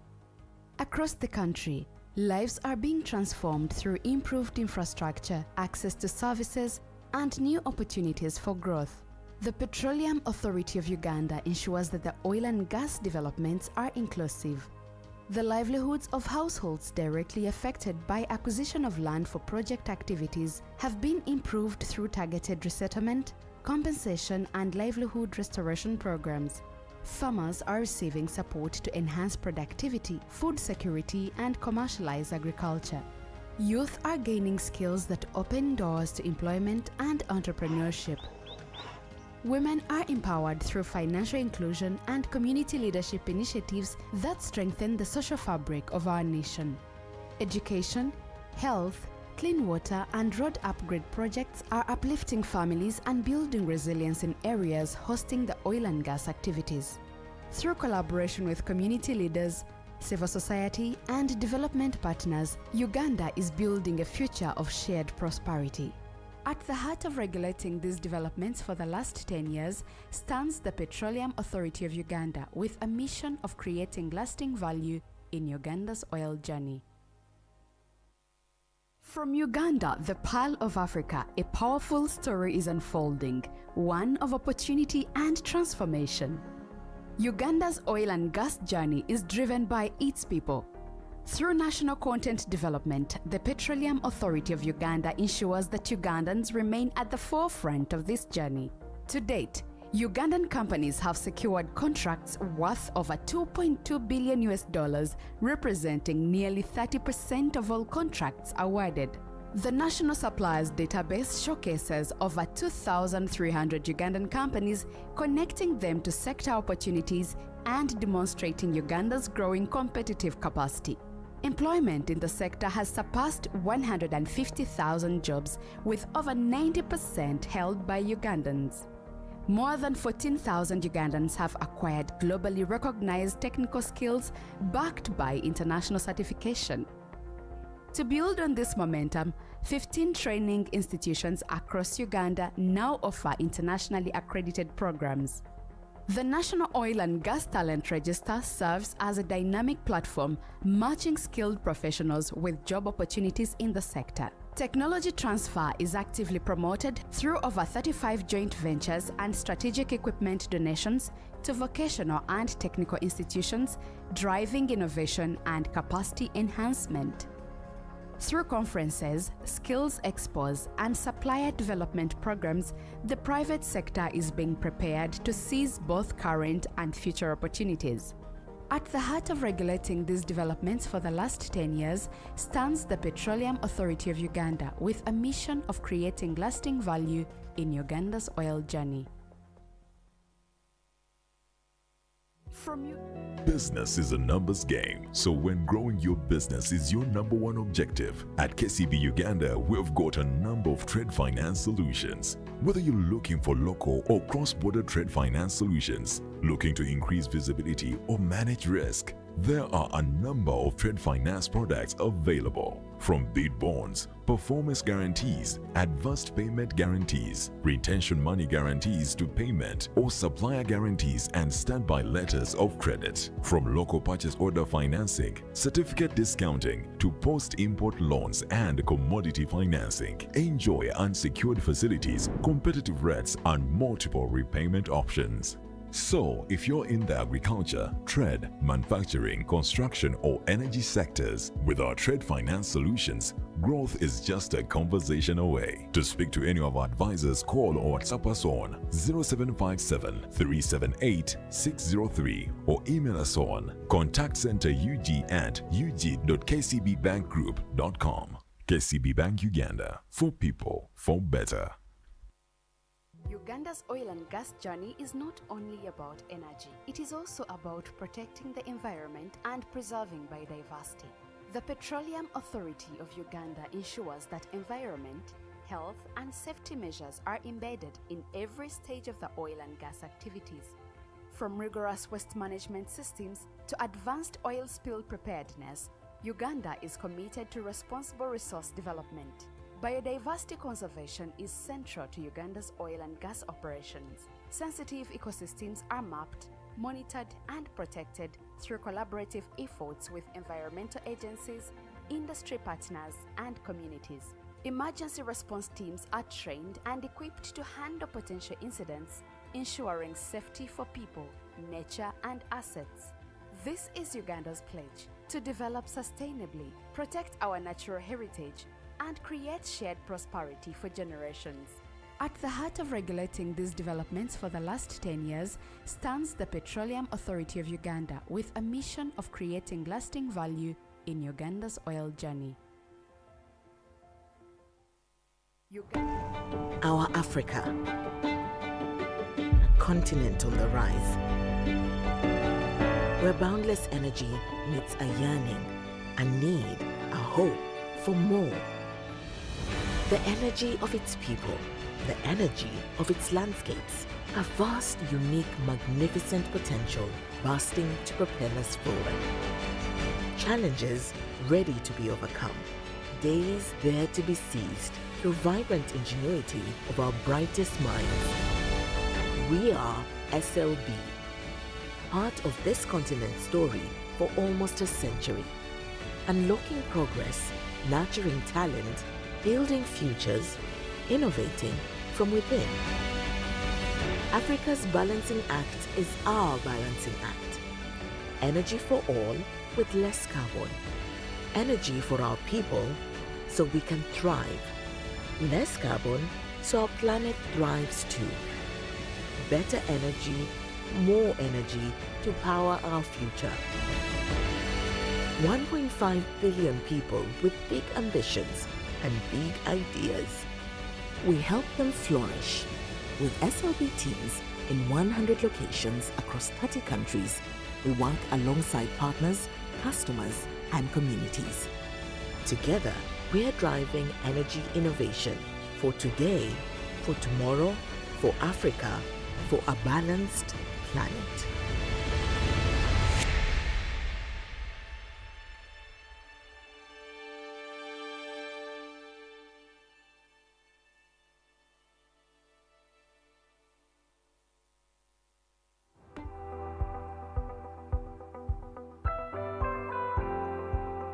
In 2006, commercial quantities of oil were confirmed to exist in the Lake Albert Basin in Uganda.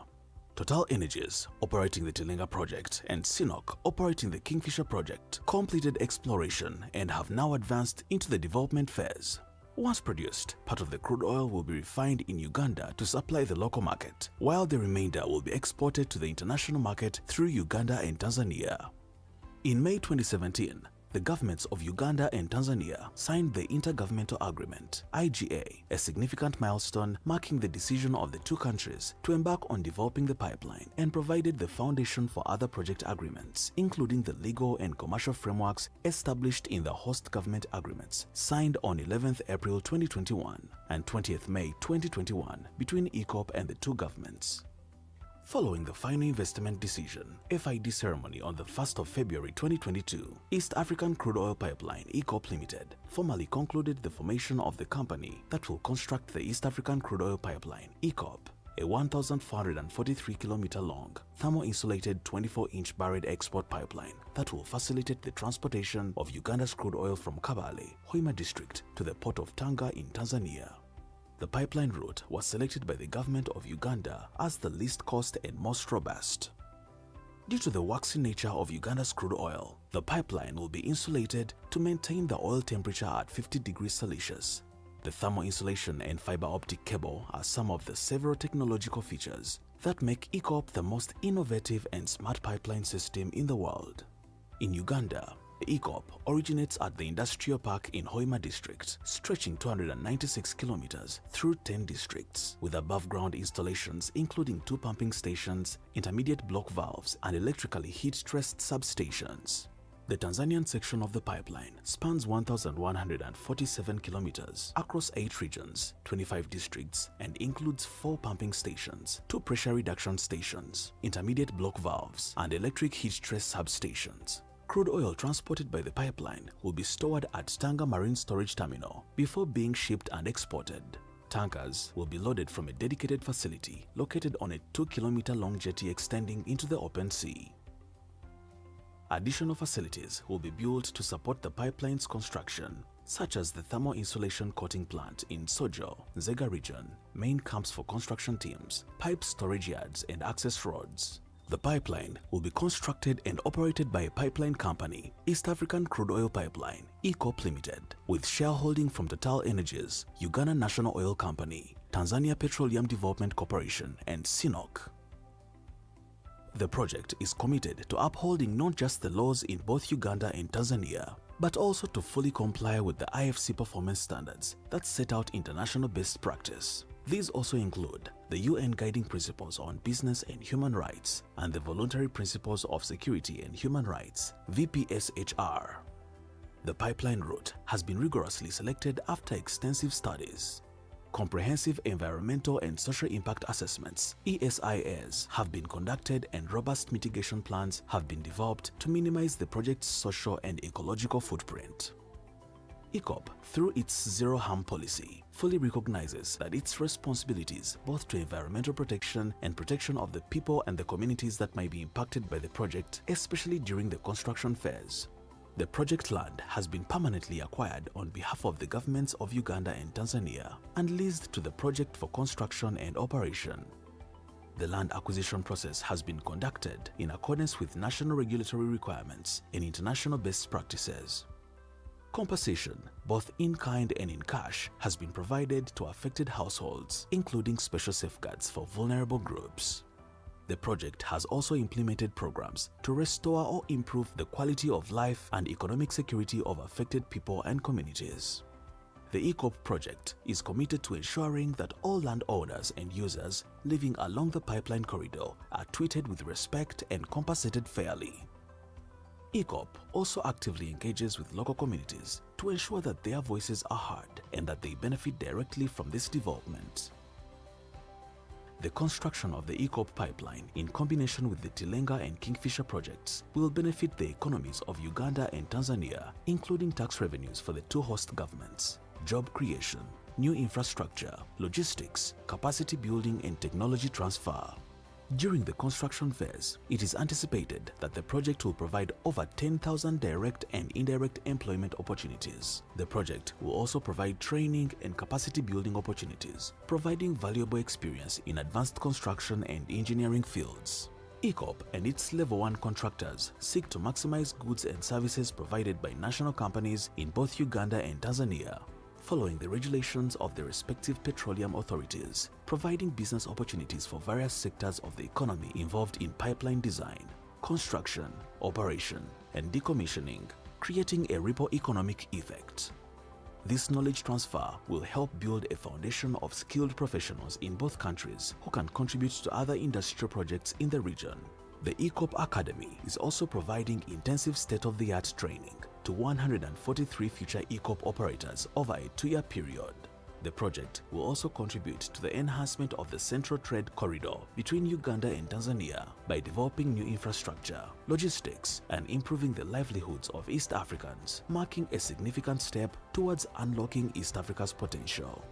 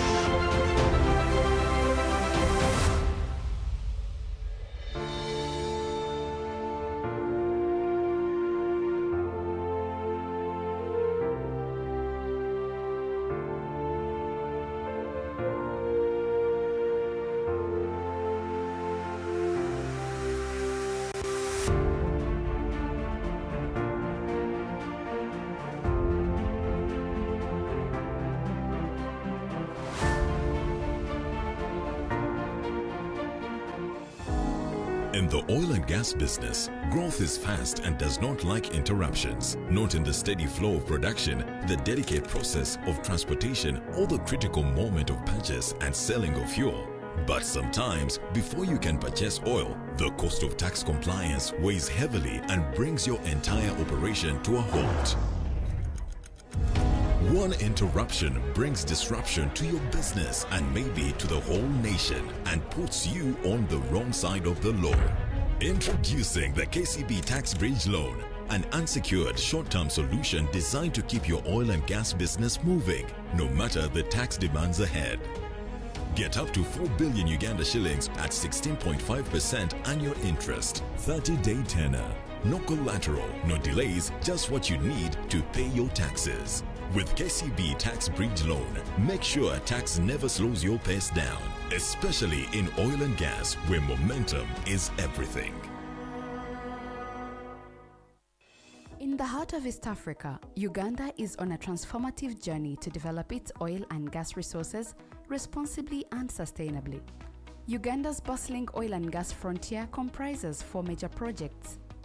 The Tilenga project will produce up to 190,000 barrels of oil per day. The Kingfisher project will produce up to 40,000 barrels of oil per day. The East African Crude Oil Pipeline, which is the world's most technologically smart oil pipeline that will transport Uganda's crude oil from Uganda to the East African coast. At Kabalega Industrial Park, the Uganda Refinery project will transform crude oil into fuel for homes, industries, and progress. It is not only about oil and gas revenues. It is also about opportunities for jobs, training and acquiring skills, enterprise development, and technology transfer, with Ugandans at the heart of this development. Uganda is protecting its natural heritage and rich biodiversity while advancing its bright energy future. With investment of close to $20 billion, Uganda's oil and gas projects will provide energy to power Uganda's development and boost growth in agriculture, transport, tourism, manufacturing, infrastructure, and beyond. This is Uganda's journey toward energy security, economic growth, and a brighter future. At the heart of regulating these developments for the last 10 years stands the Petroleum Authority of Uganda, with a mission of creating lasting value in Uganda's oil journey. As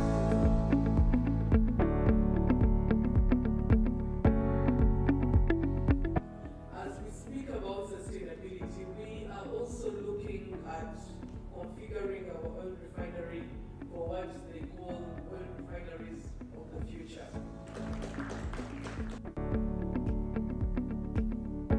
During this session, we'll be talking about issues that are surrounding environmental sustainability and responsible resource management.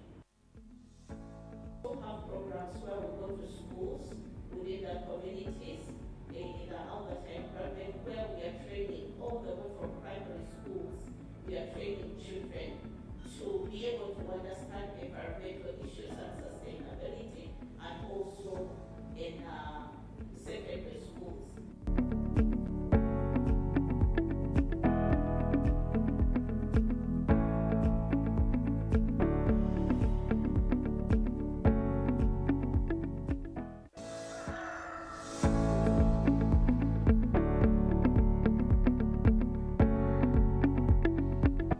As we speak about sustainability, we are also looking at configuring our oil refinery for what they call oil refinery.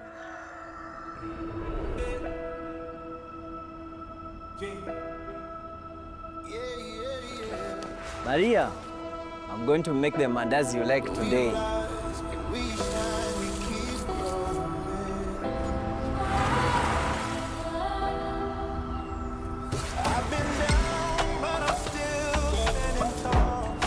This is my wife Maria's recipe.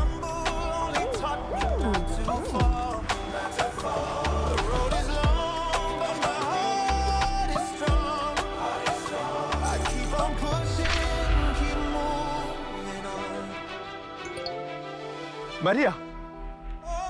Maria, we've got the loan! We've got the loan! Tell me, what's the secret to your success? Maria is my inspiration. Everything that I do is to make Maria proud.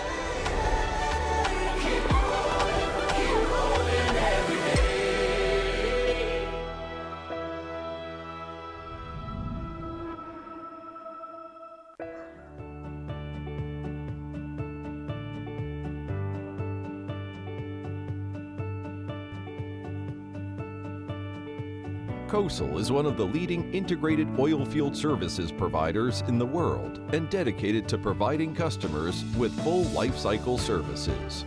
We have more than 50 years of experience in oil and gas exploration, development, and production.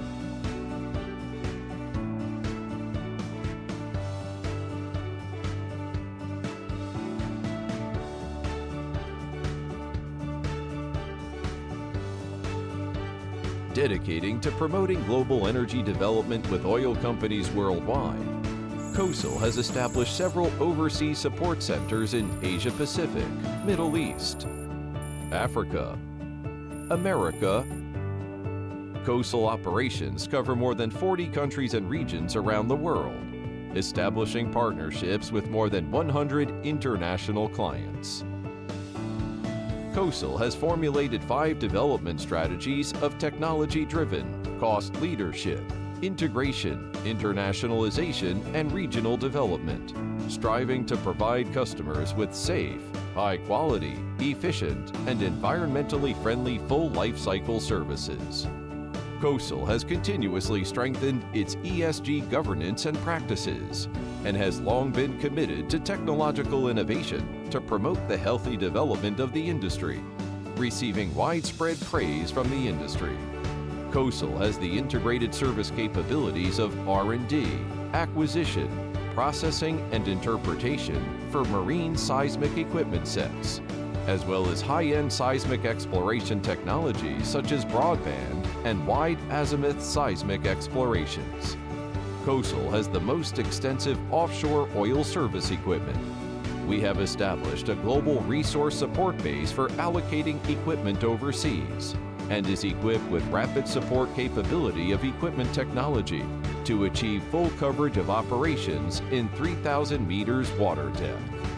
COSAL's self-developed D+W system is a rotary steerable system that meets different demands of the drilling market.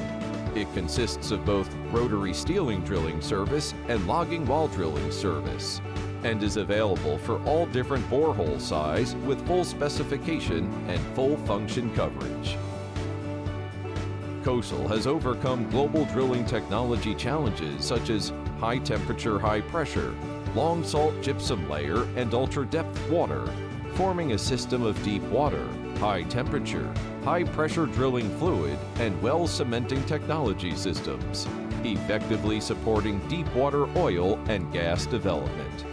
In the field of development and exploitation, COSAL has formed a series of oil stabilization and water control technologies, focusing on nano-microspheres displacement and non-acidic block removing technologies, as well as a series of wellbore troubleshooting technologies, represented by the integrated tubing grinding milling cutting fishing technologies. COSAL provides oil field production with a full range of solutions. With the steady acceleration of technical product serialization and industrialization, COSAL has developed 220 core technology products. COSAL actively supports the shared development of its operating countries and promotes the localization and diversification of its overseas employment. Adhering to the corporate philosophy of always do better and relying on first-class equipment, advanced technologies, scientific management, and experienced team, COSAL is always committed to providing high standard of service and cost reduction in energy exploration and development to achieve mutually beneficial and sustainable development with our clients.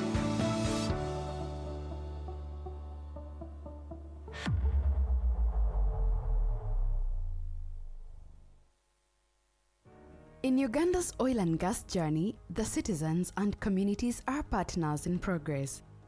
Across the country, Lives are being transformed through improved infrastructure, access to services, and new opportunities for growth. The Petroleum Authority of Uganda ensures that the oil and gas developments are inclusive. The livelihoods of households directly affected by acquisition of land for project activities have been improved through targeted resettlement, compensation, and livelihood restoration programs. Farmers are receiving support to enhance productivity, food security, and commercialize agriculture. Youth are gaining skills that open doors to employment and entrepreneurship. Women are empowered through financial inclusion and community leadership initiatives that strengthen the social fabric of our nation. Education, health, clean water, and road upgrade projects are uplifting families and building resilience in areas hosting the oil and gas activities. Through collaboration with community leaders, civil society, and development partners, Uganda is building a future of shared prosperity. At the heart of regulating these developments for the last 10 years stands the Petroleum Authority of Uganda, with a mission of creating lasting value in Uganda's oil journey. From Uganda, the Pearl of Africa, a powerful story is unfolding, one of opportunity and transformation. Uganda's oil and gas journey is driven by its people. Through national content development, the Petroleum Authority of Uganda ensures that Ugandans remain at the forefront of this journey. To date, Ugandan companies have secured contracts worth over $2.2 billion, representing nearly 30% of all contracts awarded. The National Suppliers Database showcases over 2,300 Ugandan companies, connecting them to sector opportunities and demonstrating Uganda's growing competitive capacity. Employment in the sector has surpassed 150,000 jobs, with over 90% held by Ugandans. More than 14,000 Ugandans have acquired globally recognized technical skills backed by international certification. To build on this momentum, 15 training institutions across Uganda now offer internationally accredited programs. The National Oil and Gas Talent Register serves as a dynamic platform matching skilled professionals with job opportunities in the sector. Technology transfer is actively promoted through over 35 joint ventures and strategic equipment donations to vocational and technical institutions, driving innovation and capacity enhancement. Through conferences, skills expos, and supplier development programs, the private sector is being prepared to seize both current and future opportunities. At the heart of regulating these developments for the last 10 years stands the Petroleum Authority of Uganda, with a mission of creating lasting value in Uganda's oil journey.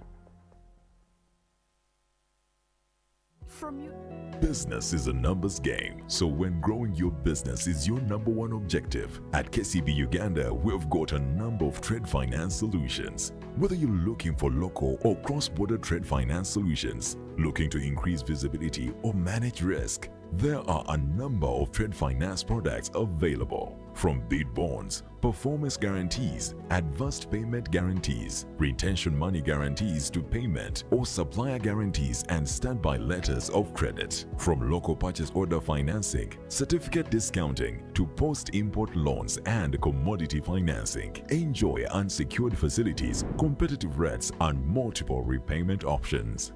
So, if you're in the agriculture, trade, manufacturing, construction or energy sectors, with our trade finance solutions, growth is just a conversation away. To speak to any of our advisors, call or WhatsApp us on 0757 378 603 or email us on contactcenterug@ug.kcbbankgroup.com. KCB Bank Uganda, for people, for better. Uganda's oil and gas journey is not only about energy, it is also about protecting the environment and preserving biodiversity. The Petroleum Authority of Uganda ensures that environment, health, and safety measures are embedded in every stage of the oil and gas activities. From rigorous waste management systems to advanced oil spill preparedness.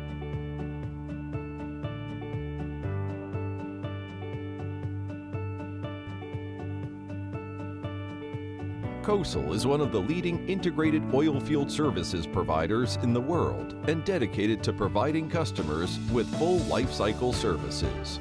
We have more than 50 years of experience in oil and gas exploration, development, and production.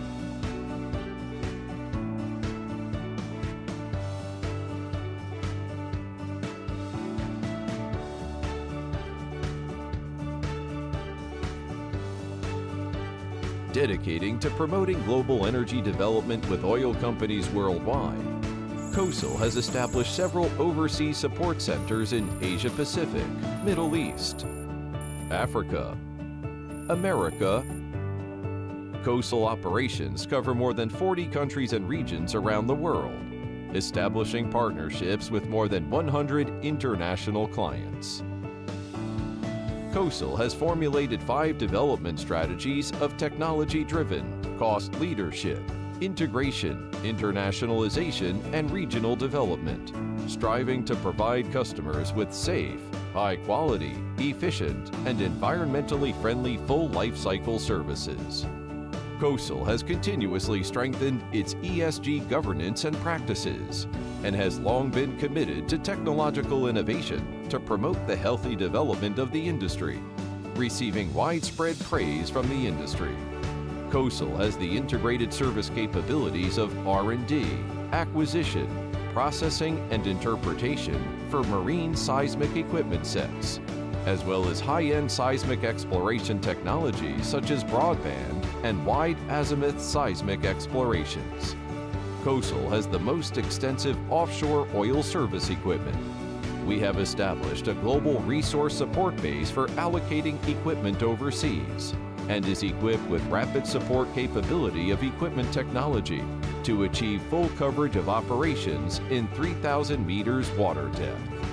COSAL's self-developed D+W system is a rotary steerable system that meets different demands of the drilling market. It consists of both rotary steering drilling service and logging while drilling service, and is available for all different borehole size with full specification and full function coverage. COSAL has overcome global drilling technology challenges such as high temperature, high pressure, long salt gypsum layer, and ultra-depth water, forming a system of deep water, high temperature, high pressure drilling fluid, and well cementing technology systems, effectively supporting deep water oil and gas development. In the field of development and exploitation, COSAL has formed a series of oil stabilization and water control technologies, focusing on nano-microspheres displacement and non-acidic block removing technologies, as well as a series of wellbore troubleshooting technologies, represented by the integrated tubing grinding milling cutting fishing technologies. COSAL provides oil field production with a full range of solutions.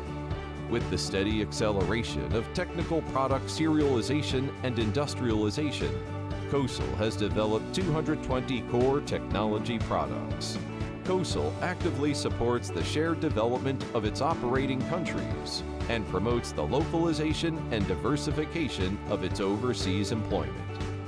Adhering to the corporate philosophy of always do better and relying on first-class equipment, advanced technologies, scientific management, and experienced team, COSAL is always committed to providing high standard of service and cost reduction in energy exploration and development to achieve mutually beneficial and sustainable development with our clients.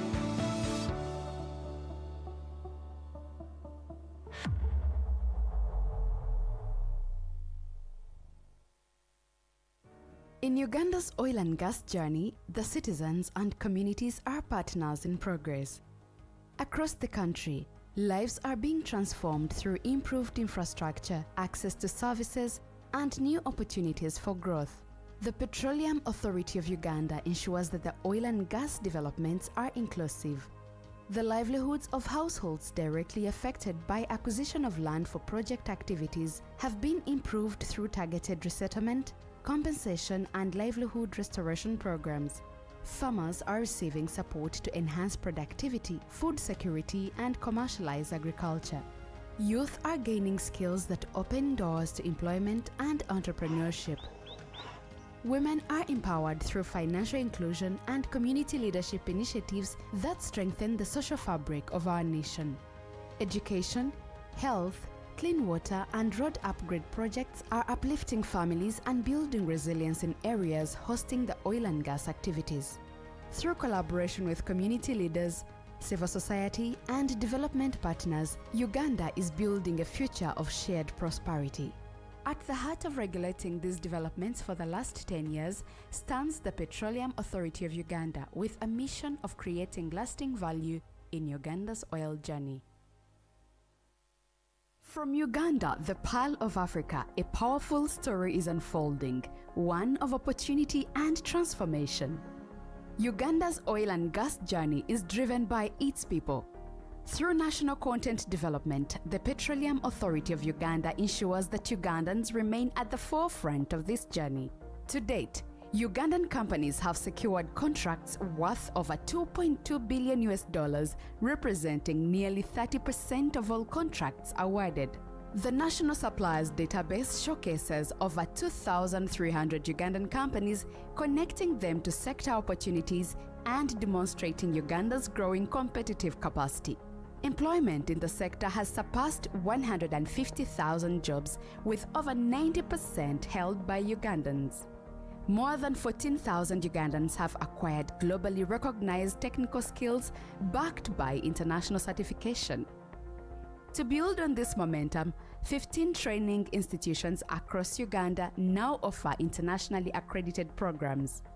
The National Oil and Gas Talent Register serves as a dynamic platform matching skilled professionals with job opportunities in the sector. Technology transfer is actively promoted through over 35 joint ventures and strategic equipment donations to vocational and technical institutions, driving innovation and capacity enhancement.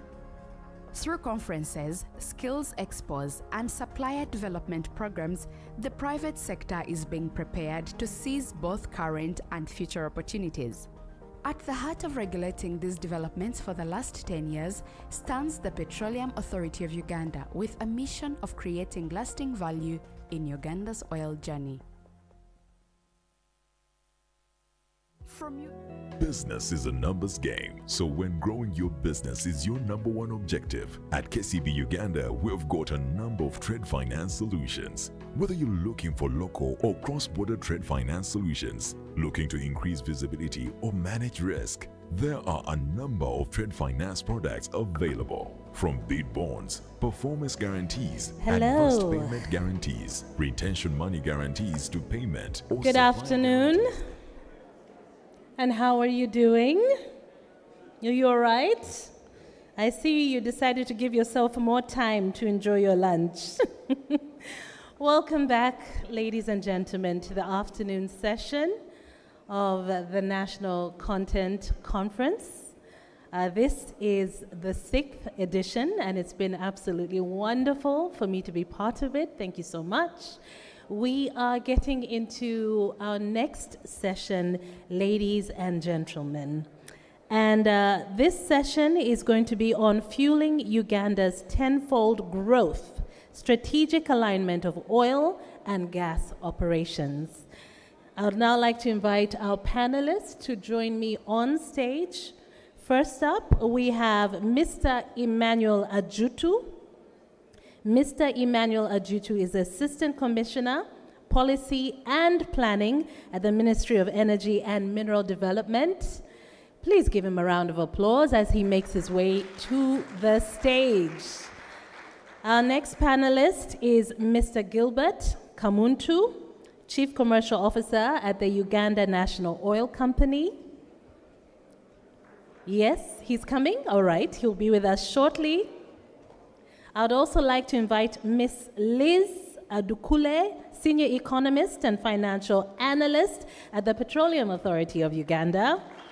Round of applause as Liz makes her way to the stage.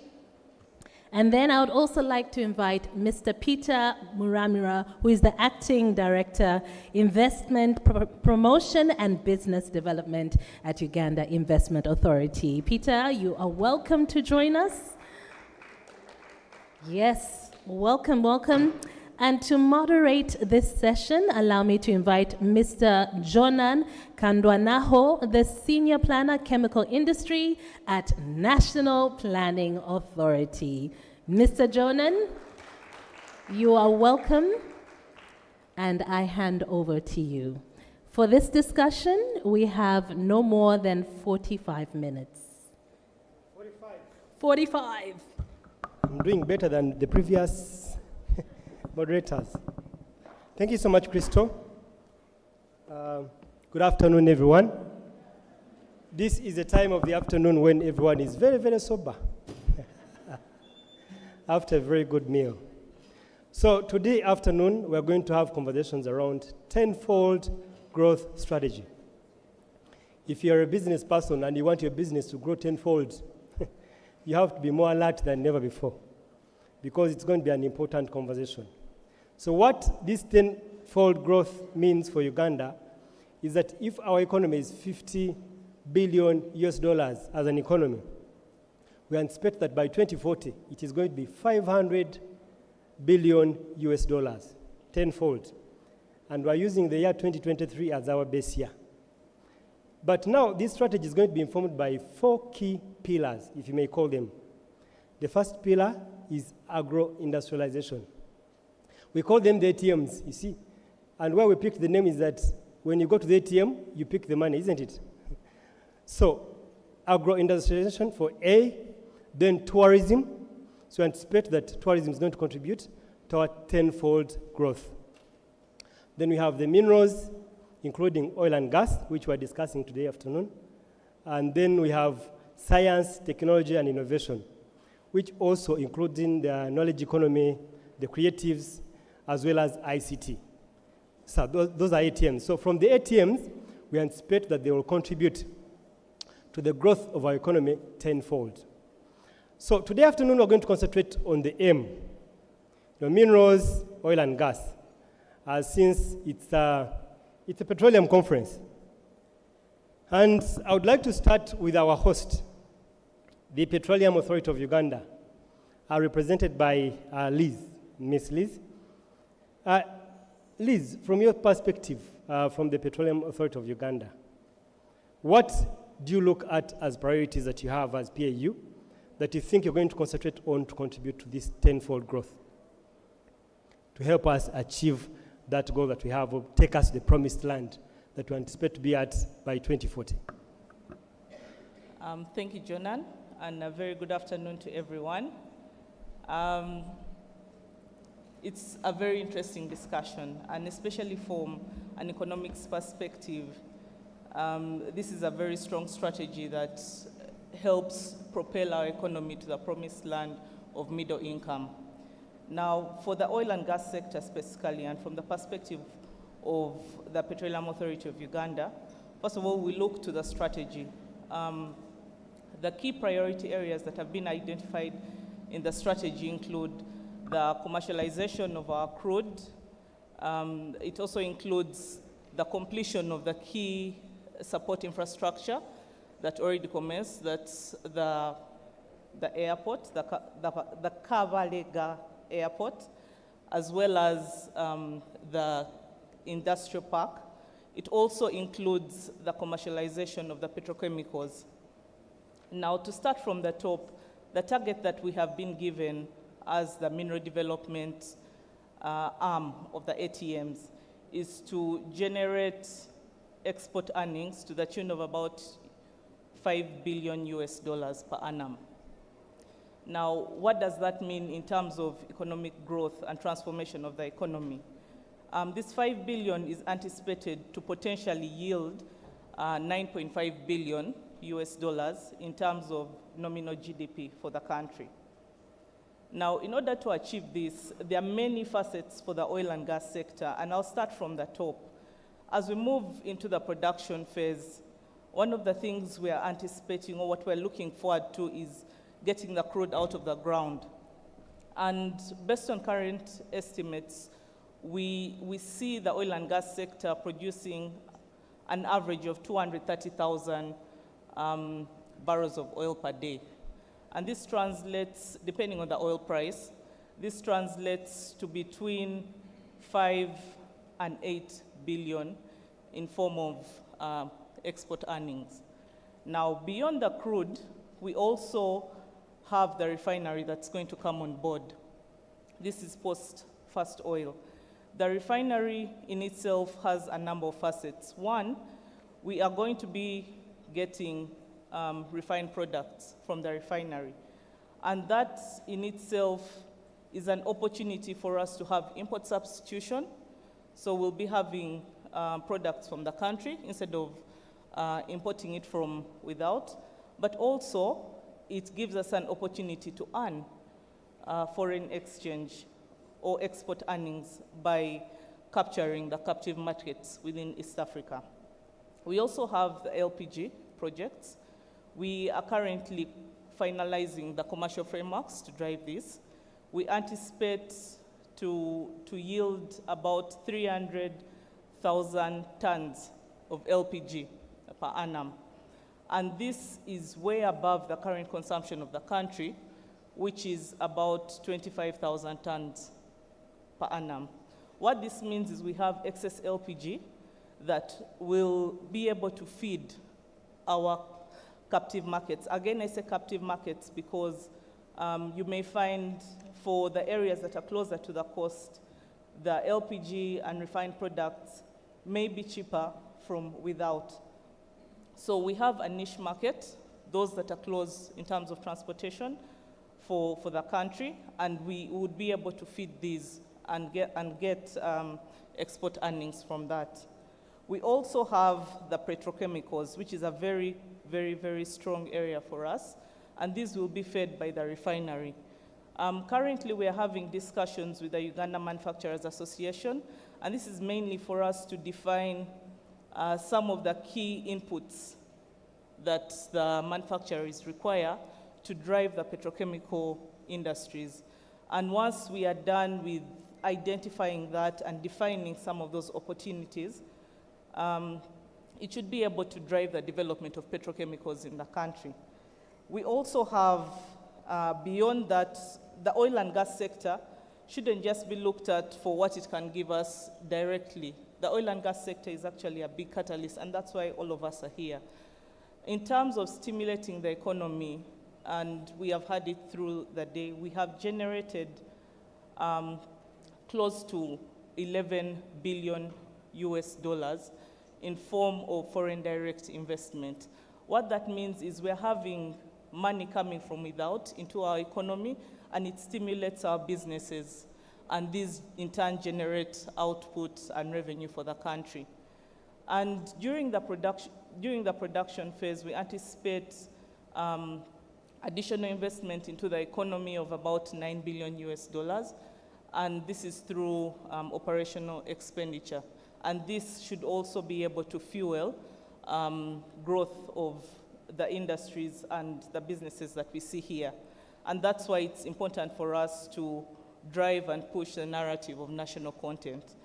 Now, we also have revenues, anticipated revenues from the sector, and current estimates show that we will yield between 1 to 2.5 billion per annum in terms of revenue from the sector. And that is from just the sale of crude, our share of crude as a country. What that means is we will have income to be able to stimulate other sectors. Now, the current strategy that government has is to subject these revenues to what we call a fiscal rule. So not all revenues will be used to stimulate the economy, but a maximum. And this is mainly to ensure that we don't have overheating of the economy. So subject to that fiscal rule, money will be transferred to the consolidated fund to be able to invest in infrastructure projects. And that's another way we see the oil and gas sector contributing to the tenfold growth. And finally, I would like to speak to the linkages. Linkages have been an aspect that's been very close to the Petroleum Authority, and we have mainly pushed for the backward linkages, and that has been ensuring that the oil and gas sector supports agriculture, tourism, skilling aspects, and a number of other sectors, health and the like. Now, into the production phase, yes, we'll continue to consolidate the gains that we have made from the backward linkages, but also we hope to ensure that we also support the development of the forward linkages.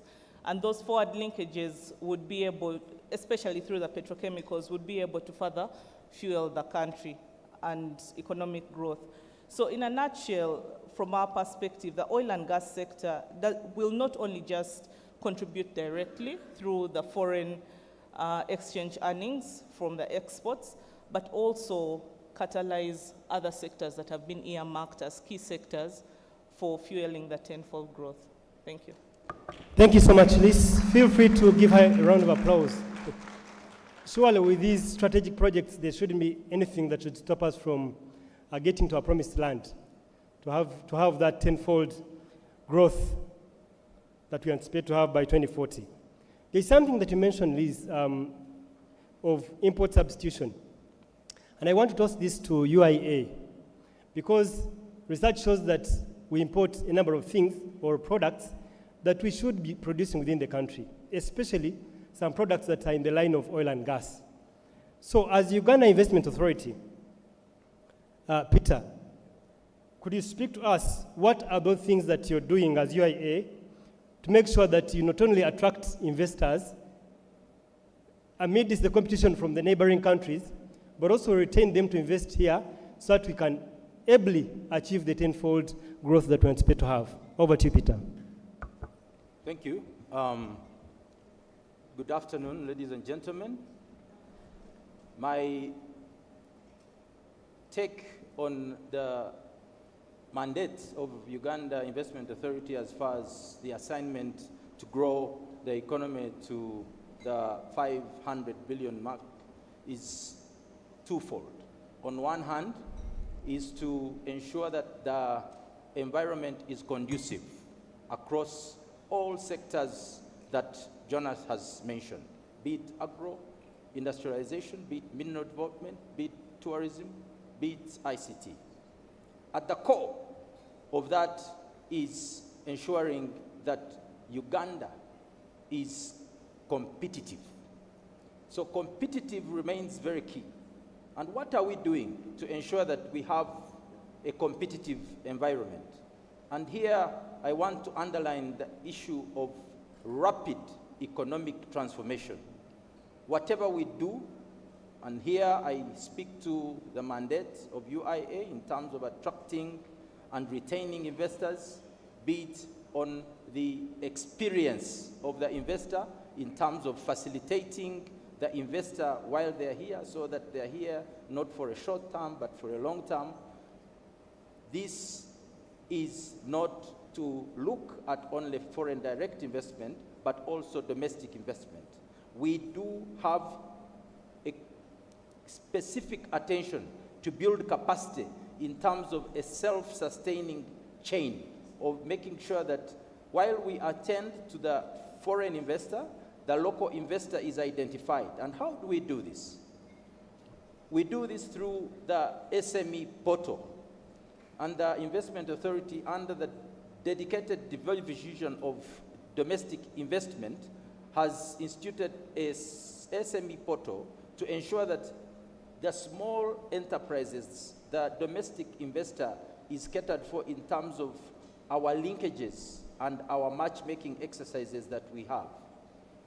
We were also mandated with the Ministry of Foreign Affairs to ensure that we have a specific agenda for economic and commercial diplomacy. How we do this is that when we are going out there to market the country, to ensure that we are attracting strategic investments that will ensure that they have connectivity in the local market, we do that by ensuring that we are having a mind share of the local investor. We know the gaps, where they are in terms of value chain. So what we do, we try to ensure that when we are marketing the country, in the missions abroad, in the foreign missions, the forums, the road shows, the summits that we have at a regional level, at the global level, we are targeting those value chains and those investors in those value chains so that they can come in, plug in, and play so that there is that connectivity. What also is happening at Uganda Investment Authority is a dedicated effort to industrialize.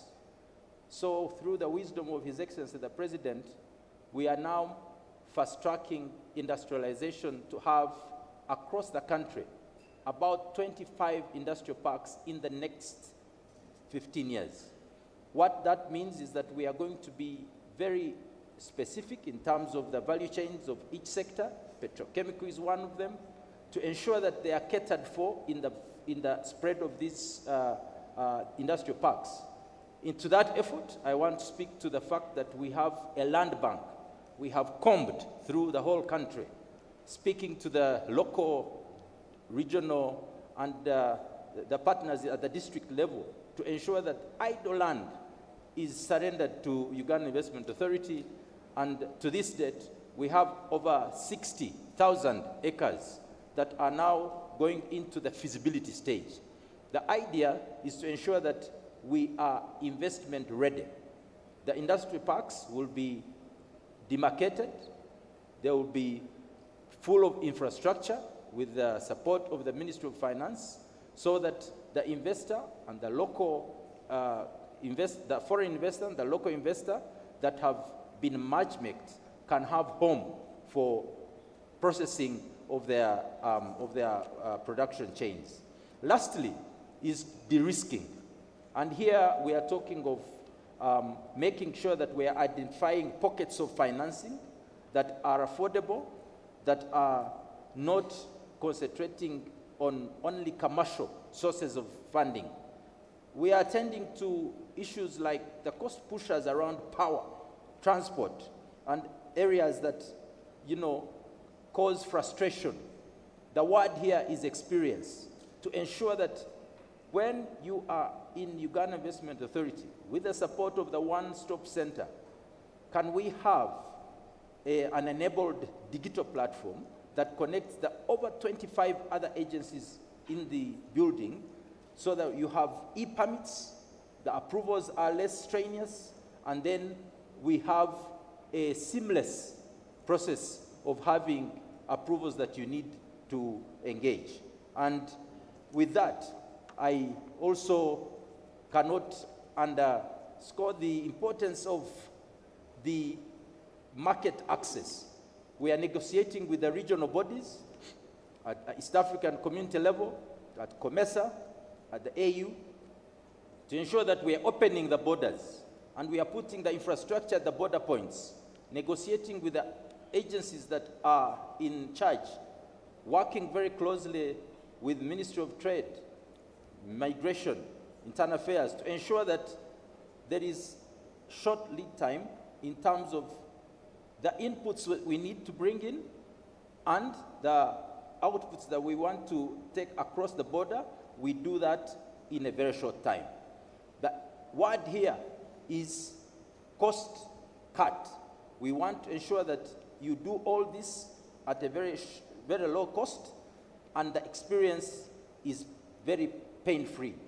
And with that, we assure that you will have, as a local investor, good partnerships abroad, and you'll be able to retain whoever has made a decision to come and invest with you.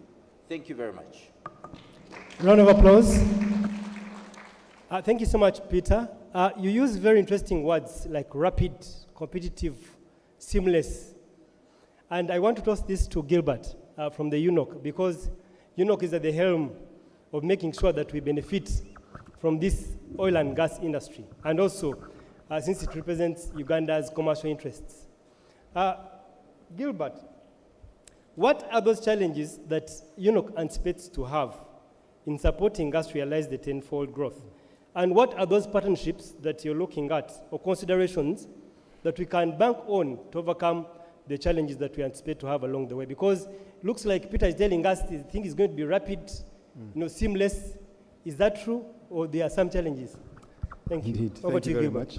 Thank you, moderator, and good afternoon, everybody. It's a pleasure to be here again on day 2 of this wonderful conference. And thank you for that question. Moderator, as I was coming in, I heard a PAU outlining some of the projects and some of the ways that we are going to execute in the ATMS agenda, the tenfold growth. And one of the key issues there in all these projects is that these projects are what we call mega projects, meaning that they're extremely large projects. They have a lot of capital requirements, and they are big in size. And I believe we have already experienced that in the projects of Tilenga, Kingfisher, and ECOP. And so what that means is that for us as UNOC, as the commercial arm of government, one of our key challenges is project execution, in the sense that we have to be able to deliver these projects. Our colleague in PAU talked about the refinery, talked about petrochemicals, talked about LPG. These projects are mega in size. And all the project development activities that go along with these projects require a certain level of capacity of execution. And of course, they also have a certain financing aspect of it. And so this is the first key challenge that I want to highlight today. The question is that, therefore, what are we doing as UNOC to deal with this challenge? And we're trying to do several things, some of which we're already seeing dividends for. Moderator and maybe some of the members here might remember yesterday in our presentation, we talked about building capacity being one of the key aspects of UNOC. We think that one of our key assets as UNOC is our personnel in this project execution. And so therefore we are doing a lot of strategic initiatives to build the capacity of our staff. If I mention a few, for example, we have a strategic partnership with a company called Petronas. Petronas is the national oil company of Malaysia. And very recently we had some of our staff go there for a long-term training and development, which is one of the ways in which we give our personnel real experience on development of mega projects. Of course, I need not mention that being a joint venture partner of Total and CNOOC and TPDC for ECOP, joint venture partner in Tilenga, Kingfisher, and ECOP, one of the key agreements that we had in there was that the right to second our staff into these projects, because the reason being that we believe strongly that the kind of experience that our personnel will gain on these projects is easily transferable to the development of the mega projects that have been spoken about, the refinery, LPG development, Kampala storage terminal, Kabalega industrial park, etc. Alongside, of course, the usual, a lot of investment in training and development. So that's extremely important for project execution, number one. I think number two as well, obviously, is partnering strategically. It's extremely important for us as UNOC in the execution of our projects that we partner strategically, such that we find partners who are aligned with the national and institutional agenda and have the operational and financial capacity for our projects. This is why we have partners for our mega projects. As you might well know, in the refinery, we have a partner called Alpha MBM with whom we recently registered the holding company and we've started activities. We have partners who are helping us to develop Kampala storage terminal and all our projects. I will not go through them and itemize, but rather to say as a message, we consider partnering strategically as one of the key areas of how we execute our projects. And last but not least in this area is, as I mentioned, these projects have very high capital demands. And so we obviously have to have a good relationship, and we also obviously want to thank our shareholder, 49% shareholder, the Ministry of Finance, Planning and Economic Development. It is very important that we work closely with our shareholder to come up with innovative financing solutions such that we can fulfill all our obligations as the commercial arm of government in this project execution, alongside, of course, certain innovative commercial structures in our projects. And so this is how we deal with this issue of project execution, without which these projects we're talking about will remain on the planning stage and will not become reality. I'll only mention one more in the interest of time.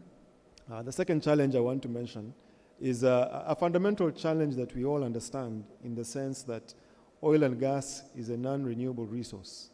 And so therefore, when PAU was talking about the revenues per year, to maintain those revenues requires what is called reserves replacement, such that all the barrels that are produced are replaced, meaning there is a need for more discovery of oil. The Albertine Graben is a very prospective area. I think that has been proven by the success rate of the drilling. But the fact of the matter is that additional drilling is required. And this introduces what is called geological risk. And that's a key challenge in the sense that anyone who is in the business of discovering oil has to spend some money in drilling of oil and has to accept that there's no guarantee that this drilling will be successful. That's what is called geological risk.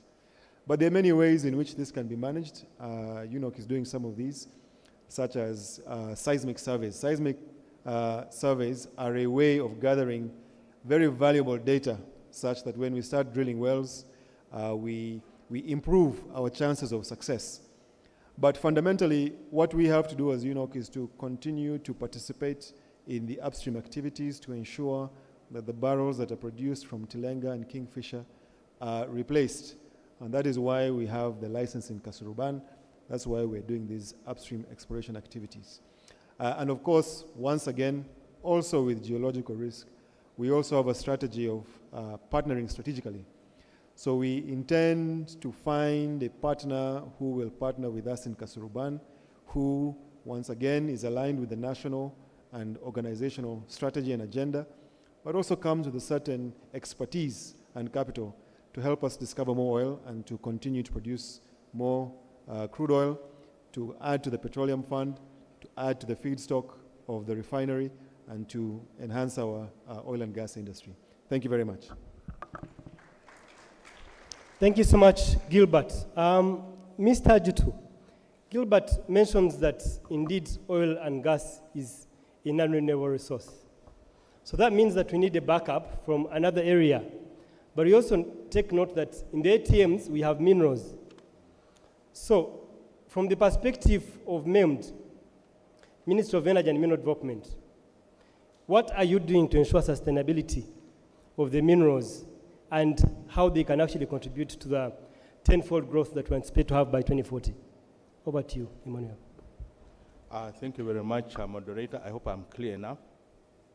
Participants, I think I'm really so excited to be here. It gives me this opportunity to give basic highlights on how we as a ministry is positioning ourselves to contribute to the tenfold growth. Right from yesterday, we had in the opening remarks that based on the ATM strategy, the ministry, the program, and the sector generally have a very big role to play in attainment of this tenfold growth. I think we have to contribute up to about to 5.5 of the 500 billion. So that is not an easy task, but what is encouraging me, this afternoon, I think just before we went for lunch, I saw a list of financials to this conference. What that one means, like UAA was saying earlier on, the role of government is to de-risk. So already there is that appetite to attract, and we can see already people are, the environment being created is already conducive. So we need to enhance on that. So the first thing we need to do here is to ensure that we de-risk. So there has to be a clear regulatory and policy framework put in place to create that comfort so that there is predictability, there is confidence, and then certainty. Because if you don't have that, it certainly makes it very difficult for somebody to come and put in money. The other thing also we need to do is to ensure that we do deliberate actions to ensure that there's transparency, accountability, and predictability of revenue collection.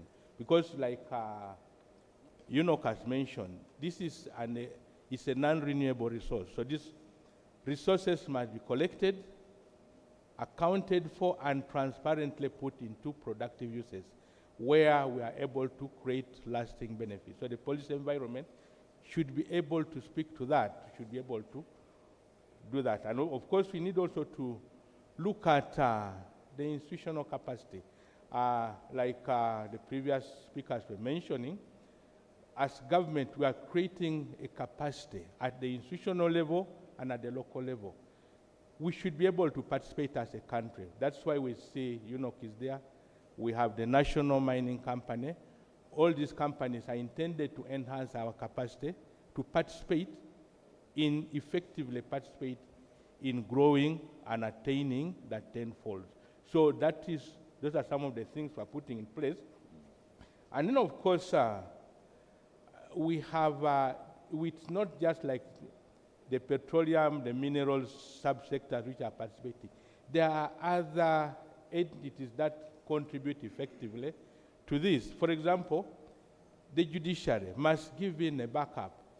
UIA has mentioned here they're playing a very big role. So there should be that inter-institutional collaboration for us to ensure that we're moving in the right direction to enhance our capacity to position ourselves to translate into that tenfold growth. Because it's not an easy target, it has to be deliberate, it has to be purposed, and we must focus. So that's why we are looking into that. And then coming to that, we must also look at the issues of value addition. What are we doing in terms of value addition? Because if these are raw materials, like for example, if it is petroleum, you pump it out, it goes. How much of value are you getting from that? Or if it is minerals, you get it from down, move it. So you must be able to do value addition to that.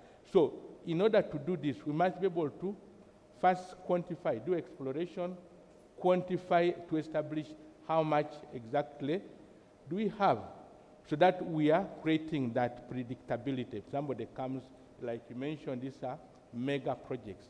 You cannot just put in your money when you don't know what exactly is underground, because it's something which is so many kilometers down. So you must be able to put in your money with certainty.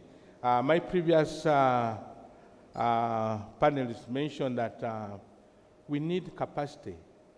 For you to be able to be innovative, creative, you must have your personal capacity to be able to ensure that you're putting the resources to good use, managerial capacity, for purposes of creating that environment which enables productivity. Because imagine if you have this environment which is toxic, then even your brain switches off. So then the other thing that I need to put in place is the issue of, these resources, we do it in partnership. People must come and buy them.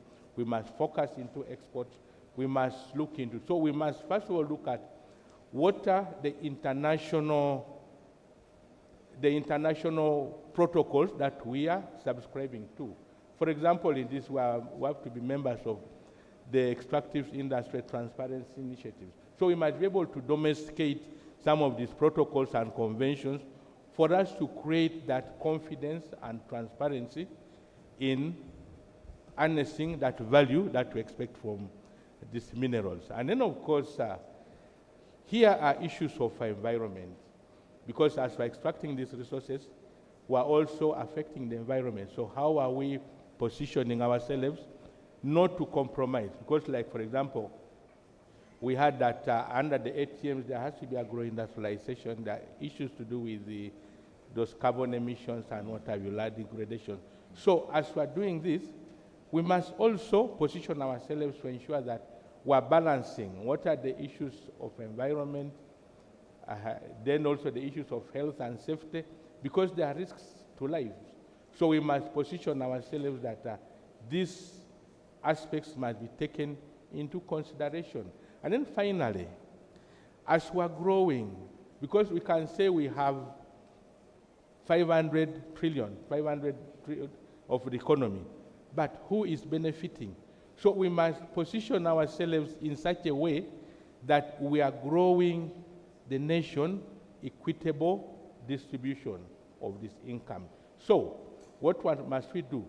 That these artisanal miners, we must build their capacities, we must enable them, must find mechanisms of registering them, train them, build the capacity to test. The laboratories must be well equipped and certified internationally, so that what you are doing, people have confidence in you. For now, I think that's what I can mention. Thank you so much.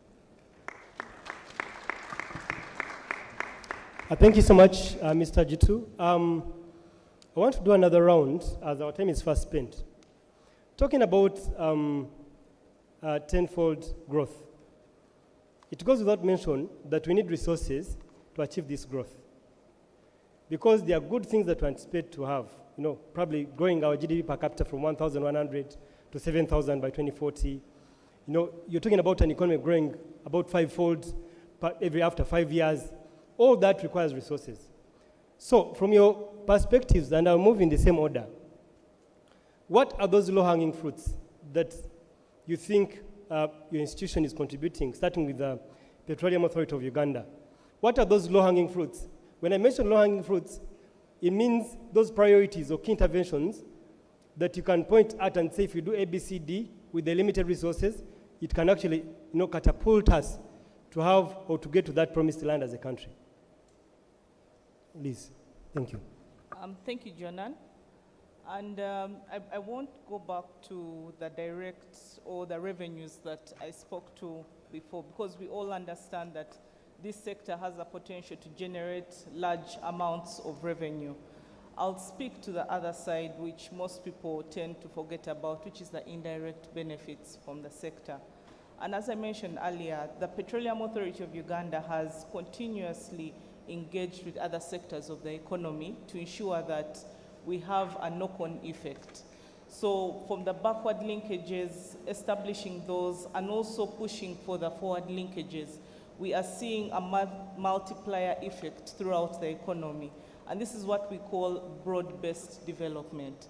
So from our perspective, the oil and gas sector is able to not only just achieve those key interventions under oil and gas, but also for the agriculture, for tourism, for science, technology, and innovation. We have seen the sector do a lot in this area. We have seen capacity of enterprises built. We have seen skilling, technological transfer, and a number of companies within here have benefited from this. Now, what we see as some of the things that we need to capitalize on is what we're discussing today, national content. There's a lot that we have gained. There are so many gains that we have made in terms of employment, in terms of skilling, in terms of building our local enterprises. And we believe that if we continue to capitalize on these gains and continue to work closely with other sectors, especially those that have a high potential to benefit from the oil and gas sector, we believe that we will not only, as a sector, contribute to the tenfold growth, but rather ensure that we surpass the targets that have been given to us. Thank you. Thank you, Liz. Capitalizing on the gains. It relates with term that I want to mention. Yes, Peter, what are those low-hanging fruits? Yeah, thank you very much. At the heart of our mandate as Uganda Investment Authority is focus on other partnerships around government. Mr. Moderator, my other life, I'm a singer.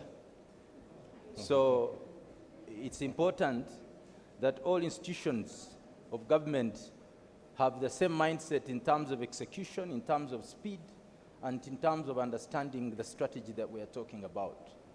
So the investment code has been kind enough to give us the power to convene other entities of government.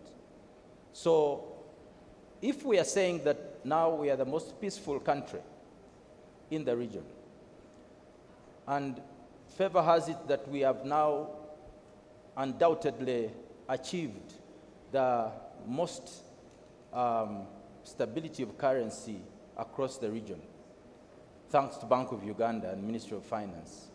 Our next item then becomes how inclusive are we doing things as institutions of government.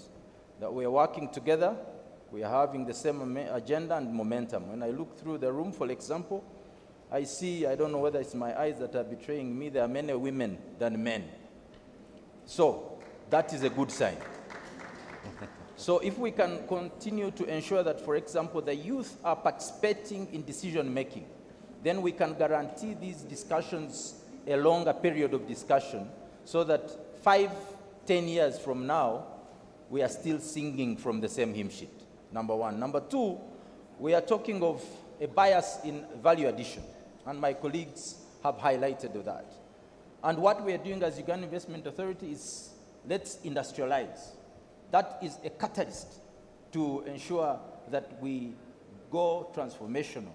We're even going down into Chikubo, for example, into the traders and enabling them to transition from being just traders to being manufacturers. So that's the conducive environment that we are talking about. Reduce the cost of doing business, but provide an experience for those that can enter the processing and manufacturing angle. Lastly, Mr. Moderator, on my side is to keep looking at what the globe is doing. When we are talking of strategic investments in energy, strategic investments in mineral, for example, what is the world doing? So we are keeping an eye on what is going on, and then we are making sure that we are aligned to global brands, what they are doing, and I'm sure when you look through our industrial parks in Namamve, in Mbarara, in Bunagana, you're going to start seeing these brands coming up, and that, Mr. Moderator, is the attention to detail that we are talking about when we are making our strategy on attracting strategic investments. Thank you very much. Thank you so much, Peter. As one politician mentioned one time, that your alleges must prove, we must get a capella from you. So, Mr. Ajitu, low-hanging fruits. Thank you. What are those low-hanging fruits? Thank you very much, Mr. Moderator. Like I earlier on mentioned, we have first of all, that conducive regulatory environment that I've mentioned. Like I was trying to make a joke earlier on that we already seeing people willing to support this. So one of the areas we are trying to look at is how do we strengthen our capacity to be able to innovate? Because one of the biggest challenges we've seen is that I think it was earlier on in the previous discussion where we saw that we are mostly importing raw materials. We are, even if we're adding something, it's basically imported. The value is really so small. So we need to see how do we adopt, how do we position ourselves. So we're trying to build capacity, beginning with the artisanal miners, the small scale miners. We are also trying to position ourselves. For example, we have entities like I've mentioned, who are trying to do what exactly is supposed to retain our revenue here. So how do we enable ourselves? Instead of looking for an investor, we also need to position ourselves to do exactly what is required. But also, we participate in this regional body, so we really need to position ourselves. How do we build what we call, for example, under the umbrella of East African Community, how do we establish a fund? So, because if we join it together, probably the cost of that fund will be smaller, and then be able to attract more financing for us to invest and do business. Maybe the other areas we shall need to do is public-private partnerships, so that we partner with the people who have the capacity, they build our capacity, we move forward.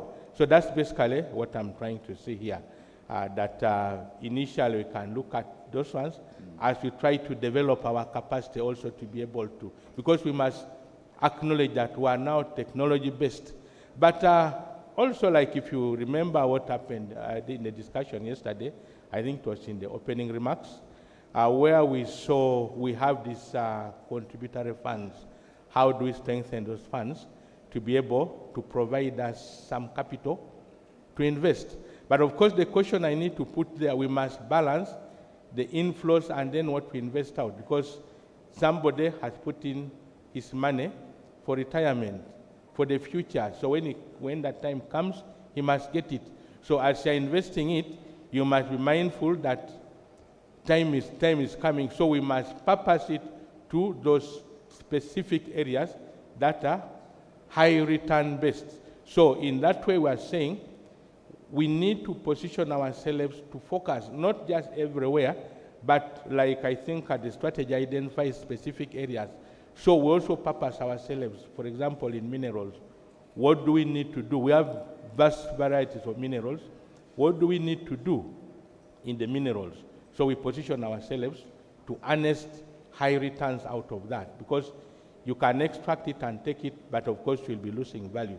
That's why we're saying we must purpose ourselves to add value. So that's basically what I can add as a rejoinder. Thank you so much. Thank you so much, Ajutu. Ajutu's conclusion comes in 3 phases like electricity, but finally conclusively. But thank you so much for doing this subject service. Gilbert, in under a minute, as our time is fast spent, all right. What are those low-hanging fruits? Okay, thank you very much, moderator. I'll try and be brief. And indeed, in terms of low-hanging fruit, I'm going to repeat the message. Our message is project execution. And I'll just say it on 3 or 4 fronts. I think first and foremost, first oil. The low-hanging fruit is first oil. I think yesterday we were educated on the various ways to look at first oil. And I believe in all of them, first oil is around the corner. So some of the numbers that have been mentioned by this panel today about contribution to the Petroleum Fund will come through first oil. So our focus alongside our joint venture partners is on project execution to get to first oil as quickly and efficiently as possible. We've come far, but we are not yet at the finish line. We are close and it is in sight, but we should maintain focus on ensuring we get there in an efficient manner. That's number one. I'll only mention 2 more from a project perspective. The second one, in terms of low-hanging fruit, is what UNOC has been doing with refined products importation, sole importation of diesel and petrol. Moderator, that has resulted in a level of stability whereby we as UNOC are contributing to the macroeconomic stability through predictability and reliability of importation. And we have seen, I believe the Permanent Secretary of Treasury tweeted recently about how this has supported our forex stability. So sole importation is actually low-hanging fruit in supporting what the governor yesterday talked about, the macroeconomic stability of the country. The third project I want to talk about is extremely important, and it has also been referenced in these 2 days, which is LPG. LPG might not have the same revenues as oil, but the socioeconomic impact of LPG cannot be underestimated, because we have to remember that in terms of our energy needs as a country, 80% comes from firewood and biomass. And so therefore, it is extremely critical and urgent that we change that energy mix. And this is where LPG is extremely important. Alongside, of course, maternal and infant health, because, of course, in our culture, it's mainly women and children who are exposed to the particulates from using charcoal and firewood. And so LPG that will be produced alongside first oil is extremely important in this exercise of tenfold growth and just improving our socioeconomic environment. And of course, last but not least, I must mention another part of the low-hanging fruit is the reason why we are here today, which is national participation in oil and gas. Once again, I want to repeat the commitment of UNOC to ensuring we maximize national content in all our projects, because that is how we are going to do those things that I mentioned in the tenfold growth strategy, expanding the taxation base, moving our people from low to middle income. All of these are going to happen, and we believe that national participation in oil and gas is going to be one way in which you can contribute to this tenfold growth. Thank you, and I submit. Thank you so much, Gilbert. Another round of applause for these great panelists. Yeah, thank you so much for doing this great subject service. I must say that we've allowed some few minutes to Crystal to add to another session. I think we used less than the minutes we're given. Thank you so much, and have a great afternoon. Thank you. All right, thank you so much to our amazing panel for the discussion. A round of applause for our moderator, ladies and gentlemen, Mr. Jonan Kandwanaho. Thank you so much from the National Planning Authority. I'd like to invite all of you to step forward for a group photo, and then we do have a gift bag as appreciation from Petroleum Authority of Uganda. So again, a round of applause, ladies and gentlemen, for our final panel discussion for today that absolutely did not disappoint. Thank you, thank you. I think our photographers now want your attention. So right there. Okay. Wow, a lot of cameras, eh? Paparazzi all out today. All right, thank you so much. If we can just hand over something to you. That was an amazing discussion on fueling Uganda's tenfold growth, strategic alignment of oil and gas operations.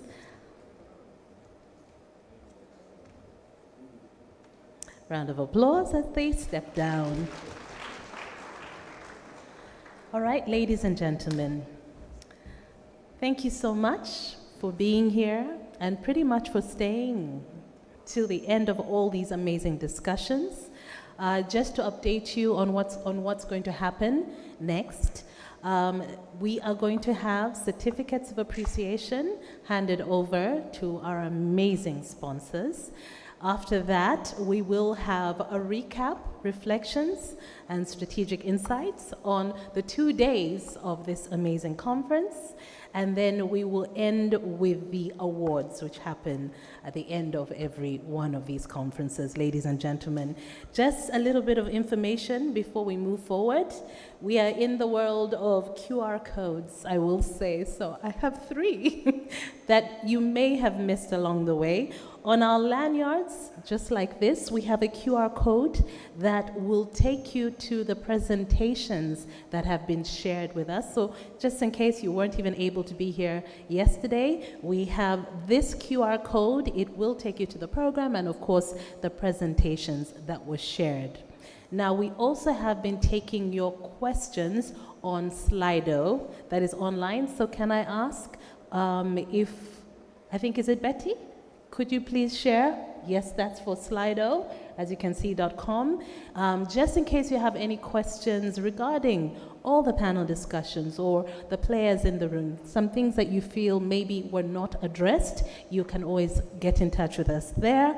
And finally, since we are wrapping up the formal part of the discussions, we would love to hear your feedback. It is incredibly important to hear what you have to say, what your thoughts are, and just in case maybe there are any gaps that you would like to share. So we also have a QR code for feedback. It will take you to the feedback form, and we would love to hear from you. Anything you have to share. Thank you so very much, ladies and gentlemen. So that takes us to the sponsor certificates, I believe.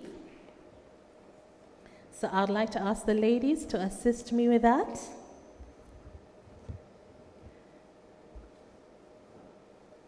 And if I can invite the Executive Director, Petroleum Authority of Uganda, if you could join me on stage, as well as the board members who are present, to hand over these certificates. We have 35 to our amazing sponsors. So I'm going to try to make sure that we move very fast, and this is my request to you, that as soon as you hear the name of your company, one representative steps up, or the team that's here, as quickly as possible. So yes, Ernest, thank you so much for coming back on stage, and to all our board members, PAU, please join us for this handover. Thank you. Sorry about that. Okay.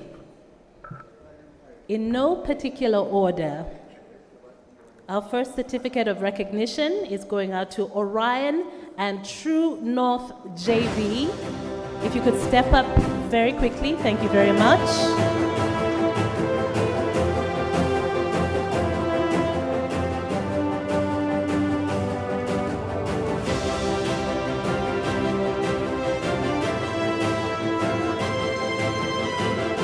So if I can have one young lady to pass on the certificate.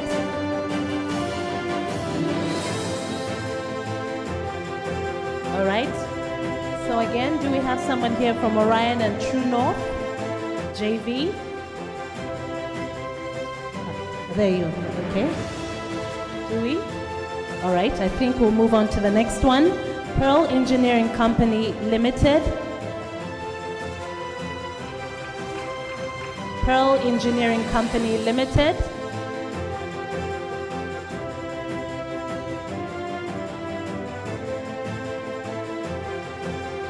All right. Do we have someone from Pearl? No. Africa Global Logistics.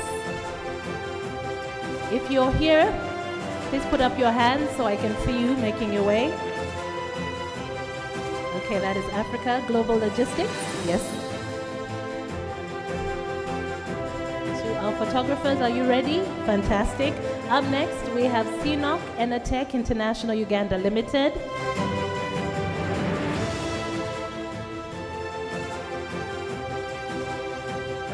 All right. It seems the organization we have is you stand in the middle for the picture moment, but first stand here before you receive it.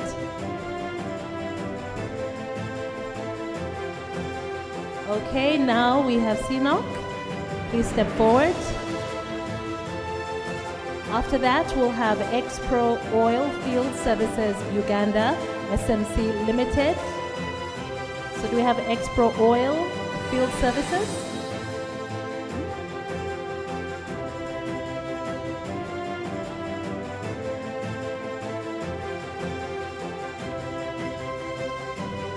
Plan Engineering, please step forward.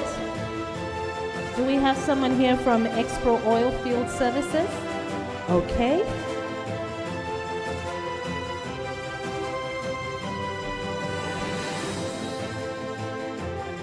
All right, next we have National Social Security Fund, NSSF. Can we have someone join us for that?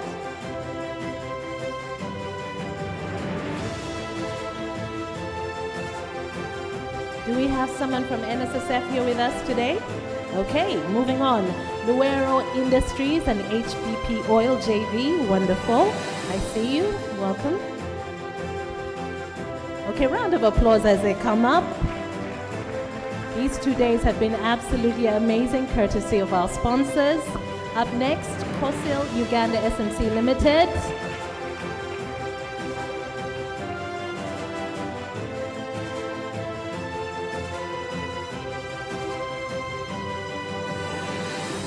Cosil, you're welcome to join us on stage.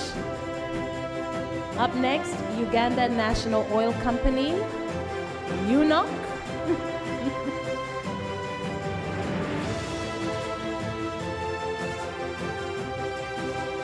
Okay, I believe you can step right here. Thank you.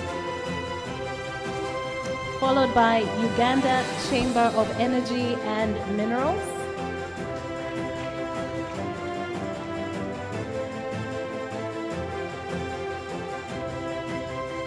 Welcome again, our CEO is here.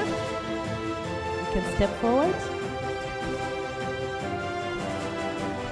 That will be followed by Echo and Partner Consult Limited. Do we have someone here from Echo and Partner Consult Limited? Wonderful, please come on up. I think I'm going to do the clapping over here to our amazing sponsors. Please join us on stage. And that will be followed by ICS Global and Prometim Uganda Limited.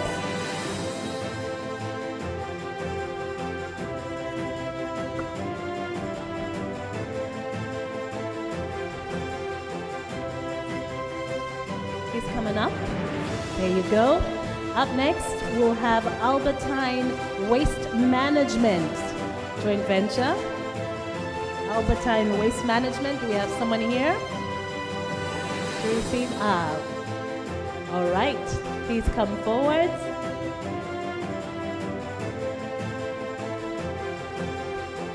Again, thank you to all our amazing sponsors. The next sponsor coming on stage will be KCB Bank Uganda.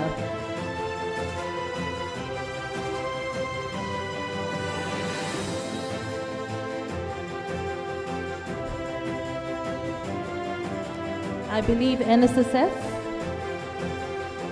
Oh, wonderful.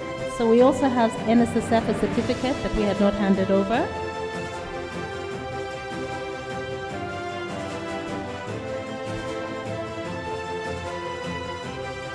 All right, sorry. National Social Security Fund.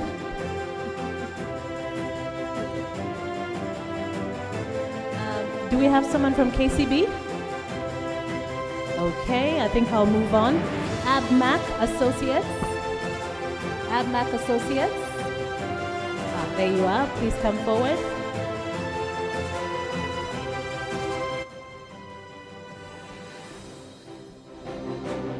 Okay, round of applause for you. And then that will be followed by Centenary Bank. Do we have someone here from Centenary Bank?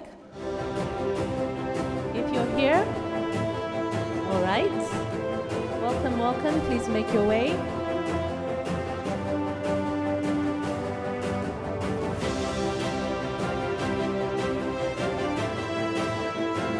Please come on up. Okay. That will be followed by CNOC Uganda Limited.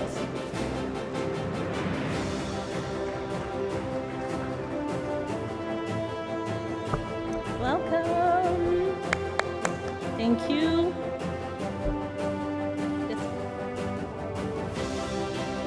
Okay. If Three Ways Shipping Services Group Limited, if we have a representative, can you please make your way to the stage?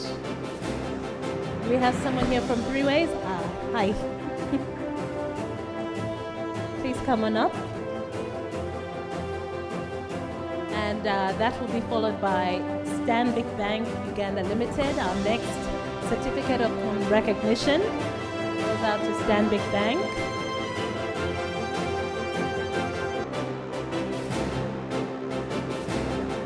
Do we have a representative for Stanbic Bank? Oh, there you are. Come on up. That will be followed by Motor Angel Uganda Limited.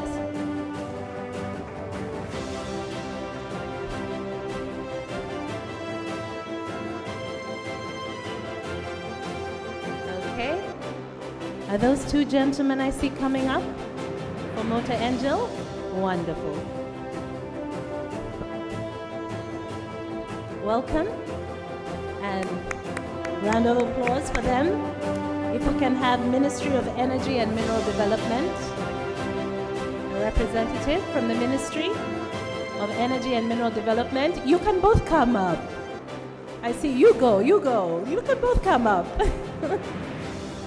Thank you. All right, I believe you can step to the center for the picture. Up next, we'll have McDermott, Uganda Limited. All right.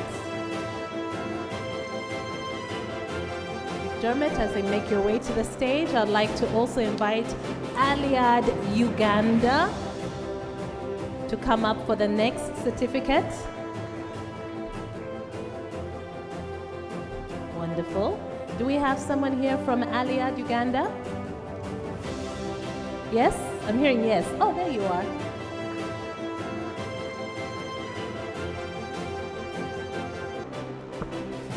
Okay. Next, we'll have City Ambulance Limited.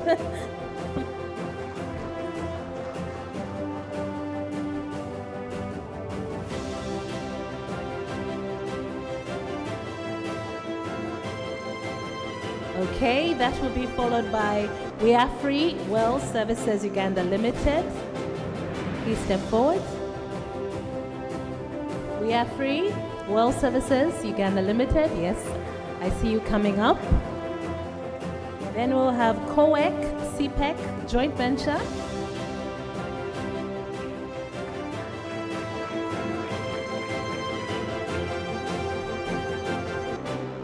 So I'll hold you here on the side.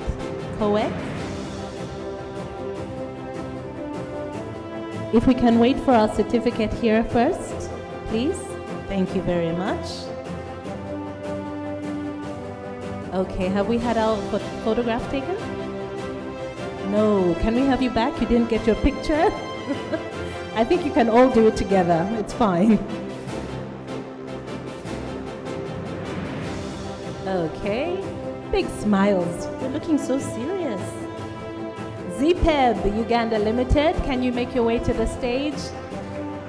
ZPEB, please come on up. The next certificate of recognition will be going out to HR Beyond Limits and Aldelia JV joint venture.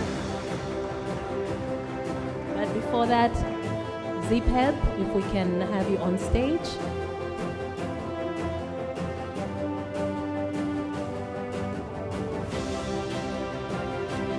Round of applause for them, ladies and gentlemen. There are certain people who clap every time.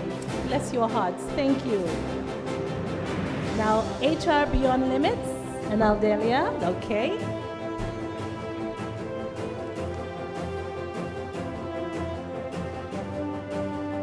Okay. Up next, SLB Uganda. Can you make your way to the stage? Are you right here?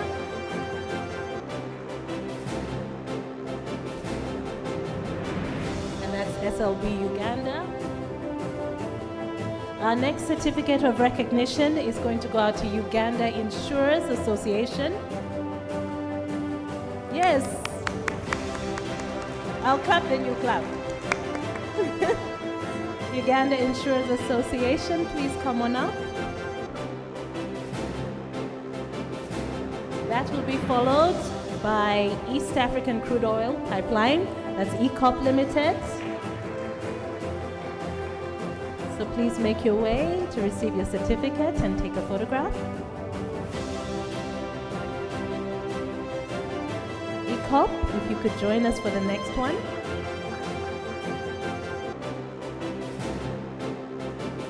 Wonderful. Thank you. Please come on up. Can Sinopec International Petroleum Service Company Uganda Limited, Sinopec, you can stand here until your photograph is taken. Right here, please. Okay. Fantastic. Thank you. And now Sinopec. Thank you so very much. Certificate of recognition. Up next, Total Energies, EP Uganda. If we have someone from Total, please come on up.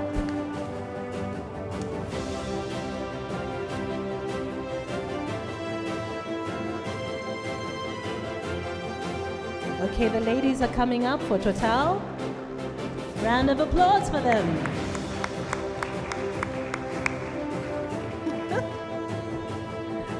All right. And that will be followed by Valurec Oil and Gas Uganda. Do we have someone here from Valurec Oil and Gas Uganda SMC Limited? Okay. Do we? I'm looking for someone to wave. Okay, we shall hold on to that. Can I invite someone from Mineral Services Limited to please come on up? Okay. I think I have the two of you coming. Please, welcome.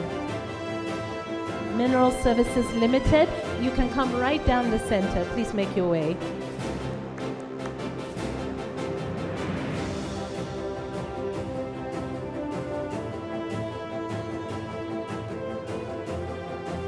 All right. And our final certificate of recognition is going out to Danching Official Oilfield, Construction Group Company Limited. I don't know if I said it right. Danching Oilfield Construction Group Company Limited. If we have a representative, please make your way to the stage. All right, if not, I believe I am going to hold on to that.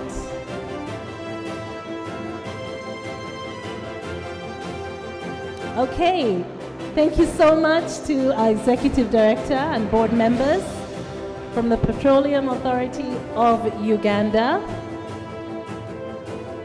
Okay, I thought you were giving me more. I was like, okay. All right, ladies and gentlemen, we've had 2 amazing days full of wonderful conversations and a highlight on Uganda's first oil. What does that mean exactly? I believe that's actually in the papers today, in one of the local papers, the story covered from yesterday. And of course, discussions around opportunities, synergies, regional integration, and so much more. Now we are going to have an official recap, or should I say, look at the reflections and strategic insights from the conference. I'd like to invite someone from Petroleum Authority of Uganda to handle this last bit. Thank you.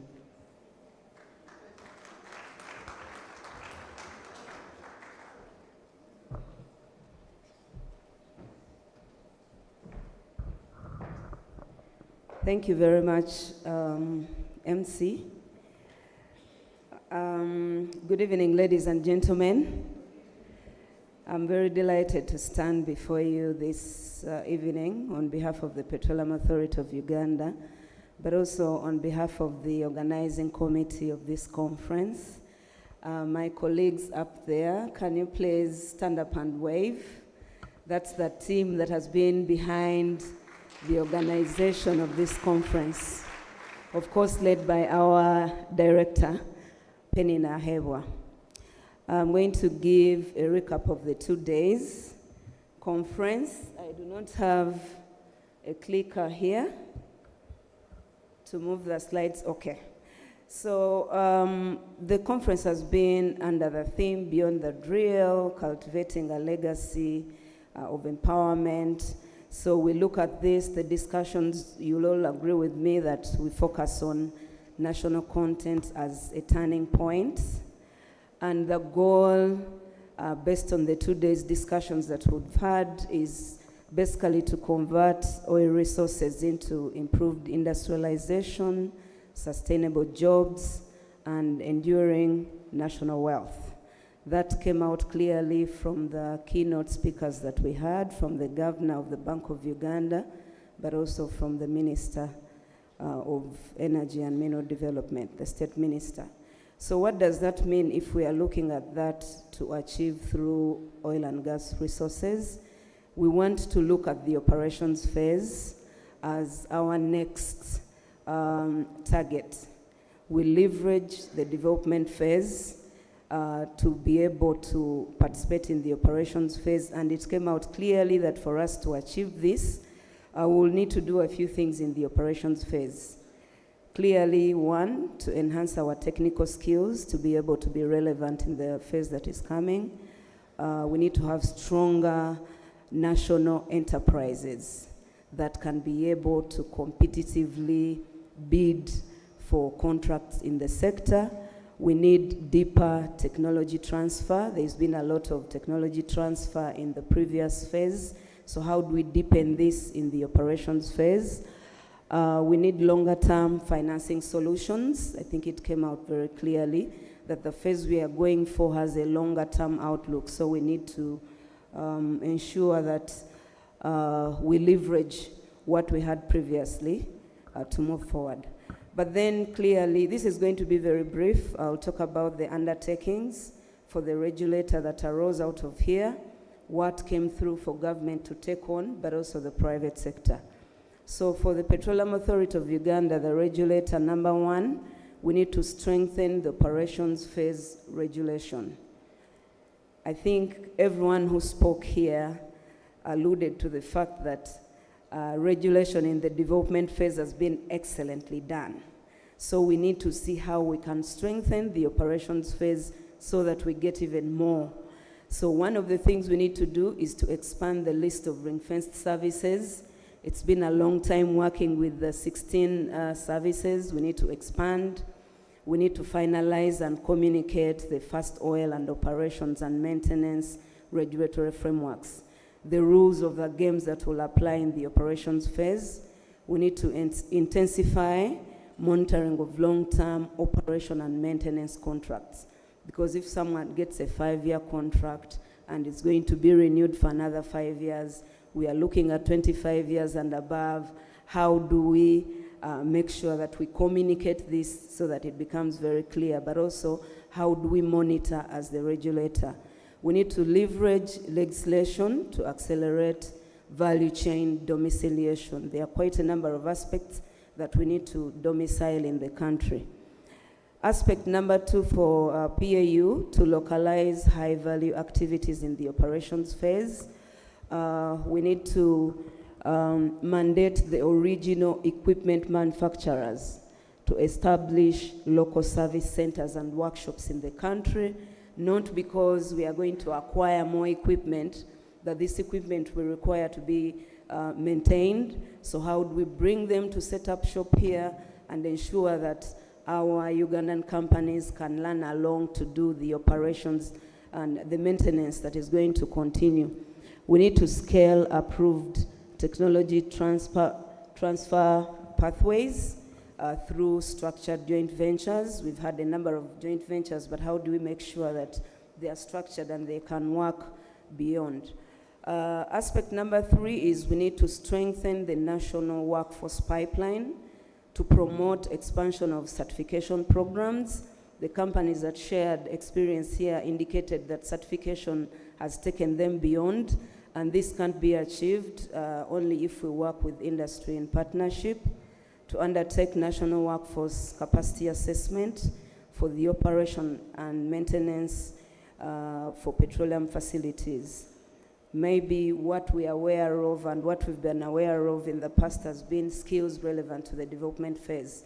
We need now to do a risk scanning to assess the skills that will be relevant for the operations phase. We need to generate a pool of certified Ugandans that are ready for deployment in the operations phase. Of course, we use the NOGTR, the National Oil and Gas Talent Register, but also the company databases to be able to establish and have it readily available in the country.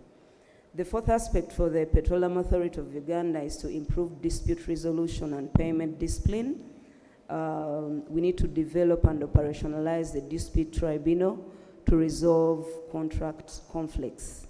I think everyone has heard about these, so we want to be very intentional going into the operations phase to see how this can be addressed. We need to enforce timely payment through rigorous compliance audits.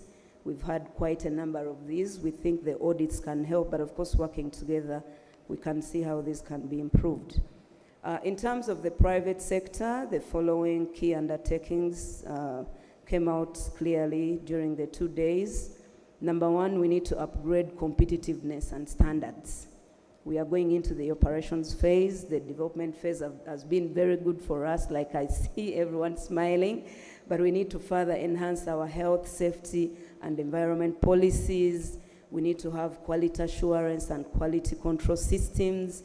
We need to upgrade our financial reporting, governance systems, and be able to appreciate the oil and gas bidding practices. We need to obtain international certifications and demonstrate our readiness for the operations phase. You know how the sector works. You only get what you have capacity to deliver on, whether you're a Ugandan company or there's nothing that comes free. So we need to get these certifications and demonstrate to the investors. The second aspect is formation of strategic partnerships. That also came out clearly. We need now to form long-term JVs. In the development phase, we're having maybe contract-based JVs, short-term JVs to deliver on a specific assignment. But looking at the scope of the operations phase, the JVs need to be long-term. We need to align with the original equipment manufacturers to localize initiatives and be part of supplier development, initiatives. The third aspect is the need to invest in people and technology. A lot has been done, but where we are going, we still need more. We need to adopt digital tools, engineering software, and automation that eases business. We need to further sponsor staff for training in specialized operation and maintenance roles. The skills we have acquired previously, we should add on. Let us not be limited by the skills we have acquired in the development phase. We need to prepare for new markets and new market opportunities. We target contracts in maintenance, they have given us examples of what to expect this time around: maintenance, integrity campaigns, supply of chemicals to run these facilities, digitization, spare parts, etc. These are some of the new aspects that are coming up, so we need to redesign our strategies, our business models to be able to address some of these. We need to engage our tier 2, tier 3 contractors, because they are going to be playing a lot more than the IOCs. We need to engage them to know the requirements of the phase. We explore opportunities in the region. We had a lady from Namibia. She said we are welcome to Namibia. So don't wait for PAU, don't wait for maybe the Chamber, Private Sector Foundation, Manufacturers Association. They now to take it on and see how do we move, how do we use the skills that we have acquired in the first phase, in the development phase, to even move and pick up new ventures in the region. Explore opportunities in the 100 plots. UNOC indicated that they have 100 plots in the Kabale Industrial Park ready. So we need to prepare and take up these opportunities for different aspects. They can be able to speak to you. I think you need now to make them more busy even after here to talk about what the opportunities are. And on the side of the government, enable financing and industrial growth. We need to fast track the National Content Fund approval to provide capital that is badly needed. We need to promote corporate and infrastructure bonds plus pension capital for oil ventures. The governor was very clear on this. To reform and modernize the skills ecosystem, to update our TVET and university curriculum now to focus on operation phase requirements. Someone was, I think from Schneider, was good enough to give us some examples on instrumentation, cost control systems, pipeline integrity. We have a good idea of some of the aspects that government should now embed in our curriculum. We need to strengthen the partnerships with industry so that we train graduates that are industry ready. The third aspect for government is to provide an enabling infrastructure, like to prioritize the development of some of these industrial parks coming up, and also support the local manufacturing sector. The fourth aspect is to promote macroeconomic stability, and we've known how that is relevant for us as private sector, and also promote cross-border business collaborations with Tanzania, with Kenya, and across the different areas in Africa. But that said, as I come to the conclusion, what must happen in the next 24 months? And these are some of the things that came out vividly and clearly from almost across. For PAU, we need to promote certification of the workforce so that the operations phase doesn't leave us out. Enforce joint ventures in the operations phase. There is a good realization that not all the services can be delivered by Ugandans, so we need to enforce and promote the JVs. We need to promote localization of the long-term services, and that's an aspect that we are beginning to think about today as we handle the long-term services in the operations phase. For government, approval of the National Content Fund is very key. We need to strengthen skills and infrastructure. Private sector, we need to upscale capacity and upgrade our standards. We need to invest in partnerships. We need to prepare for the long term. And these are aspects that we need to do in the next 24 months, or if I were you, before first oil. So these aspects are going to be consolidated into an aid memoir that will be posted on the PAU website, and you should be able to get it on the website before close of tomorrow. So in conclusion, it has come out clearly that Uganda's oil opportunity is no longer lies in drilling, but it lies in the institutions that we build, the enterprises that we capacity build, but also the citizens that we empower to be able to become sustainable in the future. Thank you very much. That's the end of the recap of the 2 days. The report will be available. Everything will be available. Thank you very much to the sponsors. I feel like I need to thank you personally on behalf of the ED and management. It's been maybe a month or 6 weeks of coming to you. You've been very nice. This success is attributed to you. Thank you very much.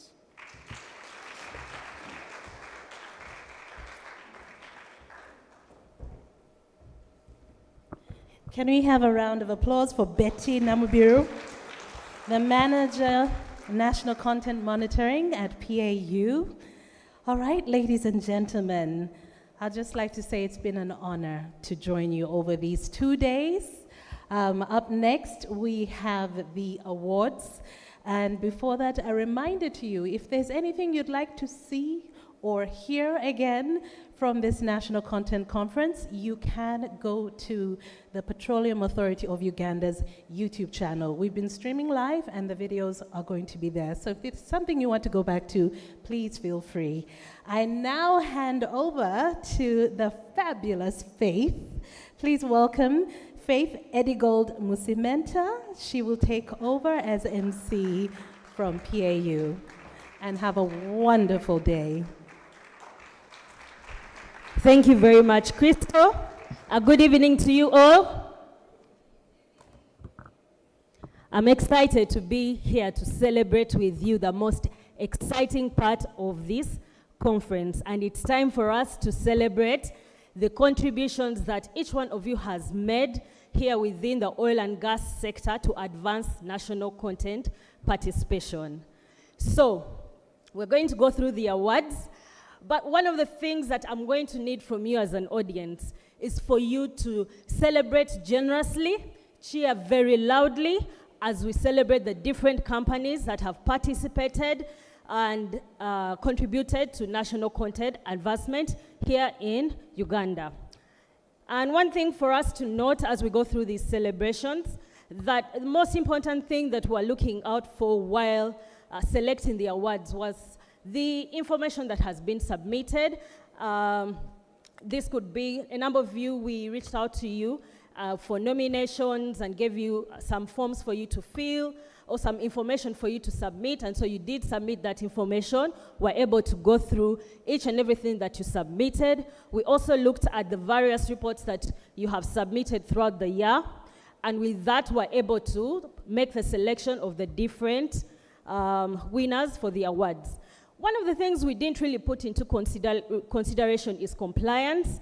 And because we are mainly looking at celebrating the achievements that have been made within the sector.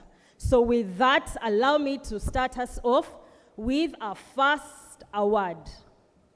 So our first category this evening is the Employment and Skilling Award, recognizing outstanding contributions towards building the skills and capabilities of Ugandans within the oil and gas sector. This award honors companies that have demonstrated commitment through workforce, nationalization, investments in training and development, partnerships with training institutions, and initiatives that open doors for Ugandans across technical and professional roles. So, in the licensee category, the finalists for the Employment and Skilling Award are, drum rolls, CNOC Uganda Limited and Uganda National Oil Company. That's what I'm talking about. So, the winner under this category this year has employed over, oh, you were clapping thinking I'd say the winner. So the winner under this category has employed over 72% Ugandan nationals, with about 33 from the host districts. They supported 85 employees with membership in 15 professional bodies, conducted 71 technical and professional trainings, mentored 57 national employees, delivered 7 training programs for government officials, facilitated 8 talent exchange placements, trained 8 employees in production and maintenance at the Uganda Petroleum Institute, Kigumba, and seconded 3 staff to the Uganda National Oil Company. So, before I mention the winner, I'd like to call upon Mr. Peter Muramira, who's going to offer this award. Mr. Peter Muramira is the Acting Director, Investment Promotion and Business Development at Uganda Investment Authority. The winner of the Skilling and Employment Award Licensee category for the year 2025 is Sinok Uganda Limited. A big round of applause to Sinok. Well done, Sinok. Another round of applause.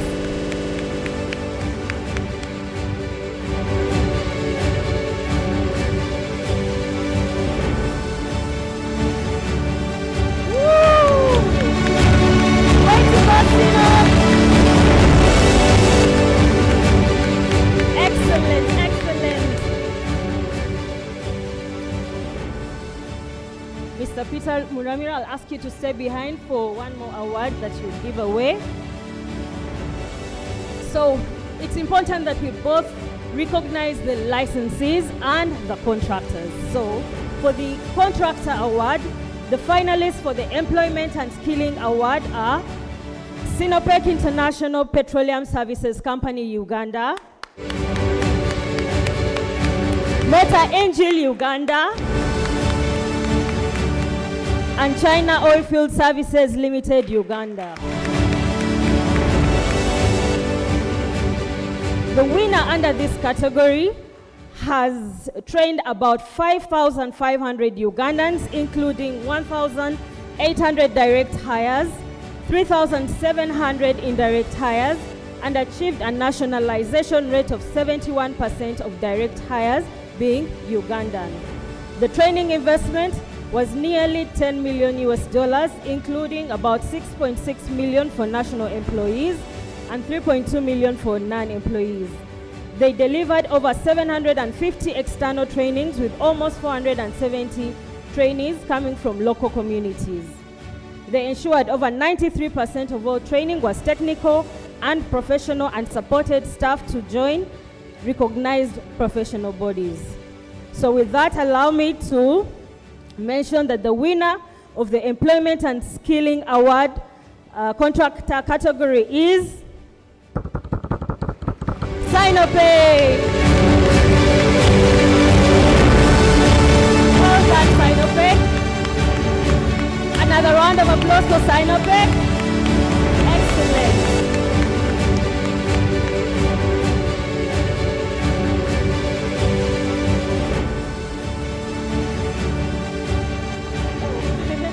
All right, one more please.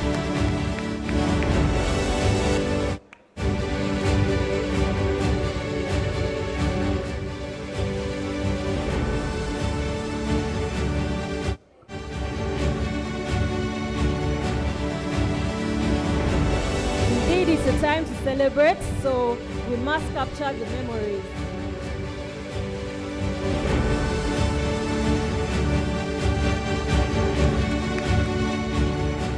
All right. So our next category is the Technology Transfer Award, the contractor category. The finalists under this Technology Transfer category are SLB Uganda, Luwero HB Oil and Gas Limited, and Panyu Chu Kong PCK Steel Pipe Company Limited. Now the winner of this award has extended software training to over 5,000 students and 10 lecturers, donated specialized petroleum software to multiple universities, and delivered Train the Trainer program to 10 lecturers. They also established long-term partnerships with Ugandan universities to support curriculum updates and give students access to industry standard tools. They trained lecturers on proprietary software and signed 3 major collaboration agreements with universities for software licensing and ongoing training. So, the winner of the Technology Transfer Award Contractor category for the year 2025 is SLB Uganda. I'd like to invite Mr. Agri Asaba, Chairperson, Chamber of Energy and Minerals, to come and give out this award.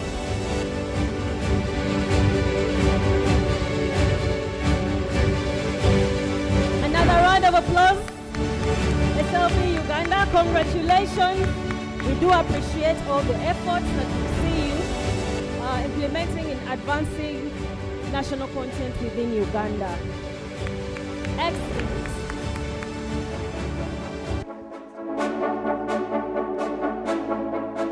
Thank you. So for our third award, Supplier Development Program of the Year, celebrates companies excelling in building strong, competitive, and empowered local suppliers. The Supplier Development Program of the Year recognizes companies that have created opportunities for Ugandan farms through contracts, training, capacity building, and measurable improvement in supplier performance. So for the Licensee Award, the finalists for this award are Uganda National Oil Company and CNOOC Uganda Limited. So let's first celebrate the 2 companies. The winner under this category has, this year the Supplier Development Award goes to a company that has delivered outstanding impact in expanding opportunities for Ugandans. They've trained over 1,300 participants through supplier development workshops in Kampala, Hoima, and Gulu, supported by an investment of 1.27 billion Uganda shillings. They engaged over 500 community suppliers through targeted development workshops and trained over 90 farmers who have since cascaded skills to 300 additional farmers through peer-to-peer training. They've enabled 50+ local suppliers to complete national supplier database registration and ensured that 92% of procurement went to Ugandan suppliers in the last financial year. They further delivered about $50,000 worth of supplier development programs across 4 quarters, supported irrigation adoption among top performing agricultural suppliers, and promoted good agricultural practices to strengthen quality consistency and market reliability. So the winner of the Supplier Development Award is the Uganda National Oil Company.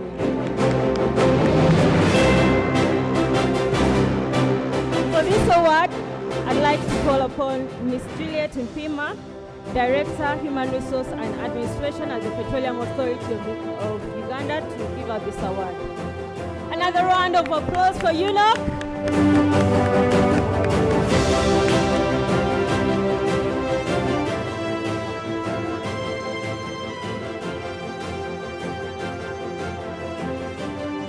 Let's cheer loudly for UNOC. Well done, well done, well done.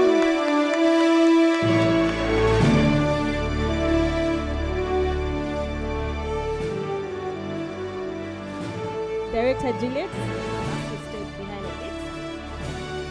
So for the contractor category, the finalists for the Supplier Developer of the Year award under the contractors category are ZEPEB Uganda Company Limited, Allied Services Uganda, and CCJV. So with that, the winner under this category has in the last financial year spent about $6 million on procurement, with over 90% of this going directly to Ugandan suppliers. They invested over $11,000 in the supplier development workshops at the Industry Enhancement Center, benefiting over 300 local enterprises. And they have also delivered training programs valued at about $14,000, supporting over 100 small and medium enterprises. And the winner is ZEPEB Uganda Company Limited.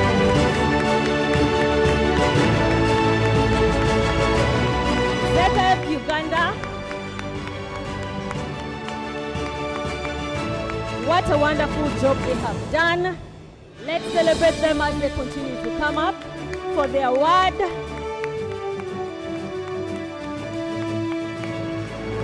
Well done, ZEPEB. And this is what we're talking about. We're talking about impact, advancing national content participation within the country. Well done, ZEPEB.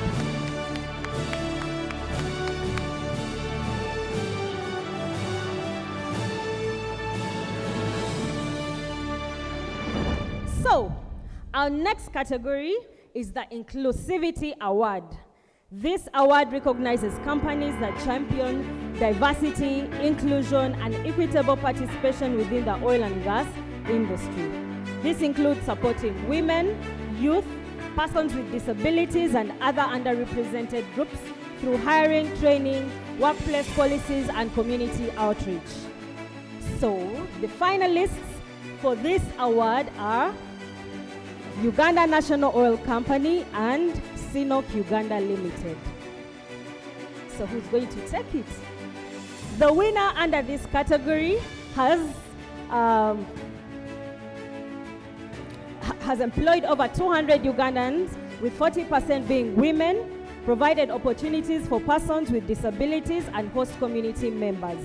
Since adopting its diversity, equity, and inclusion policy in 2022, the company has put in place clear recruitment and HR practices that treat all qualified applicants equally without discrimination based on gender, age, race, ethnic origin, religion, health status, socio-economic standing, and so on.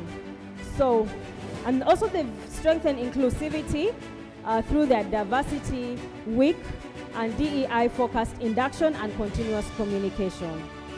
The winner of the Inclusivity Award is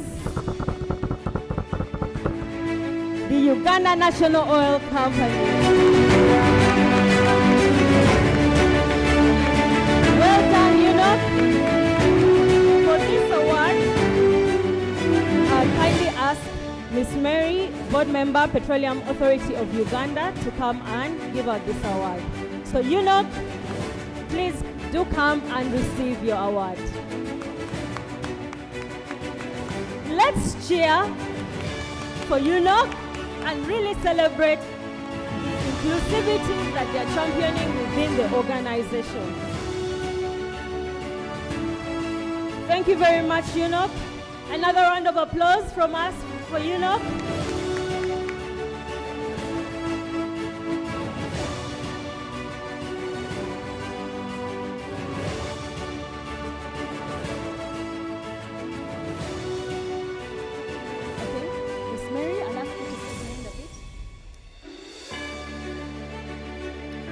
For the contractor category, the finalists for the Inclusivity Award of the year 2025 are Allied Services Uganda, SLB Uganda, and Motor Angel Uganda.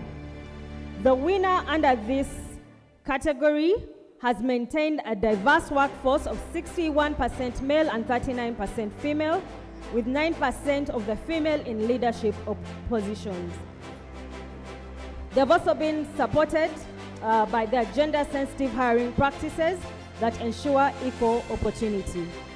They've trained their employees in gender-based violence awareness and run mentorship programs that support the underrepresented groups to develop leadership readiness. Their sustainability policy embeds inclusivity into daily operations, while their global diversity, equity, and inclusion framework uses a diversity council to set the standards and monitor progress. So, the winner of the Inclusivity Award for the year 2025 contractors category is Allied Services Uganda. A round of applause for Allied.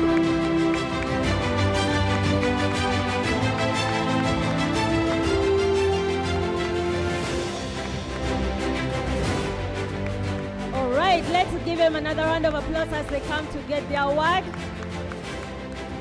Well done, Allied, in having inclusivity as part of your culture within the sector, within the organization.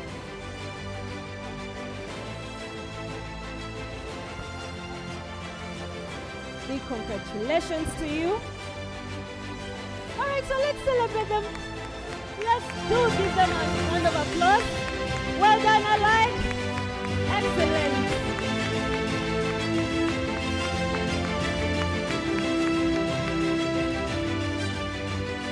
As we continue with our celebrations, our next category this evening is the Community Content Award. This award recognizes companies that have shown exceptional commitment to empowering host communities through employment, skills development, enterprise development, and community contracting. This is about ensuring that the people closest to the projects feel the benefits most directly. So, in the licensee category, the finalists for this award are CNOC Uganda Limited and Uganda National Oil Company. The winner under this category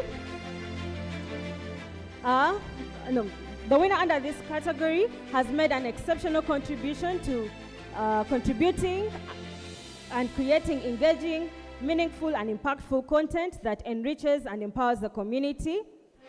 The winner also implemented the community initiatives that have rewarded over 300 best performing students, set up medical camps, and sponsored sports tournaments that have drawn competitions involving secondary schools within the oil region. The winner of the Community Content Award for the year 2025 is CNOC Uganda Limited. To help us give out this award, I'd like to request Director Mr. Stephen Enat, Director Midstream for Petroleum Authority of Uganda. A round of applause for CNOC. Well done on the community content impact.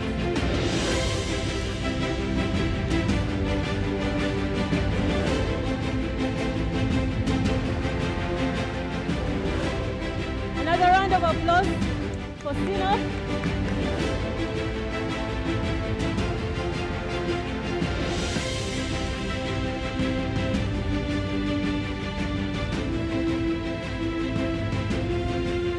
Under the contractors category, Mr. Stephen, please. Under the contractors category, the finalists for the Community Content Award for the year are Mineral Services Limited, Allied Services Uganda, Excel Terrain Consortium.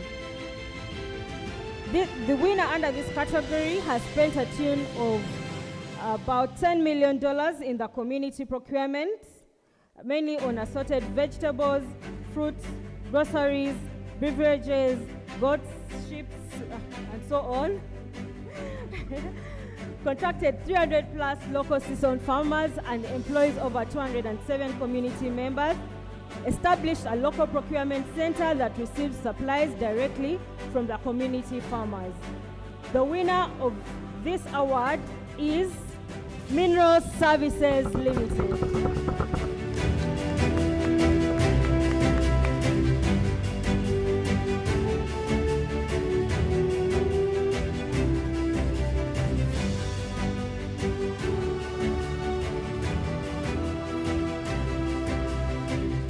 Well done, well done, well done.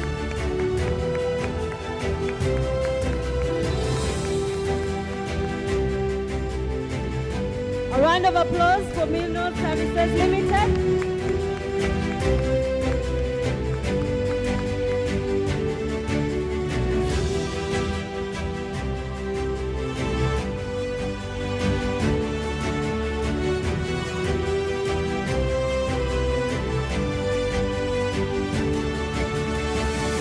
Next category is the CSR of the Year Award. The award honors companies whose CSR initiatives have made a tangible and lasting difference in the communities where they operate. So the winner in this category demonstrates commitment, clear impact, sustainable benefits, and meaningful partnerships with the host communities. The finalists under the licensee category are the East African Crude Oil Pipeline, Uganda National Oil Company, and CNOOC Uganda Limited. So the winner under this category is a company that has planted over 11,000 trees along the project routes, promoted sustainable energy by installing solar system in 5 schools, and supported 40 primary schools with dignity hampers benefiting mainly girls. They've improved access to clean water through 37 water sources, including 10 school-based systems reaching an estimated of over 3,000 people. They also supported major community health and safety projects, including road repairs, school waste management initiatives, and so on. And all these have been able to serve over 310 students. Beyond this, they partnered with local institutions and governments to promote environmental conservation. And so, the winner of the Corporate Social Responsibility Award 2025 is the East African Crude Oil Pipeline Limited. And job well done, Nico. Job well done, Nico.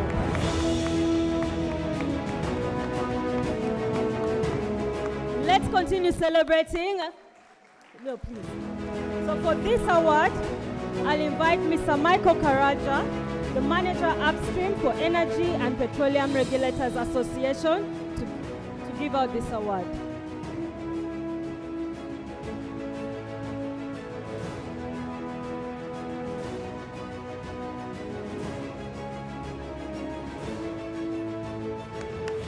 Congratulations, Iko.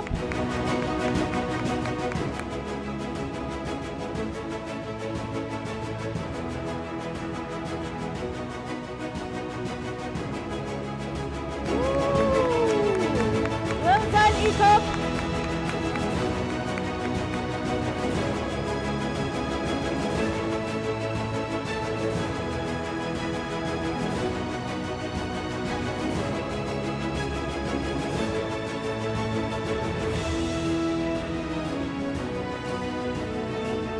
For the Contractor Award, the finalists for this category are SLB Uganda, CCJV, and Allied Services Uganda. The winner under this category has constructed and handed over water wells, various water wells to primary schools in the oil region, providing safe water to over 1,000 learners.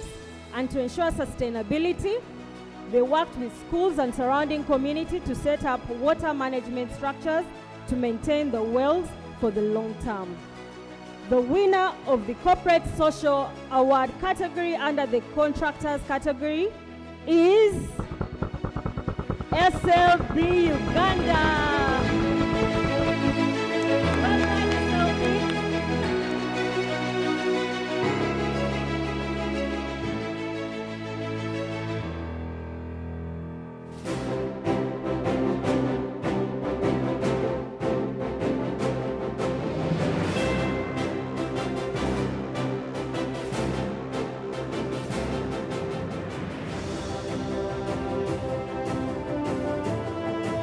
Woo!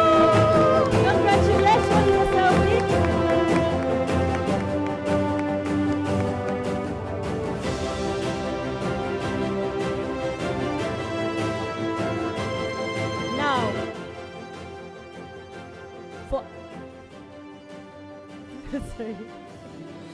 For our final award, the National Content Partner of the Year is going to be given by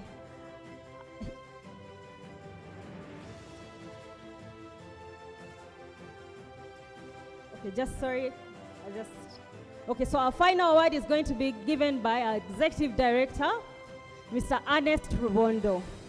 For this award, the winner of this award of the National Content Partner of the Year implemented several training programs aimed at equipping the enterprises with the right knowledge, skills, and tools that are essential to effectively bid and win contracts in the oil and gas sector. The winner also introduced bespoke training and capacity development programs for Uganda SMEs, and the programs have enhanced business capacities and built capacities for over 900 SMEs. They've supported business networks, events that have led to the creation of joint ventures in the industry. They've also provided online platforms that provide business information and upcoming events in the sectors. Now, they've also ably engaged all industry players towards the support of small business enterprises and making sure that there's development for these enterprises within the sector. The winner of the National Content Partner of the Year Award 2025 is Industry Enhancement Center. Let's celebrate the Industry Enhancement Center. Major congratulations to the Industry Enhancement Center.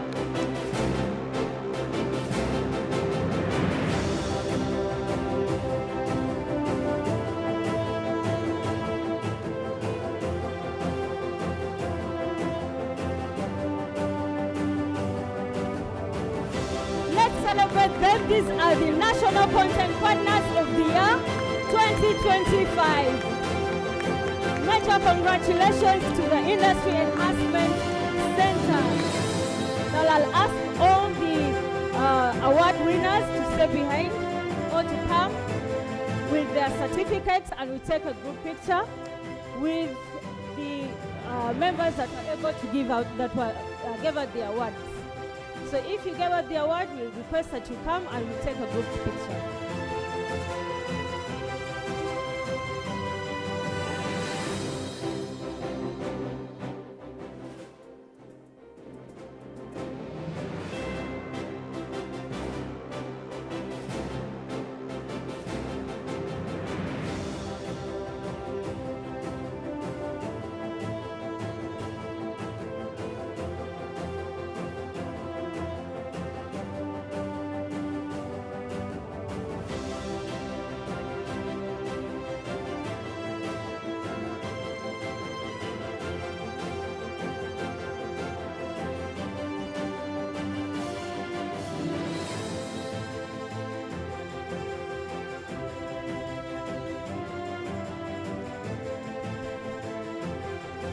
Another round of applause to all our winners.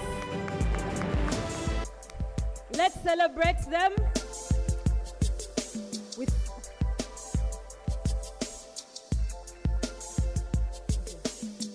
excellent. Now, before you leave, please remember we have some tea. All right. We have some tea, and right after here,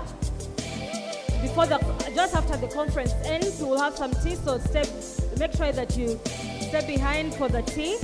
It will be at the exhibition area.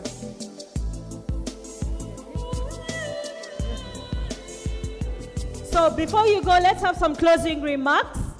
We'll have our closing remarks from Professor Vincent Bajire, the board member of Petroleum Authority of Uganda. Let's welcome him as we close. With that, I'd like to thank you all for celebrating with me the awards. And now let's have some closing remarks.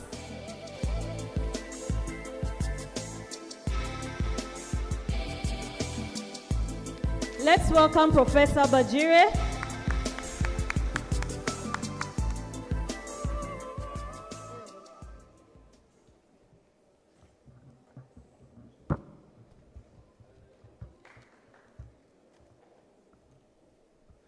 Thank you very much, the award committee, for the selection, the assessment, and congratulations to all those who participated, the finalists and the winners.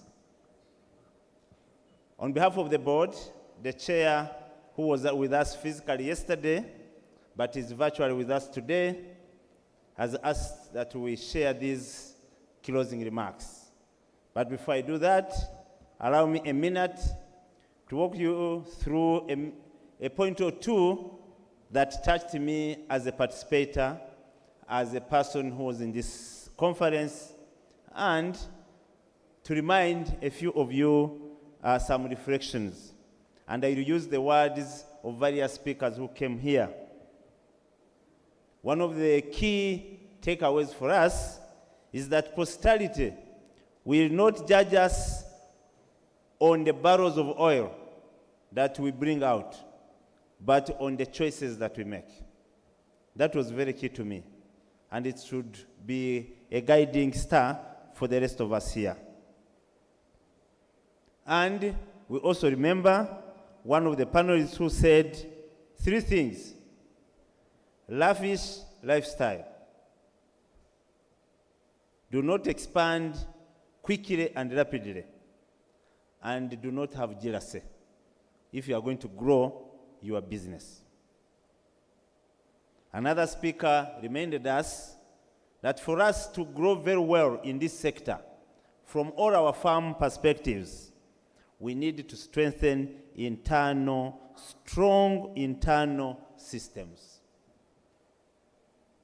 Another one gave us some don'ts. Do not go it alone. Do not forget to build your capacity. Do not try to make decisions without adequate information. Do research. Do not guess. Another speaker, a set of panelists here, we are used to the word ATMs. Whenever the word ATMs is mentioned, our mind goes somewhere. And so the government adopted a word that is common now to us, what we carry in our pockets. So let's go away with that in memory. ATMs: agriculture, tourism, mineral development, and science, technology, and innovation. Where do you belong as you leave this conference? Another speaker here said, what befalls the dog befalls the hunter. As we are here all, they are dogs and hunters. Do not laugh when it falls the other one, because it will also come to you. And finally, someone here said that when I look around, I see more females than men.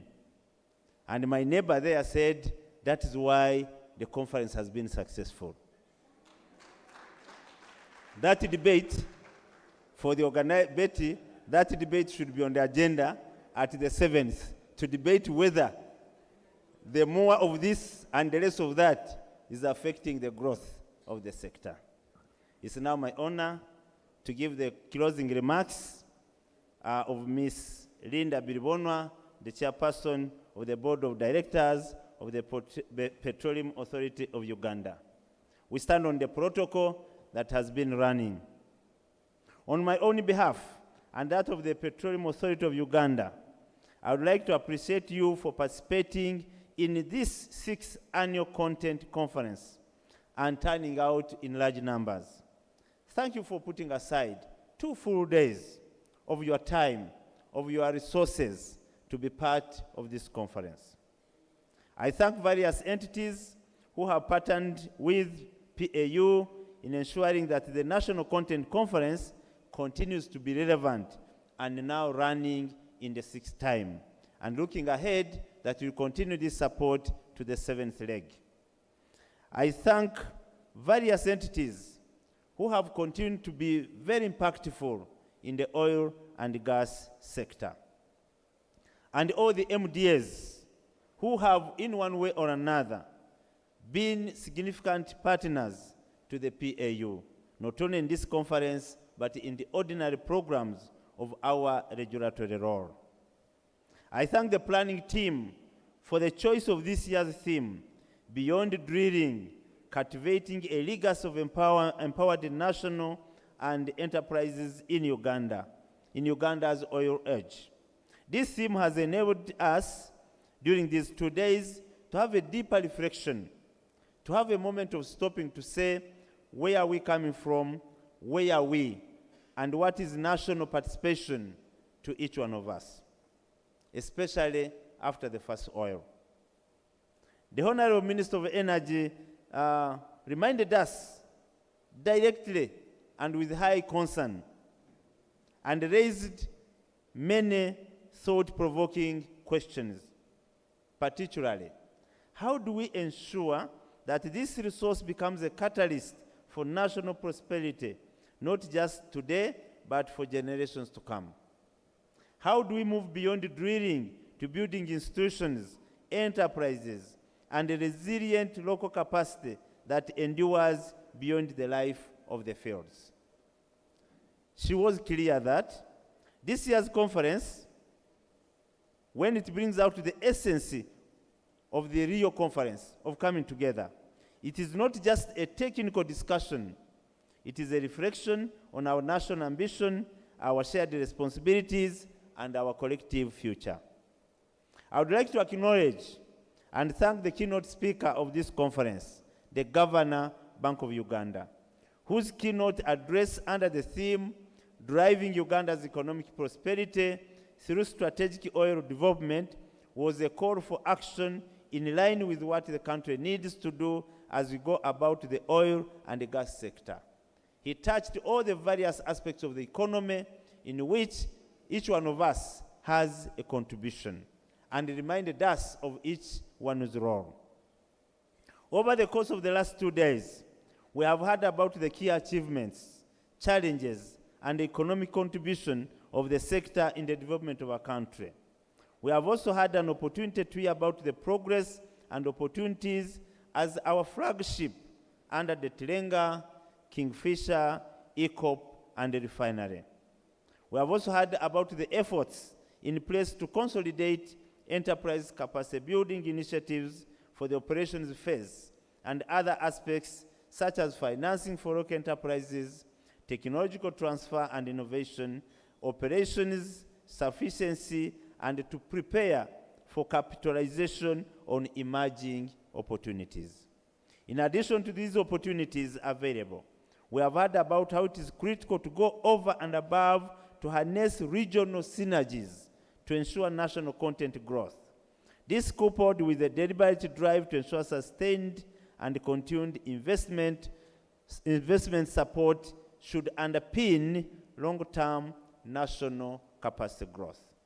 We have been told about the critical role that Uganda's oil and gas sector will serve for this country's 10-fold growth strategy and the catalytic role that each one of us has to play in terms of industrialization, infrastructure expansion, supply, contracting, and the other chain activities that integrate in the oil and gas sector.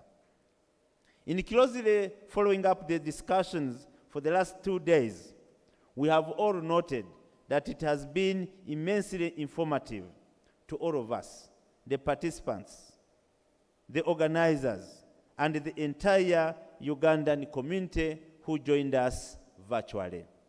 I once again thank you for your participation and trust that you had an enjoyable conference and you will leave more informed and ready to participate in this sector. We do wish you a safe journey back home and look forward to your participation at the 7th National Content Conference. Wishing you a Merry Christmas and Happy New Year, and Happy New Rewarding 2026. It's now our pleasure to declare the 6th Annual National Content Conference closed. For God and my country.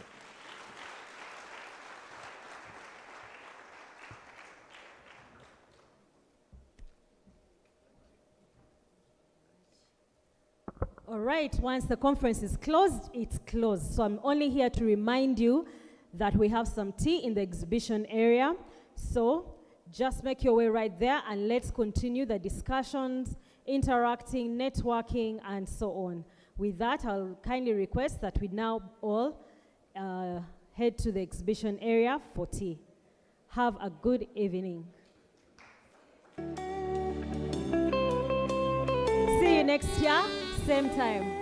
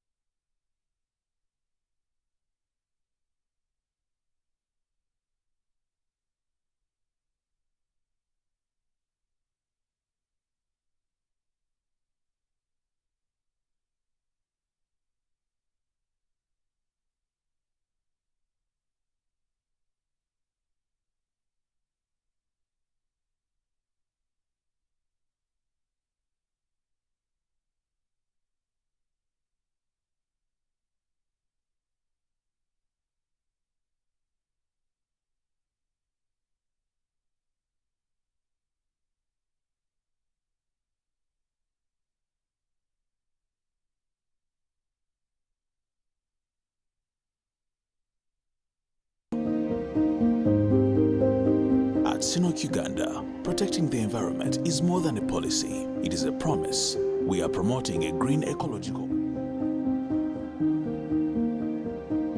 In the heart of Uganda's Albertine region, a quiet transformation is underway.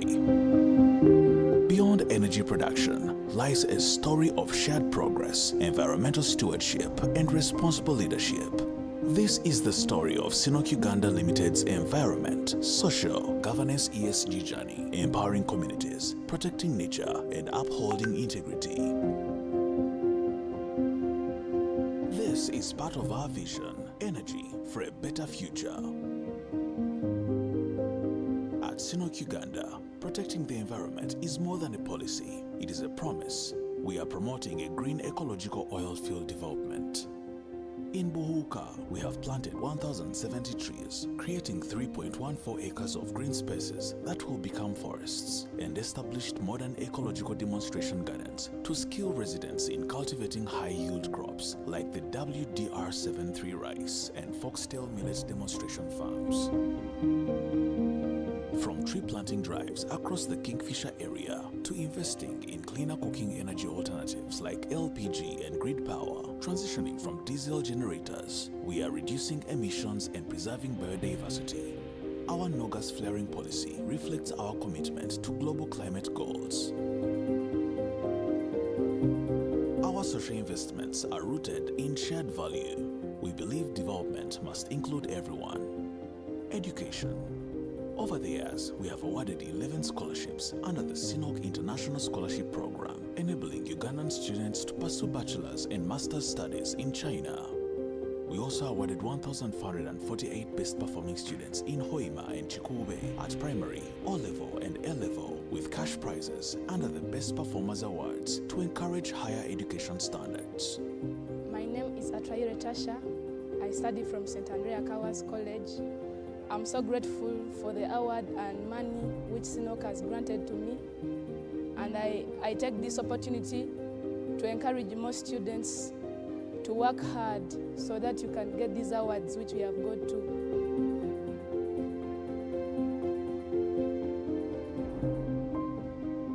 Health. Every year, we organize medical camps in Buhuka, offering free medical treatment to about 1,000 patients. This has brought essential medical care closer to our communities and improved their living conditions. Amabara gange ni nyowe wedunga Innocent ni ndoga musonga B. Nizile hano kutunga bibazi kya lero abo bukonyezi abasina kwatuletere kutunga bibazi kya lero kiro kya lero. Nizege nyine burwaire bingi muno. Nizege ni ndumo mutwe nyine kizibo kyeriso erisa ne nduma amu nyine ne kizibo kya allergy. Nizege basaba nkebere kurungi muno bampairege bijuma mubikirire kale kubasima muno ibinywa babipaire bifundire au nyina amasemerera maingi muno abikiriro kya lero. Sports and unity. We foster unity and cohesion through the Sinok Bunyoro Chitara Amasaza Cup, which draws participants from all 15 counties of Bunyoro region, with over 400 players taking part. Infrastructure and services. Our other programs also include the construction and rehabilitation of the Bohuka Gravity Water Scheme and the Escarpment Road, which have improved access to clean water and connectivity for our communities. Governance is about trust. We engage openly with communities, uphold human rights, and train our teams to operate with the highest standards of ethics and safety. Our governance aligns with Uganda's national goals, including Vision 2040. We believe responsible energy means responsible leadership. Together, we power a responsible future for people, for the planet, and for Uganda.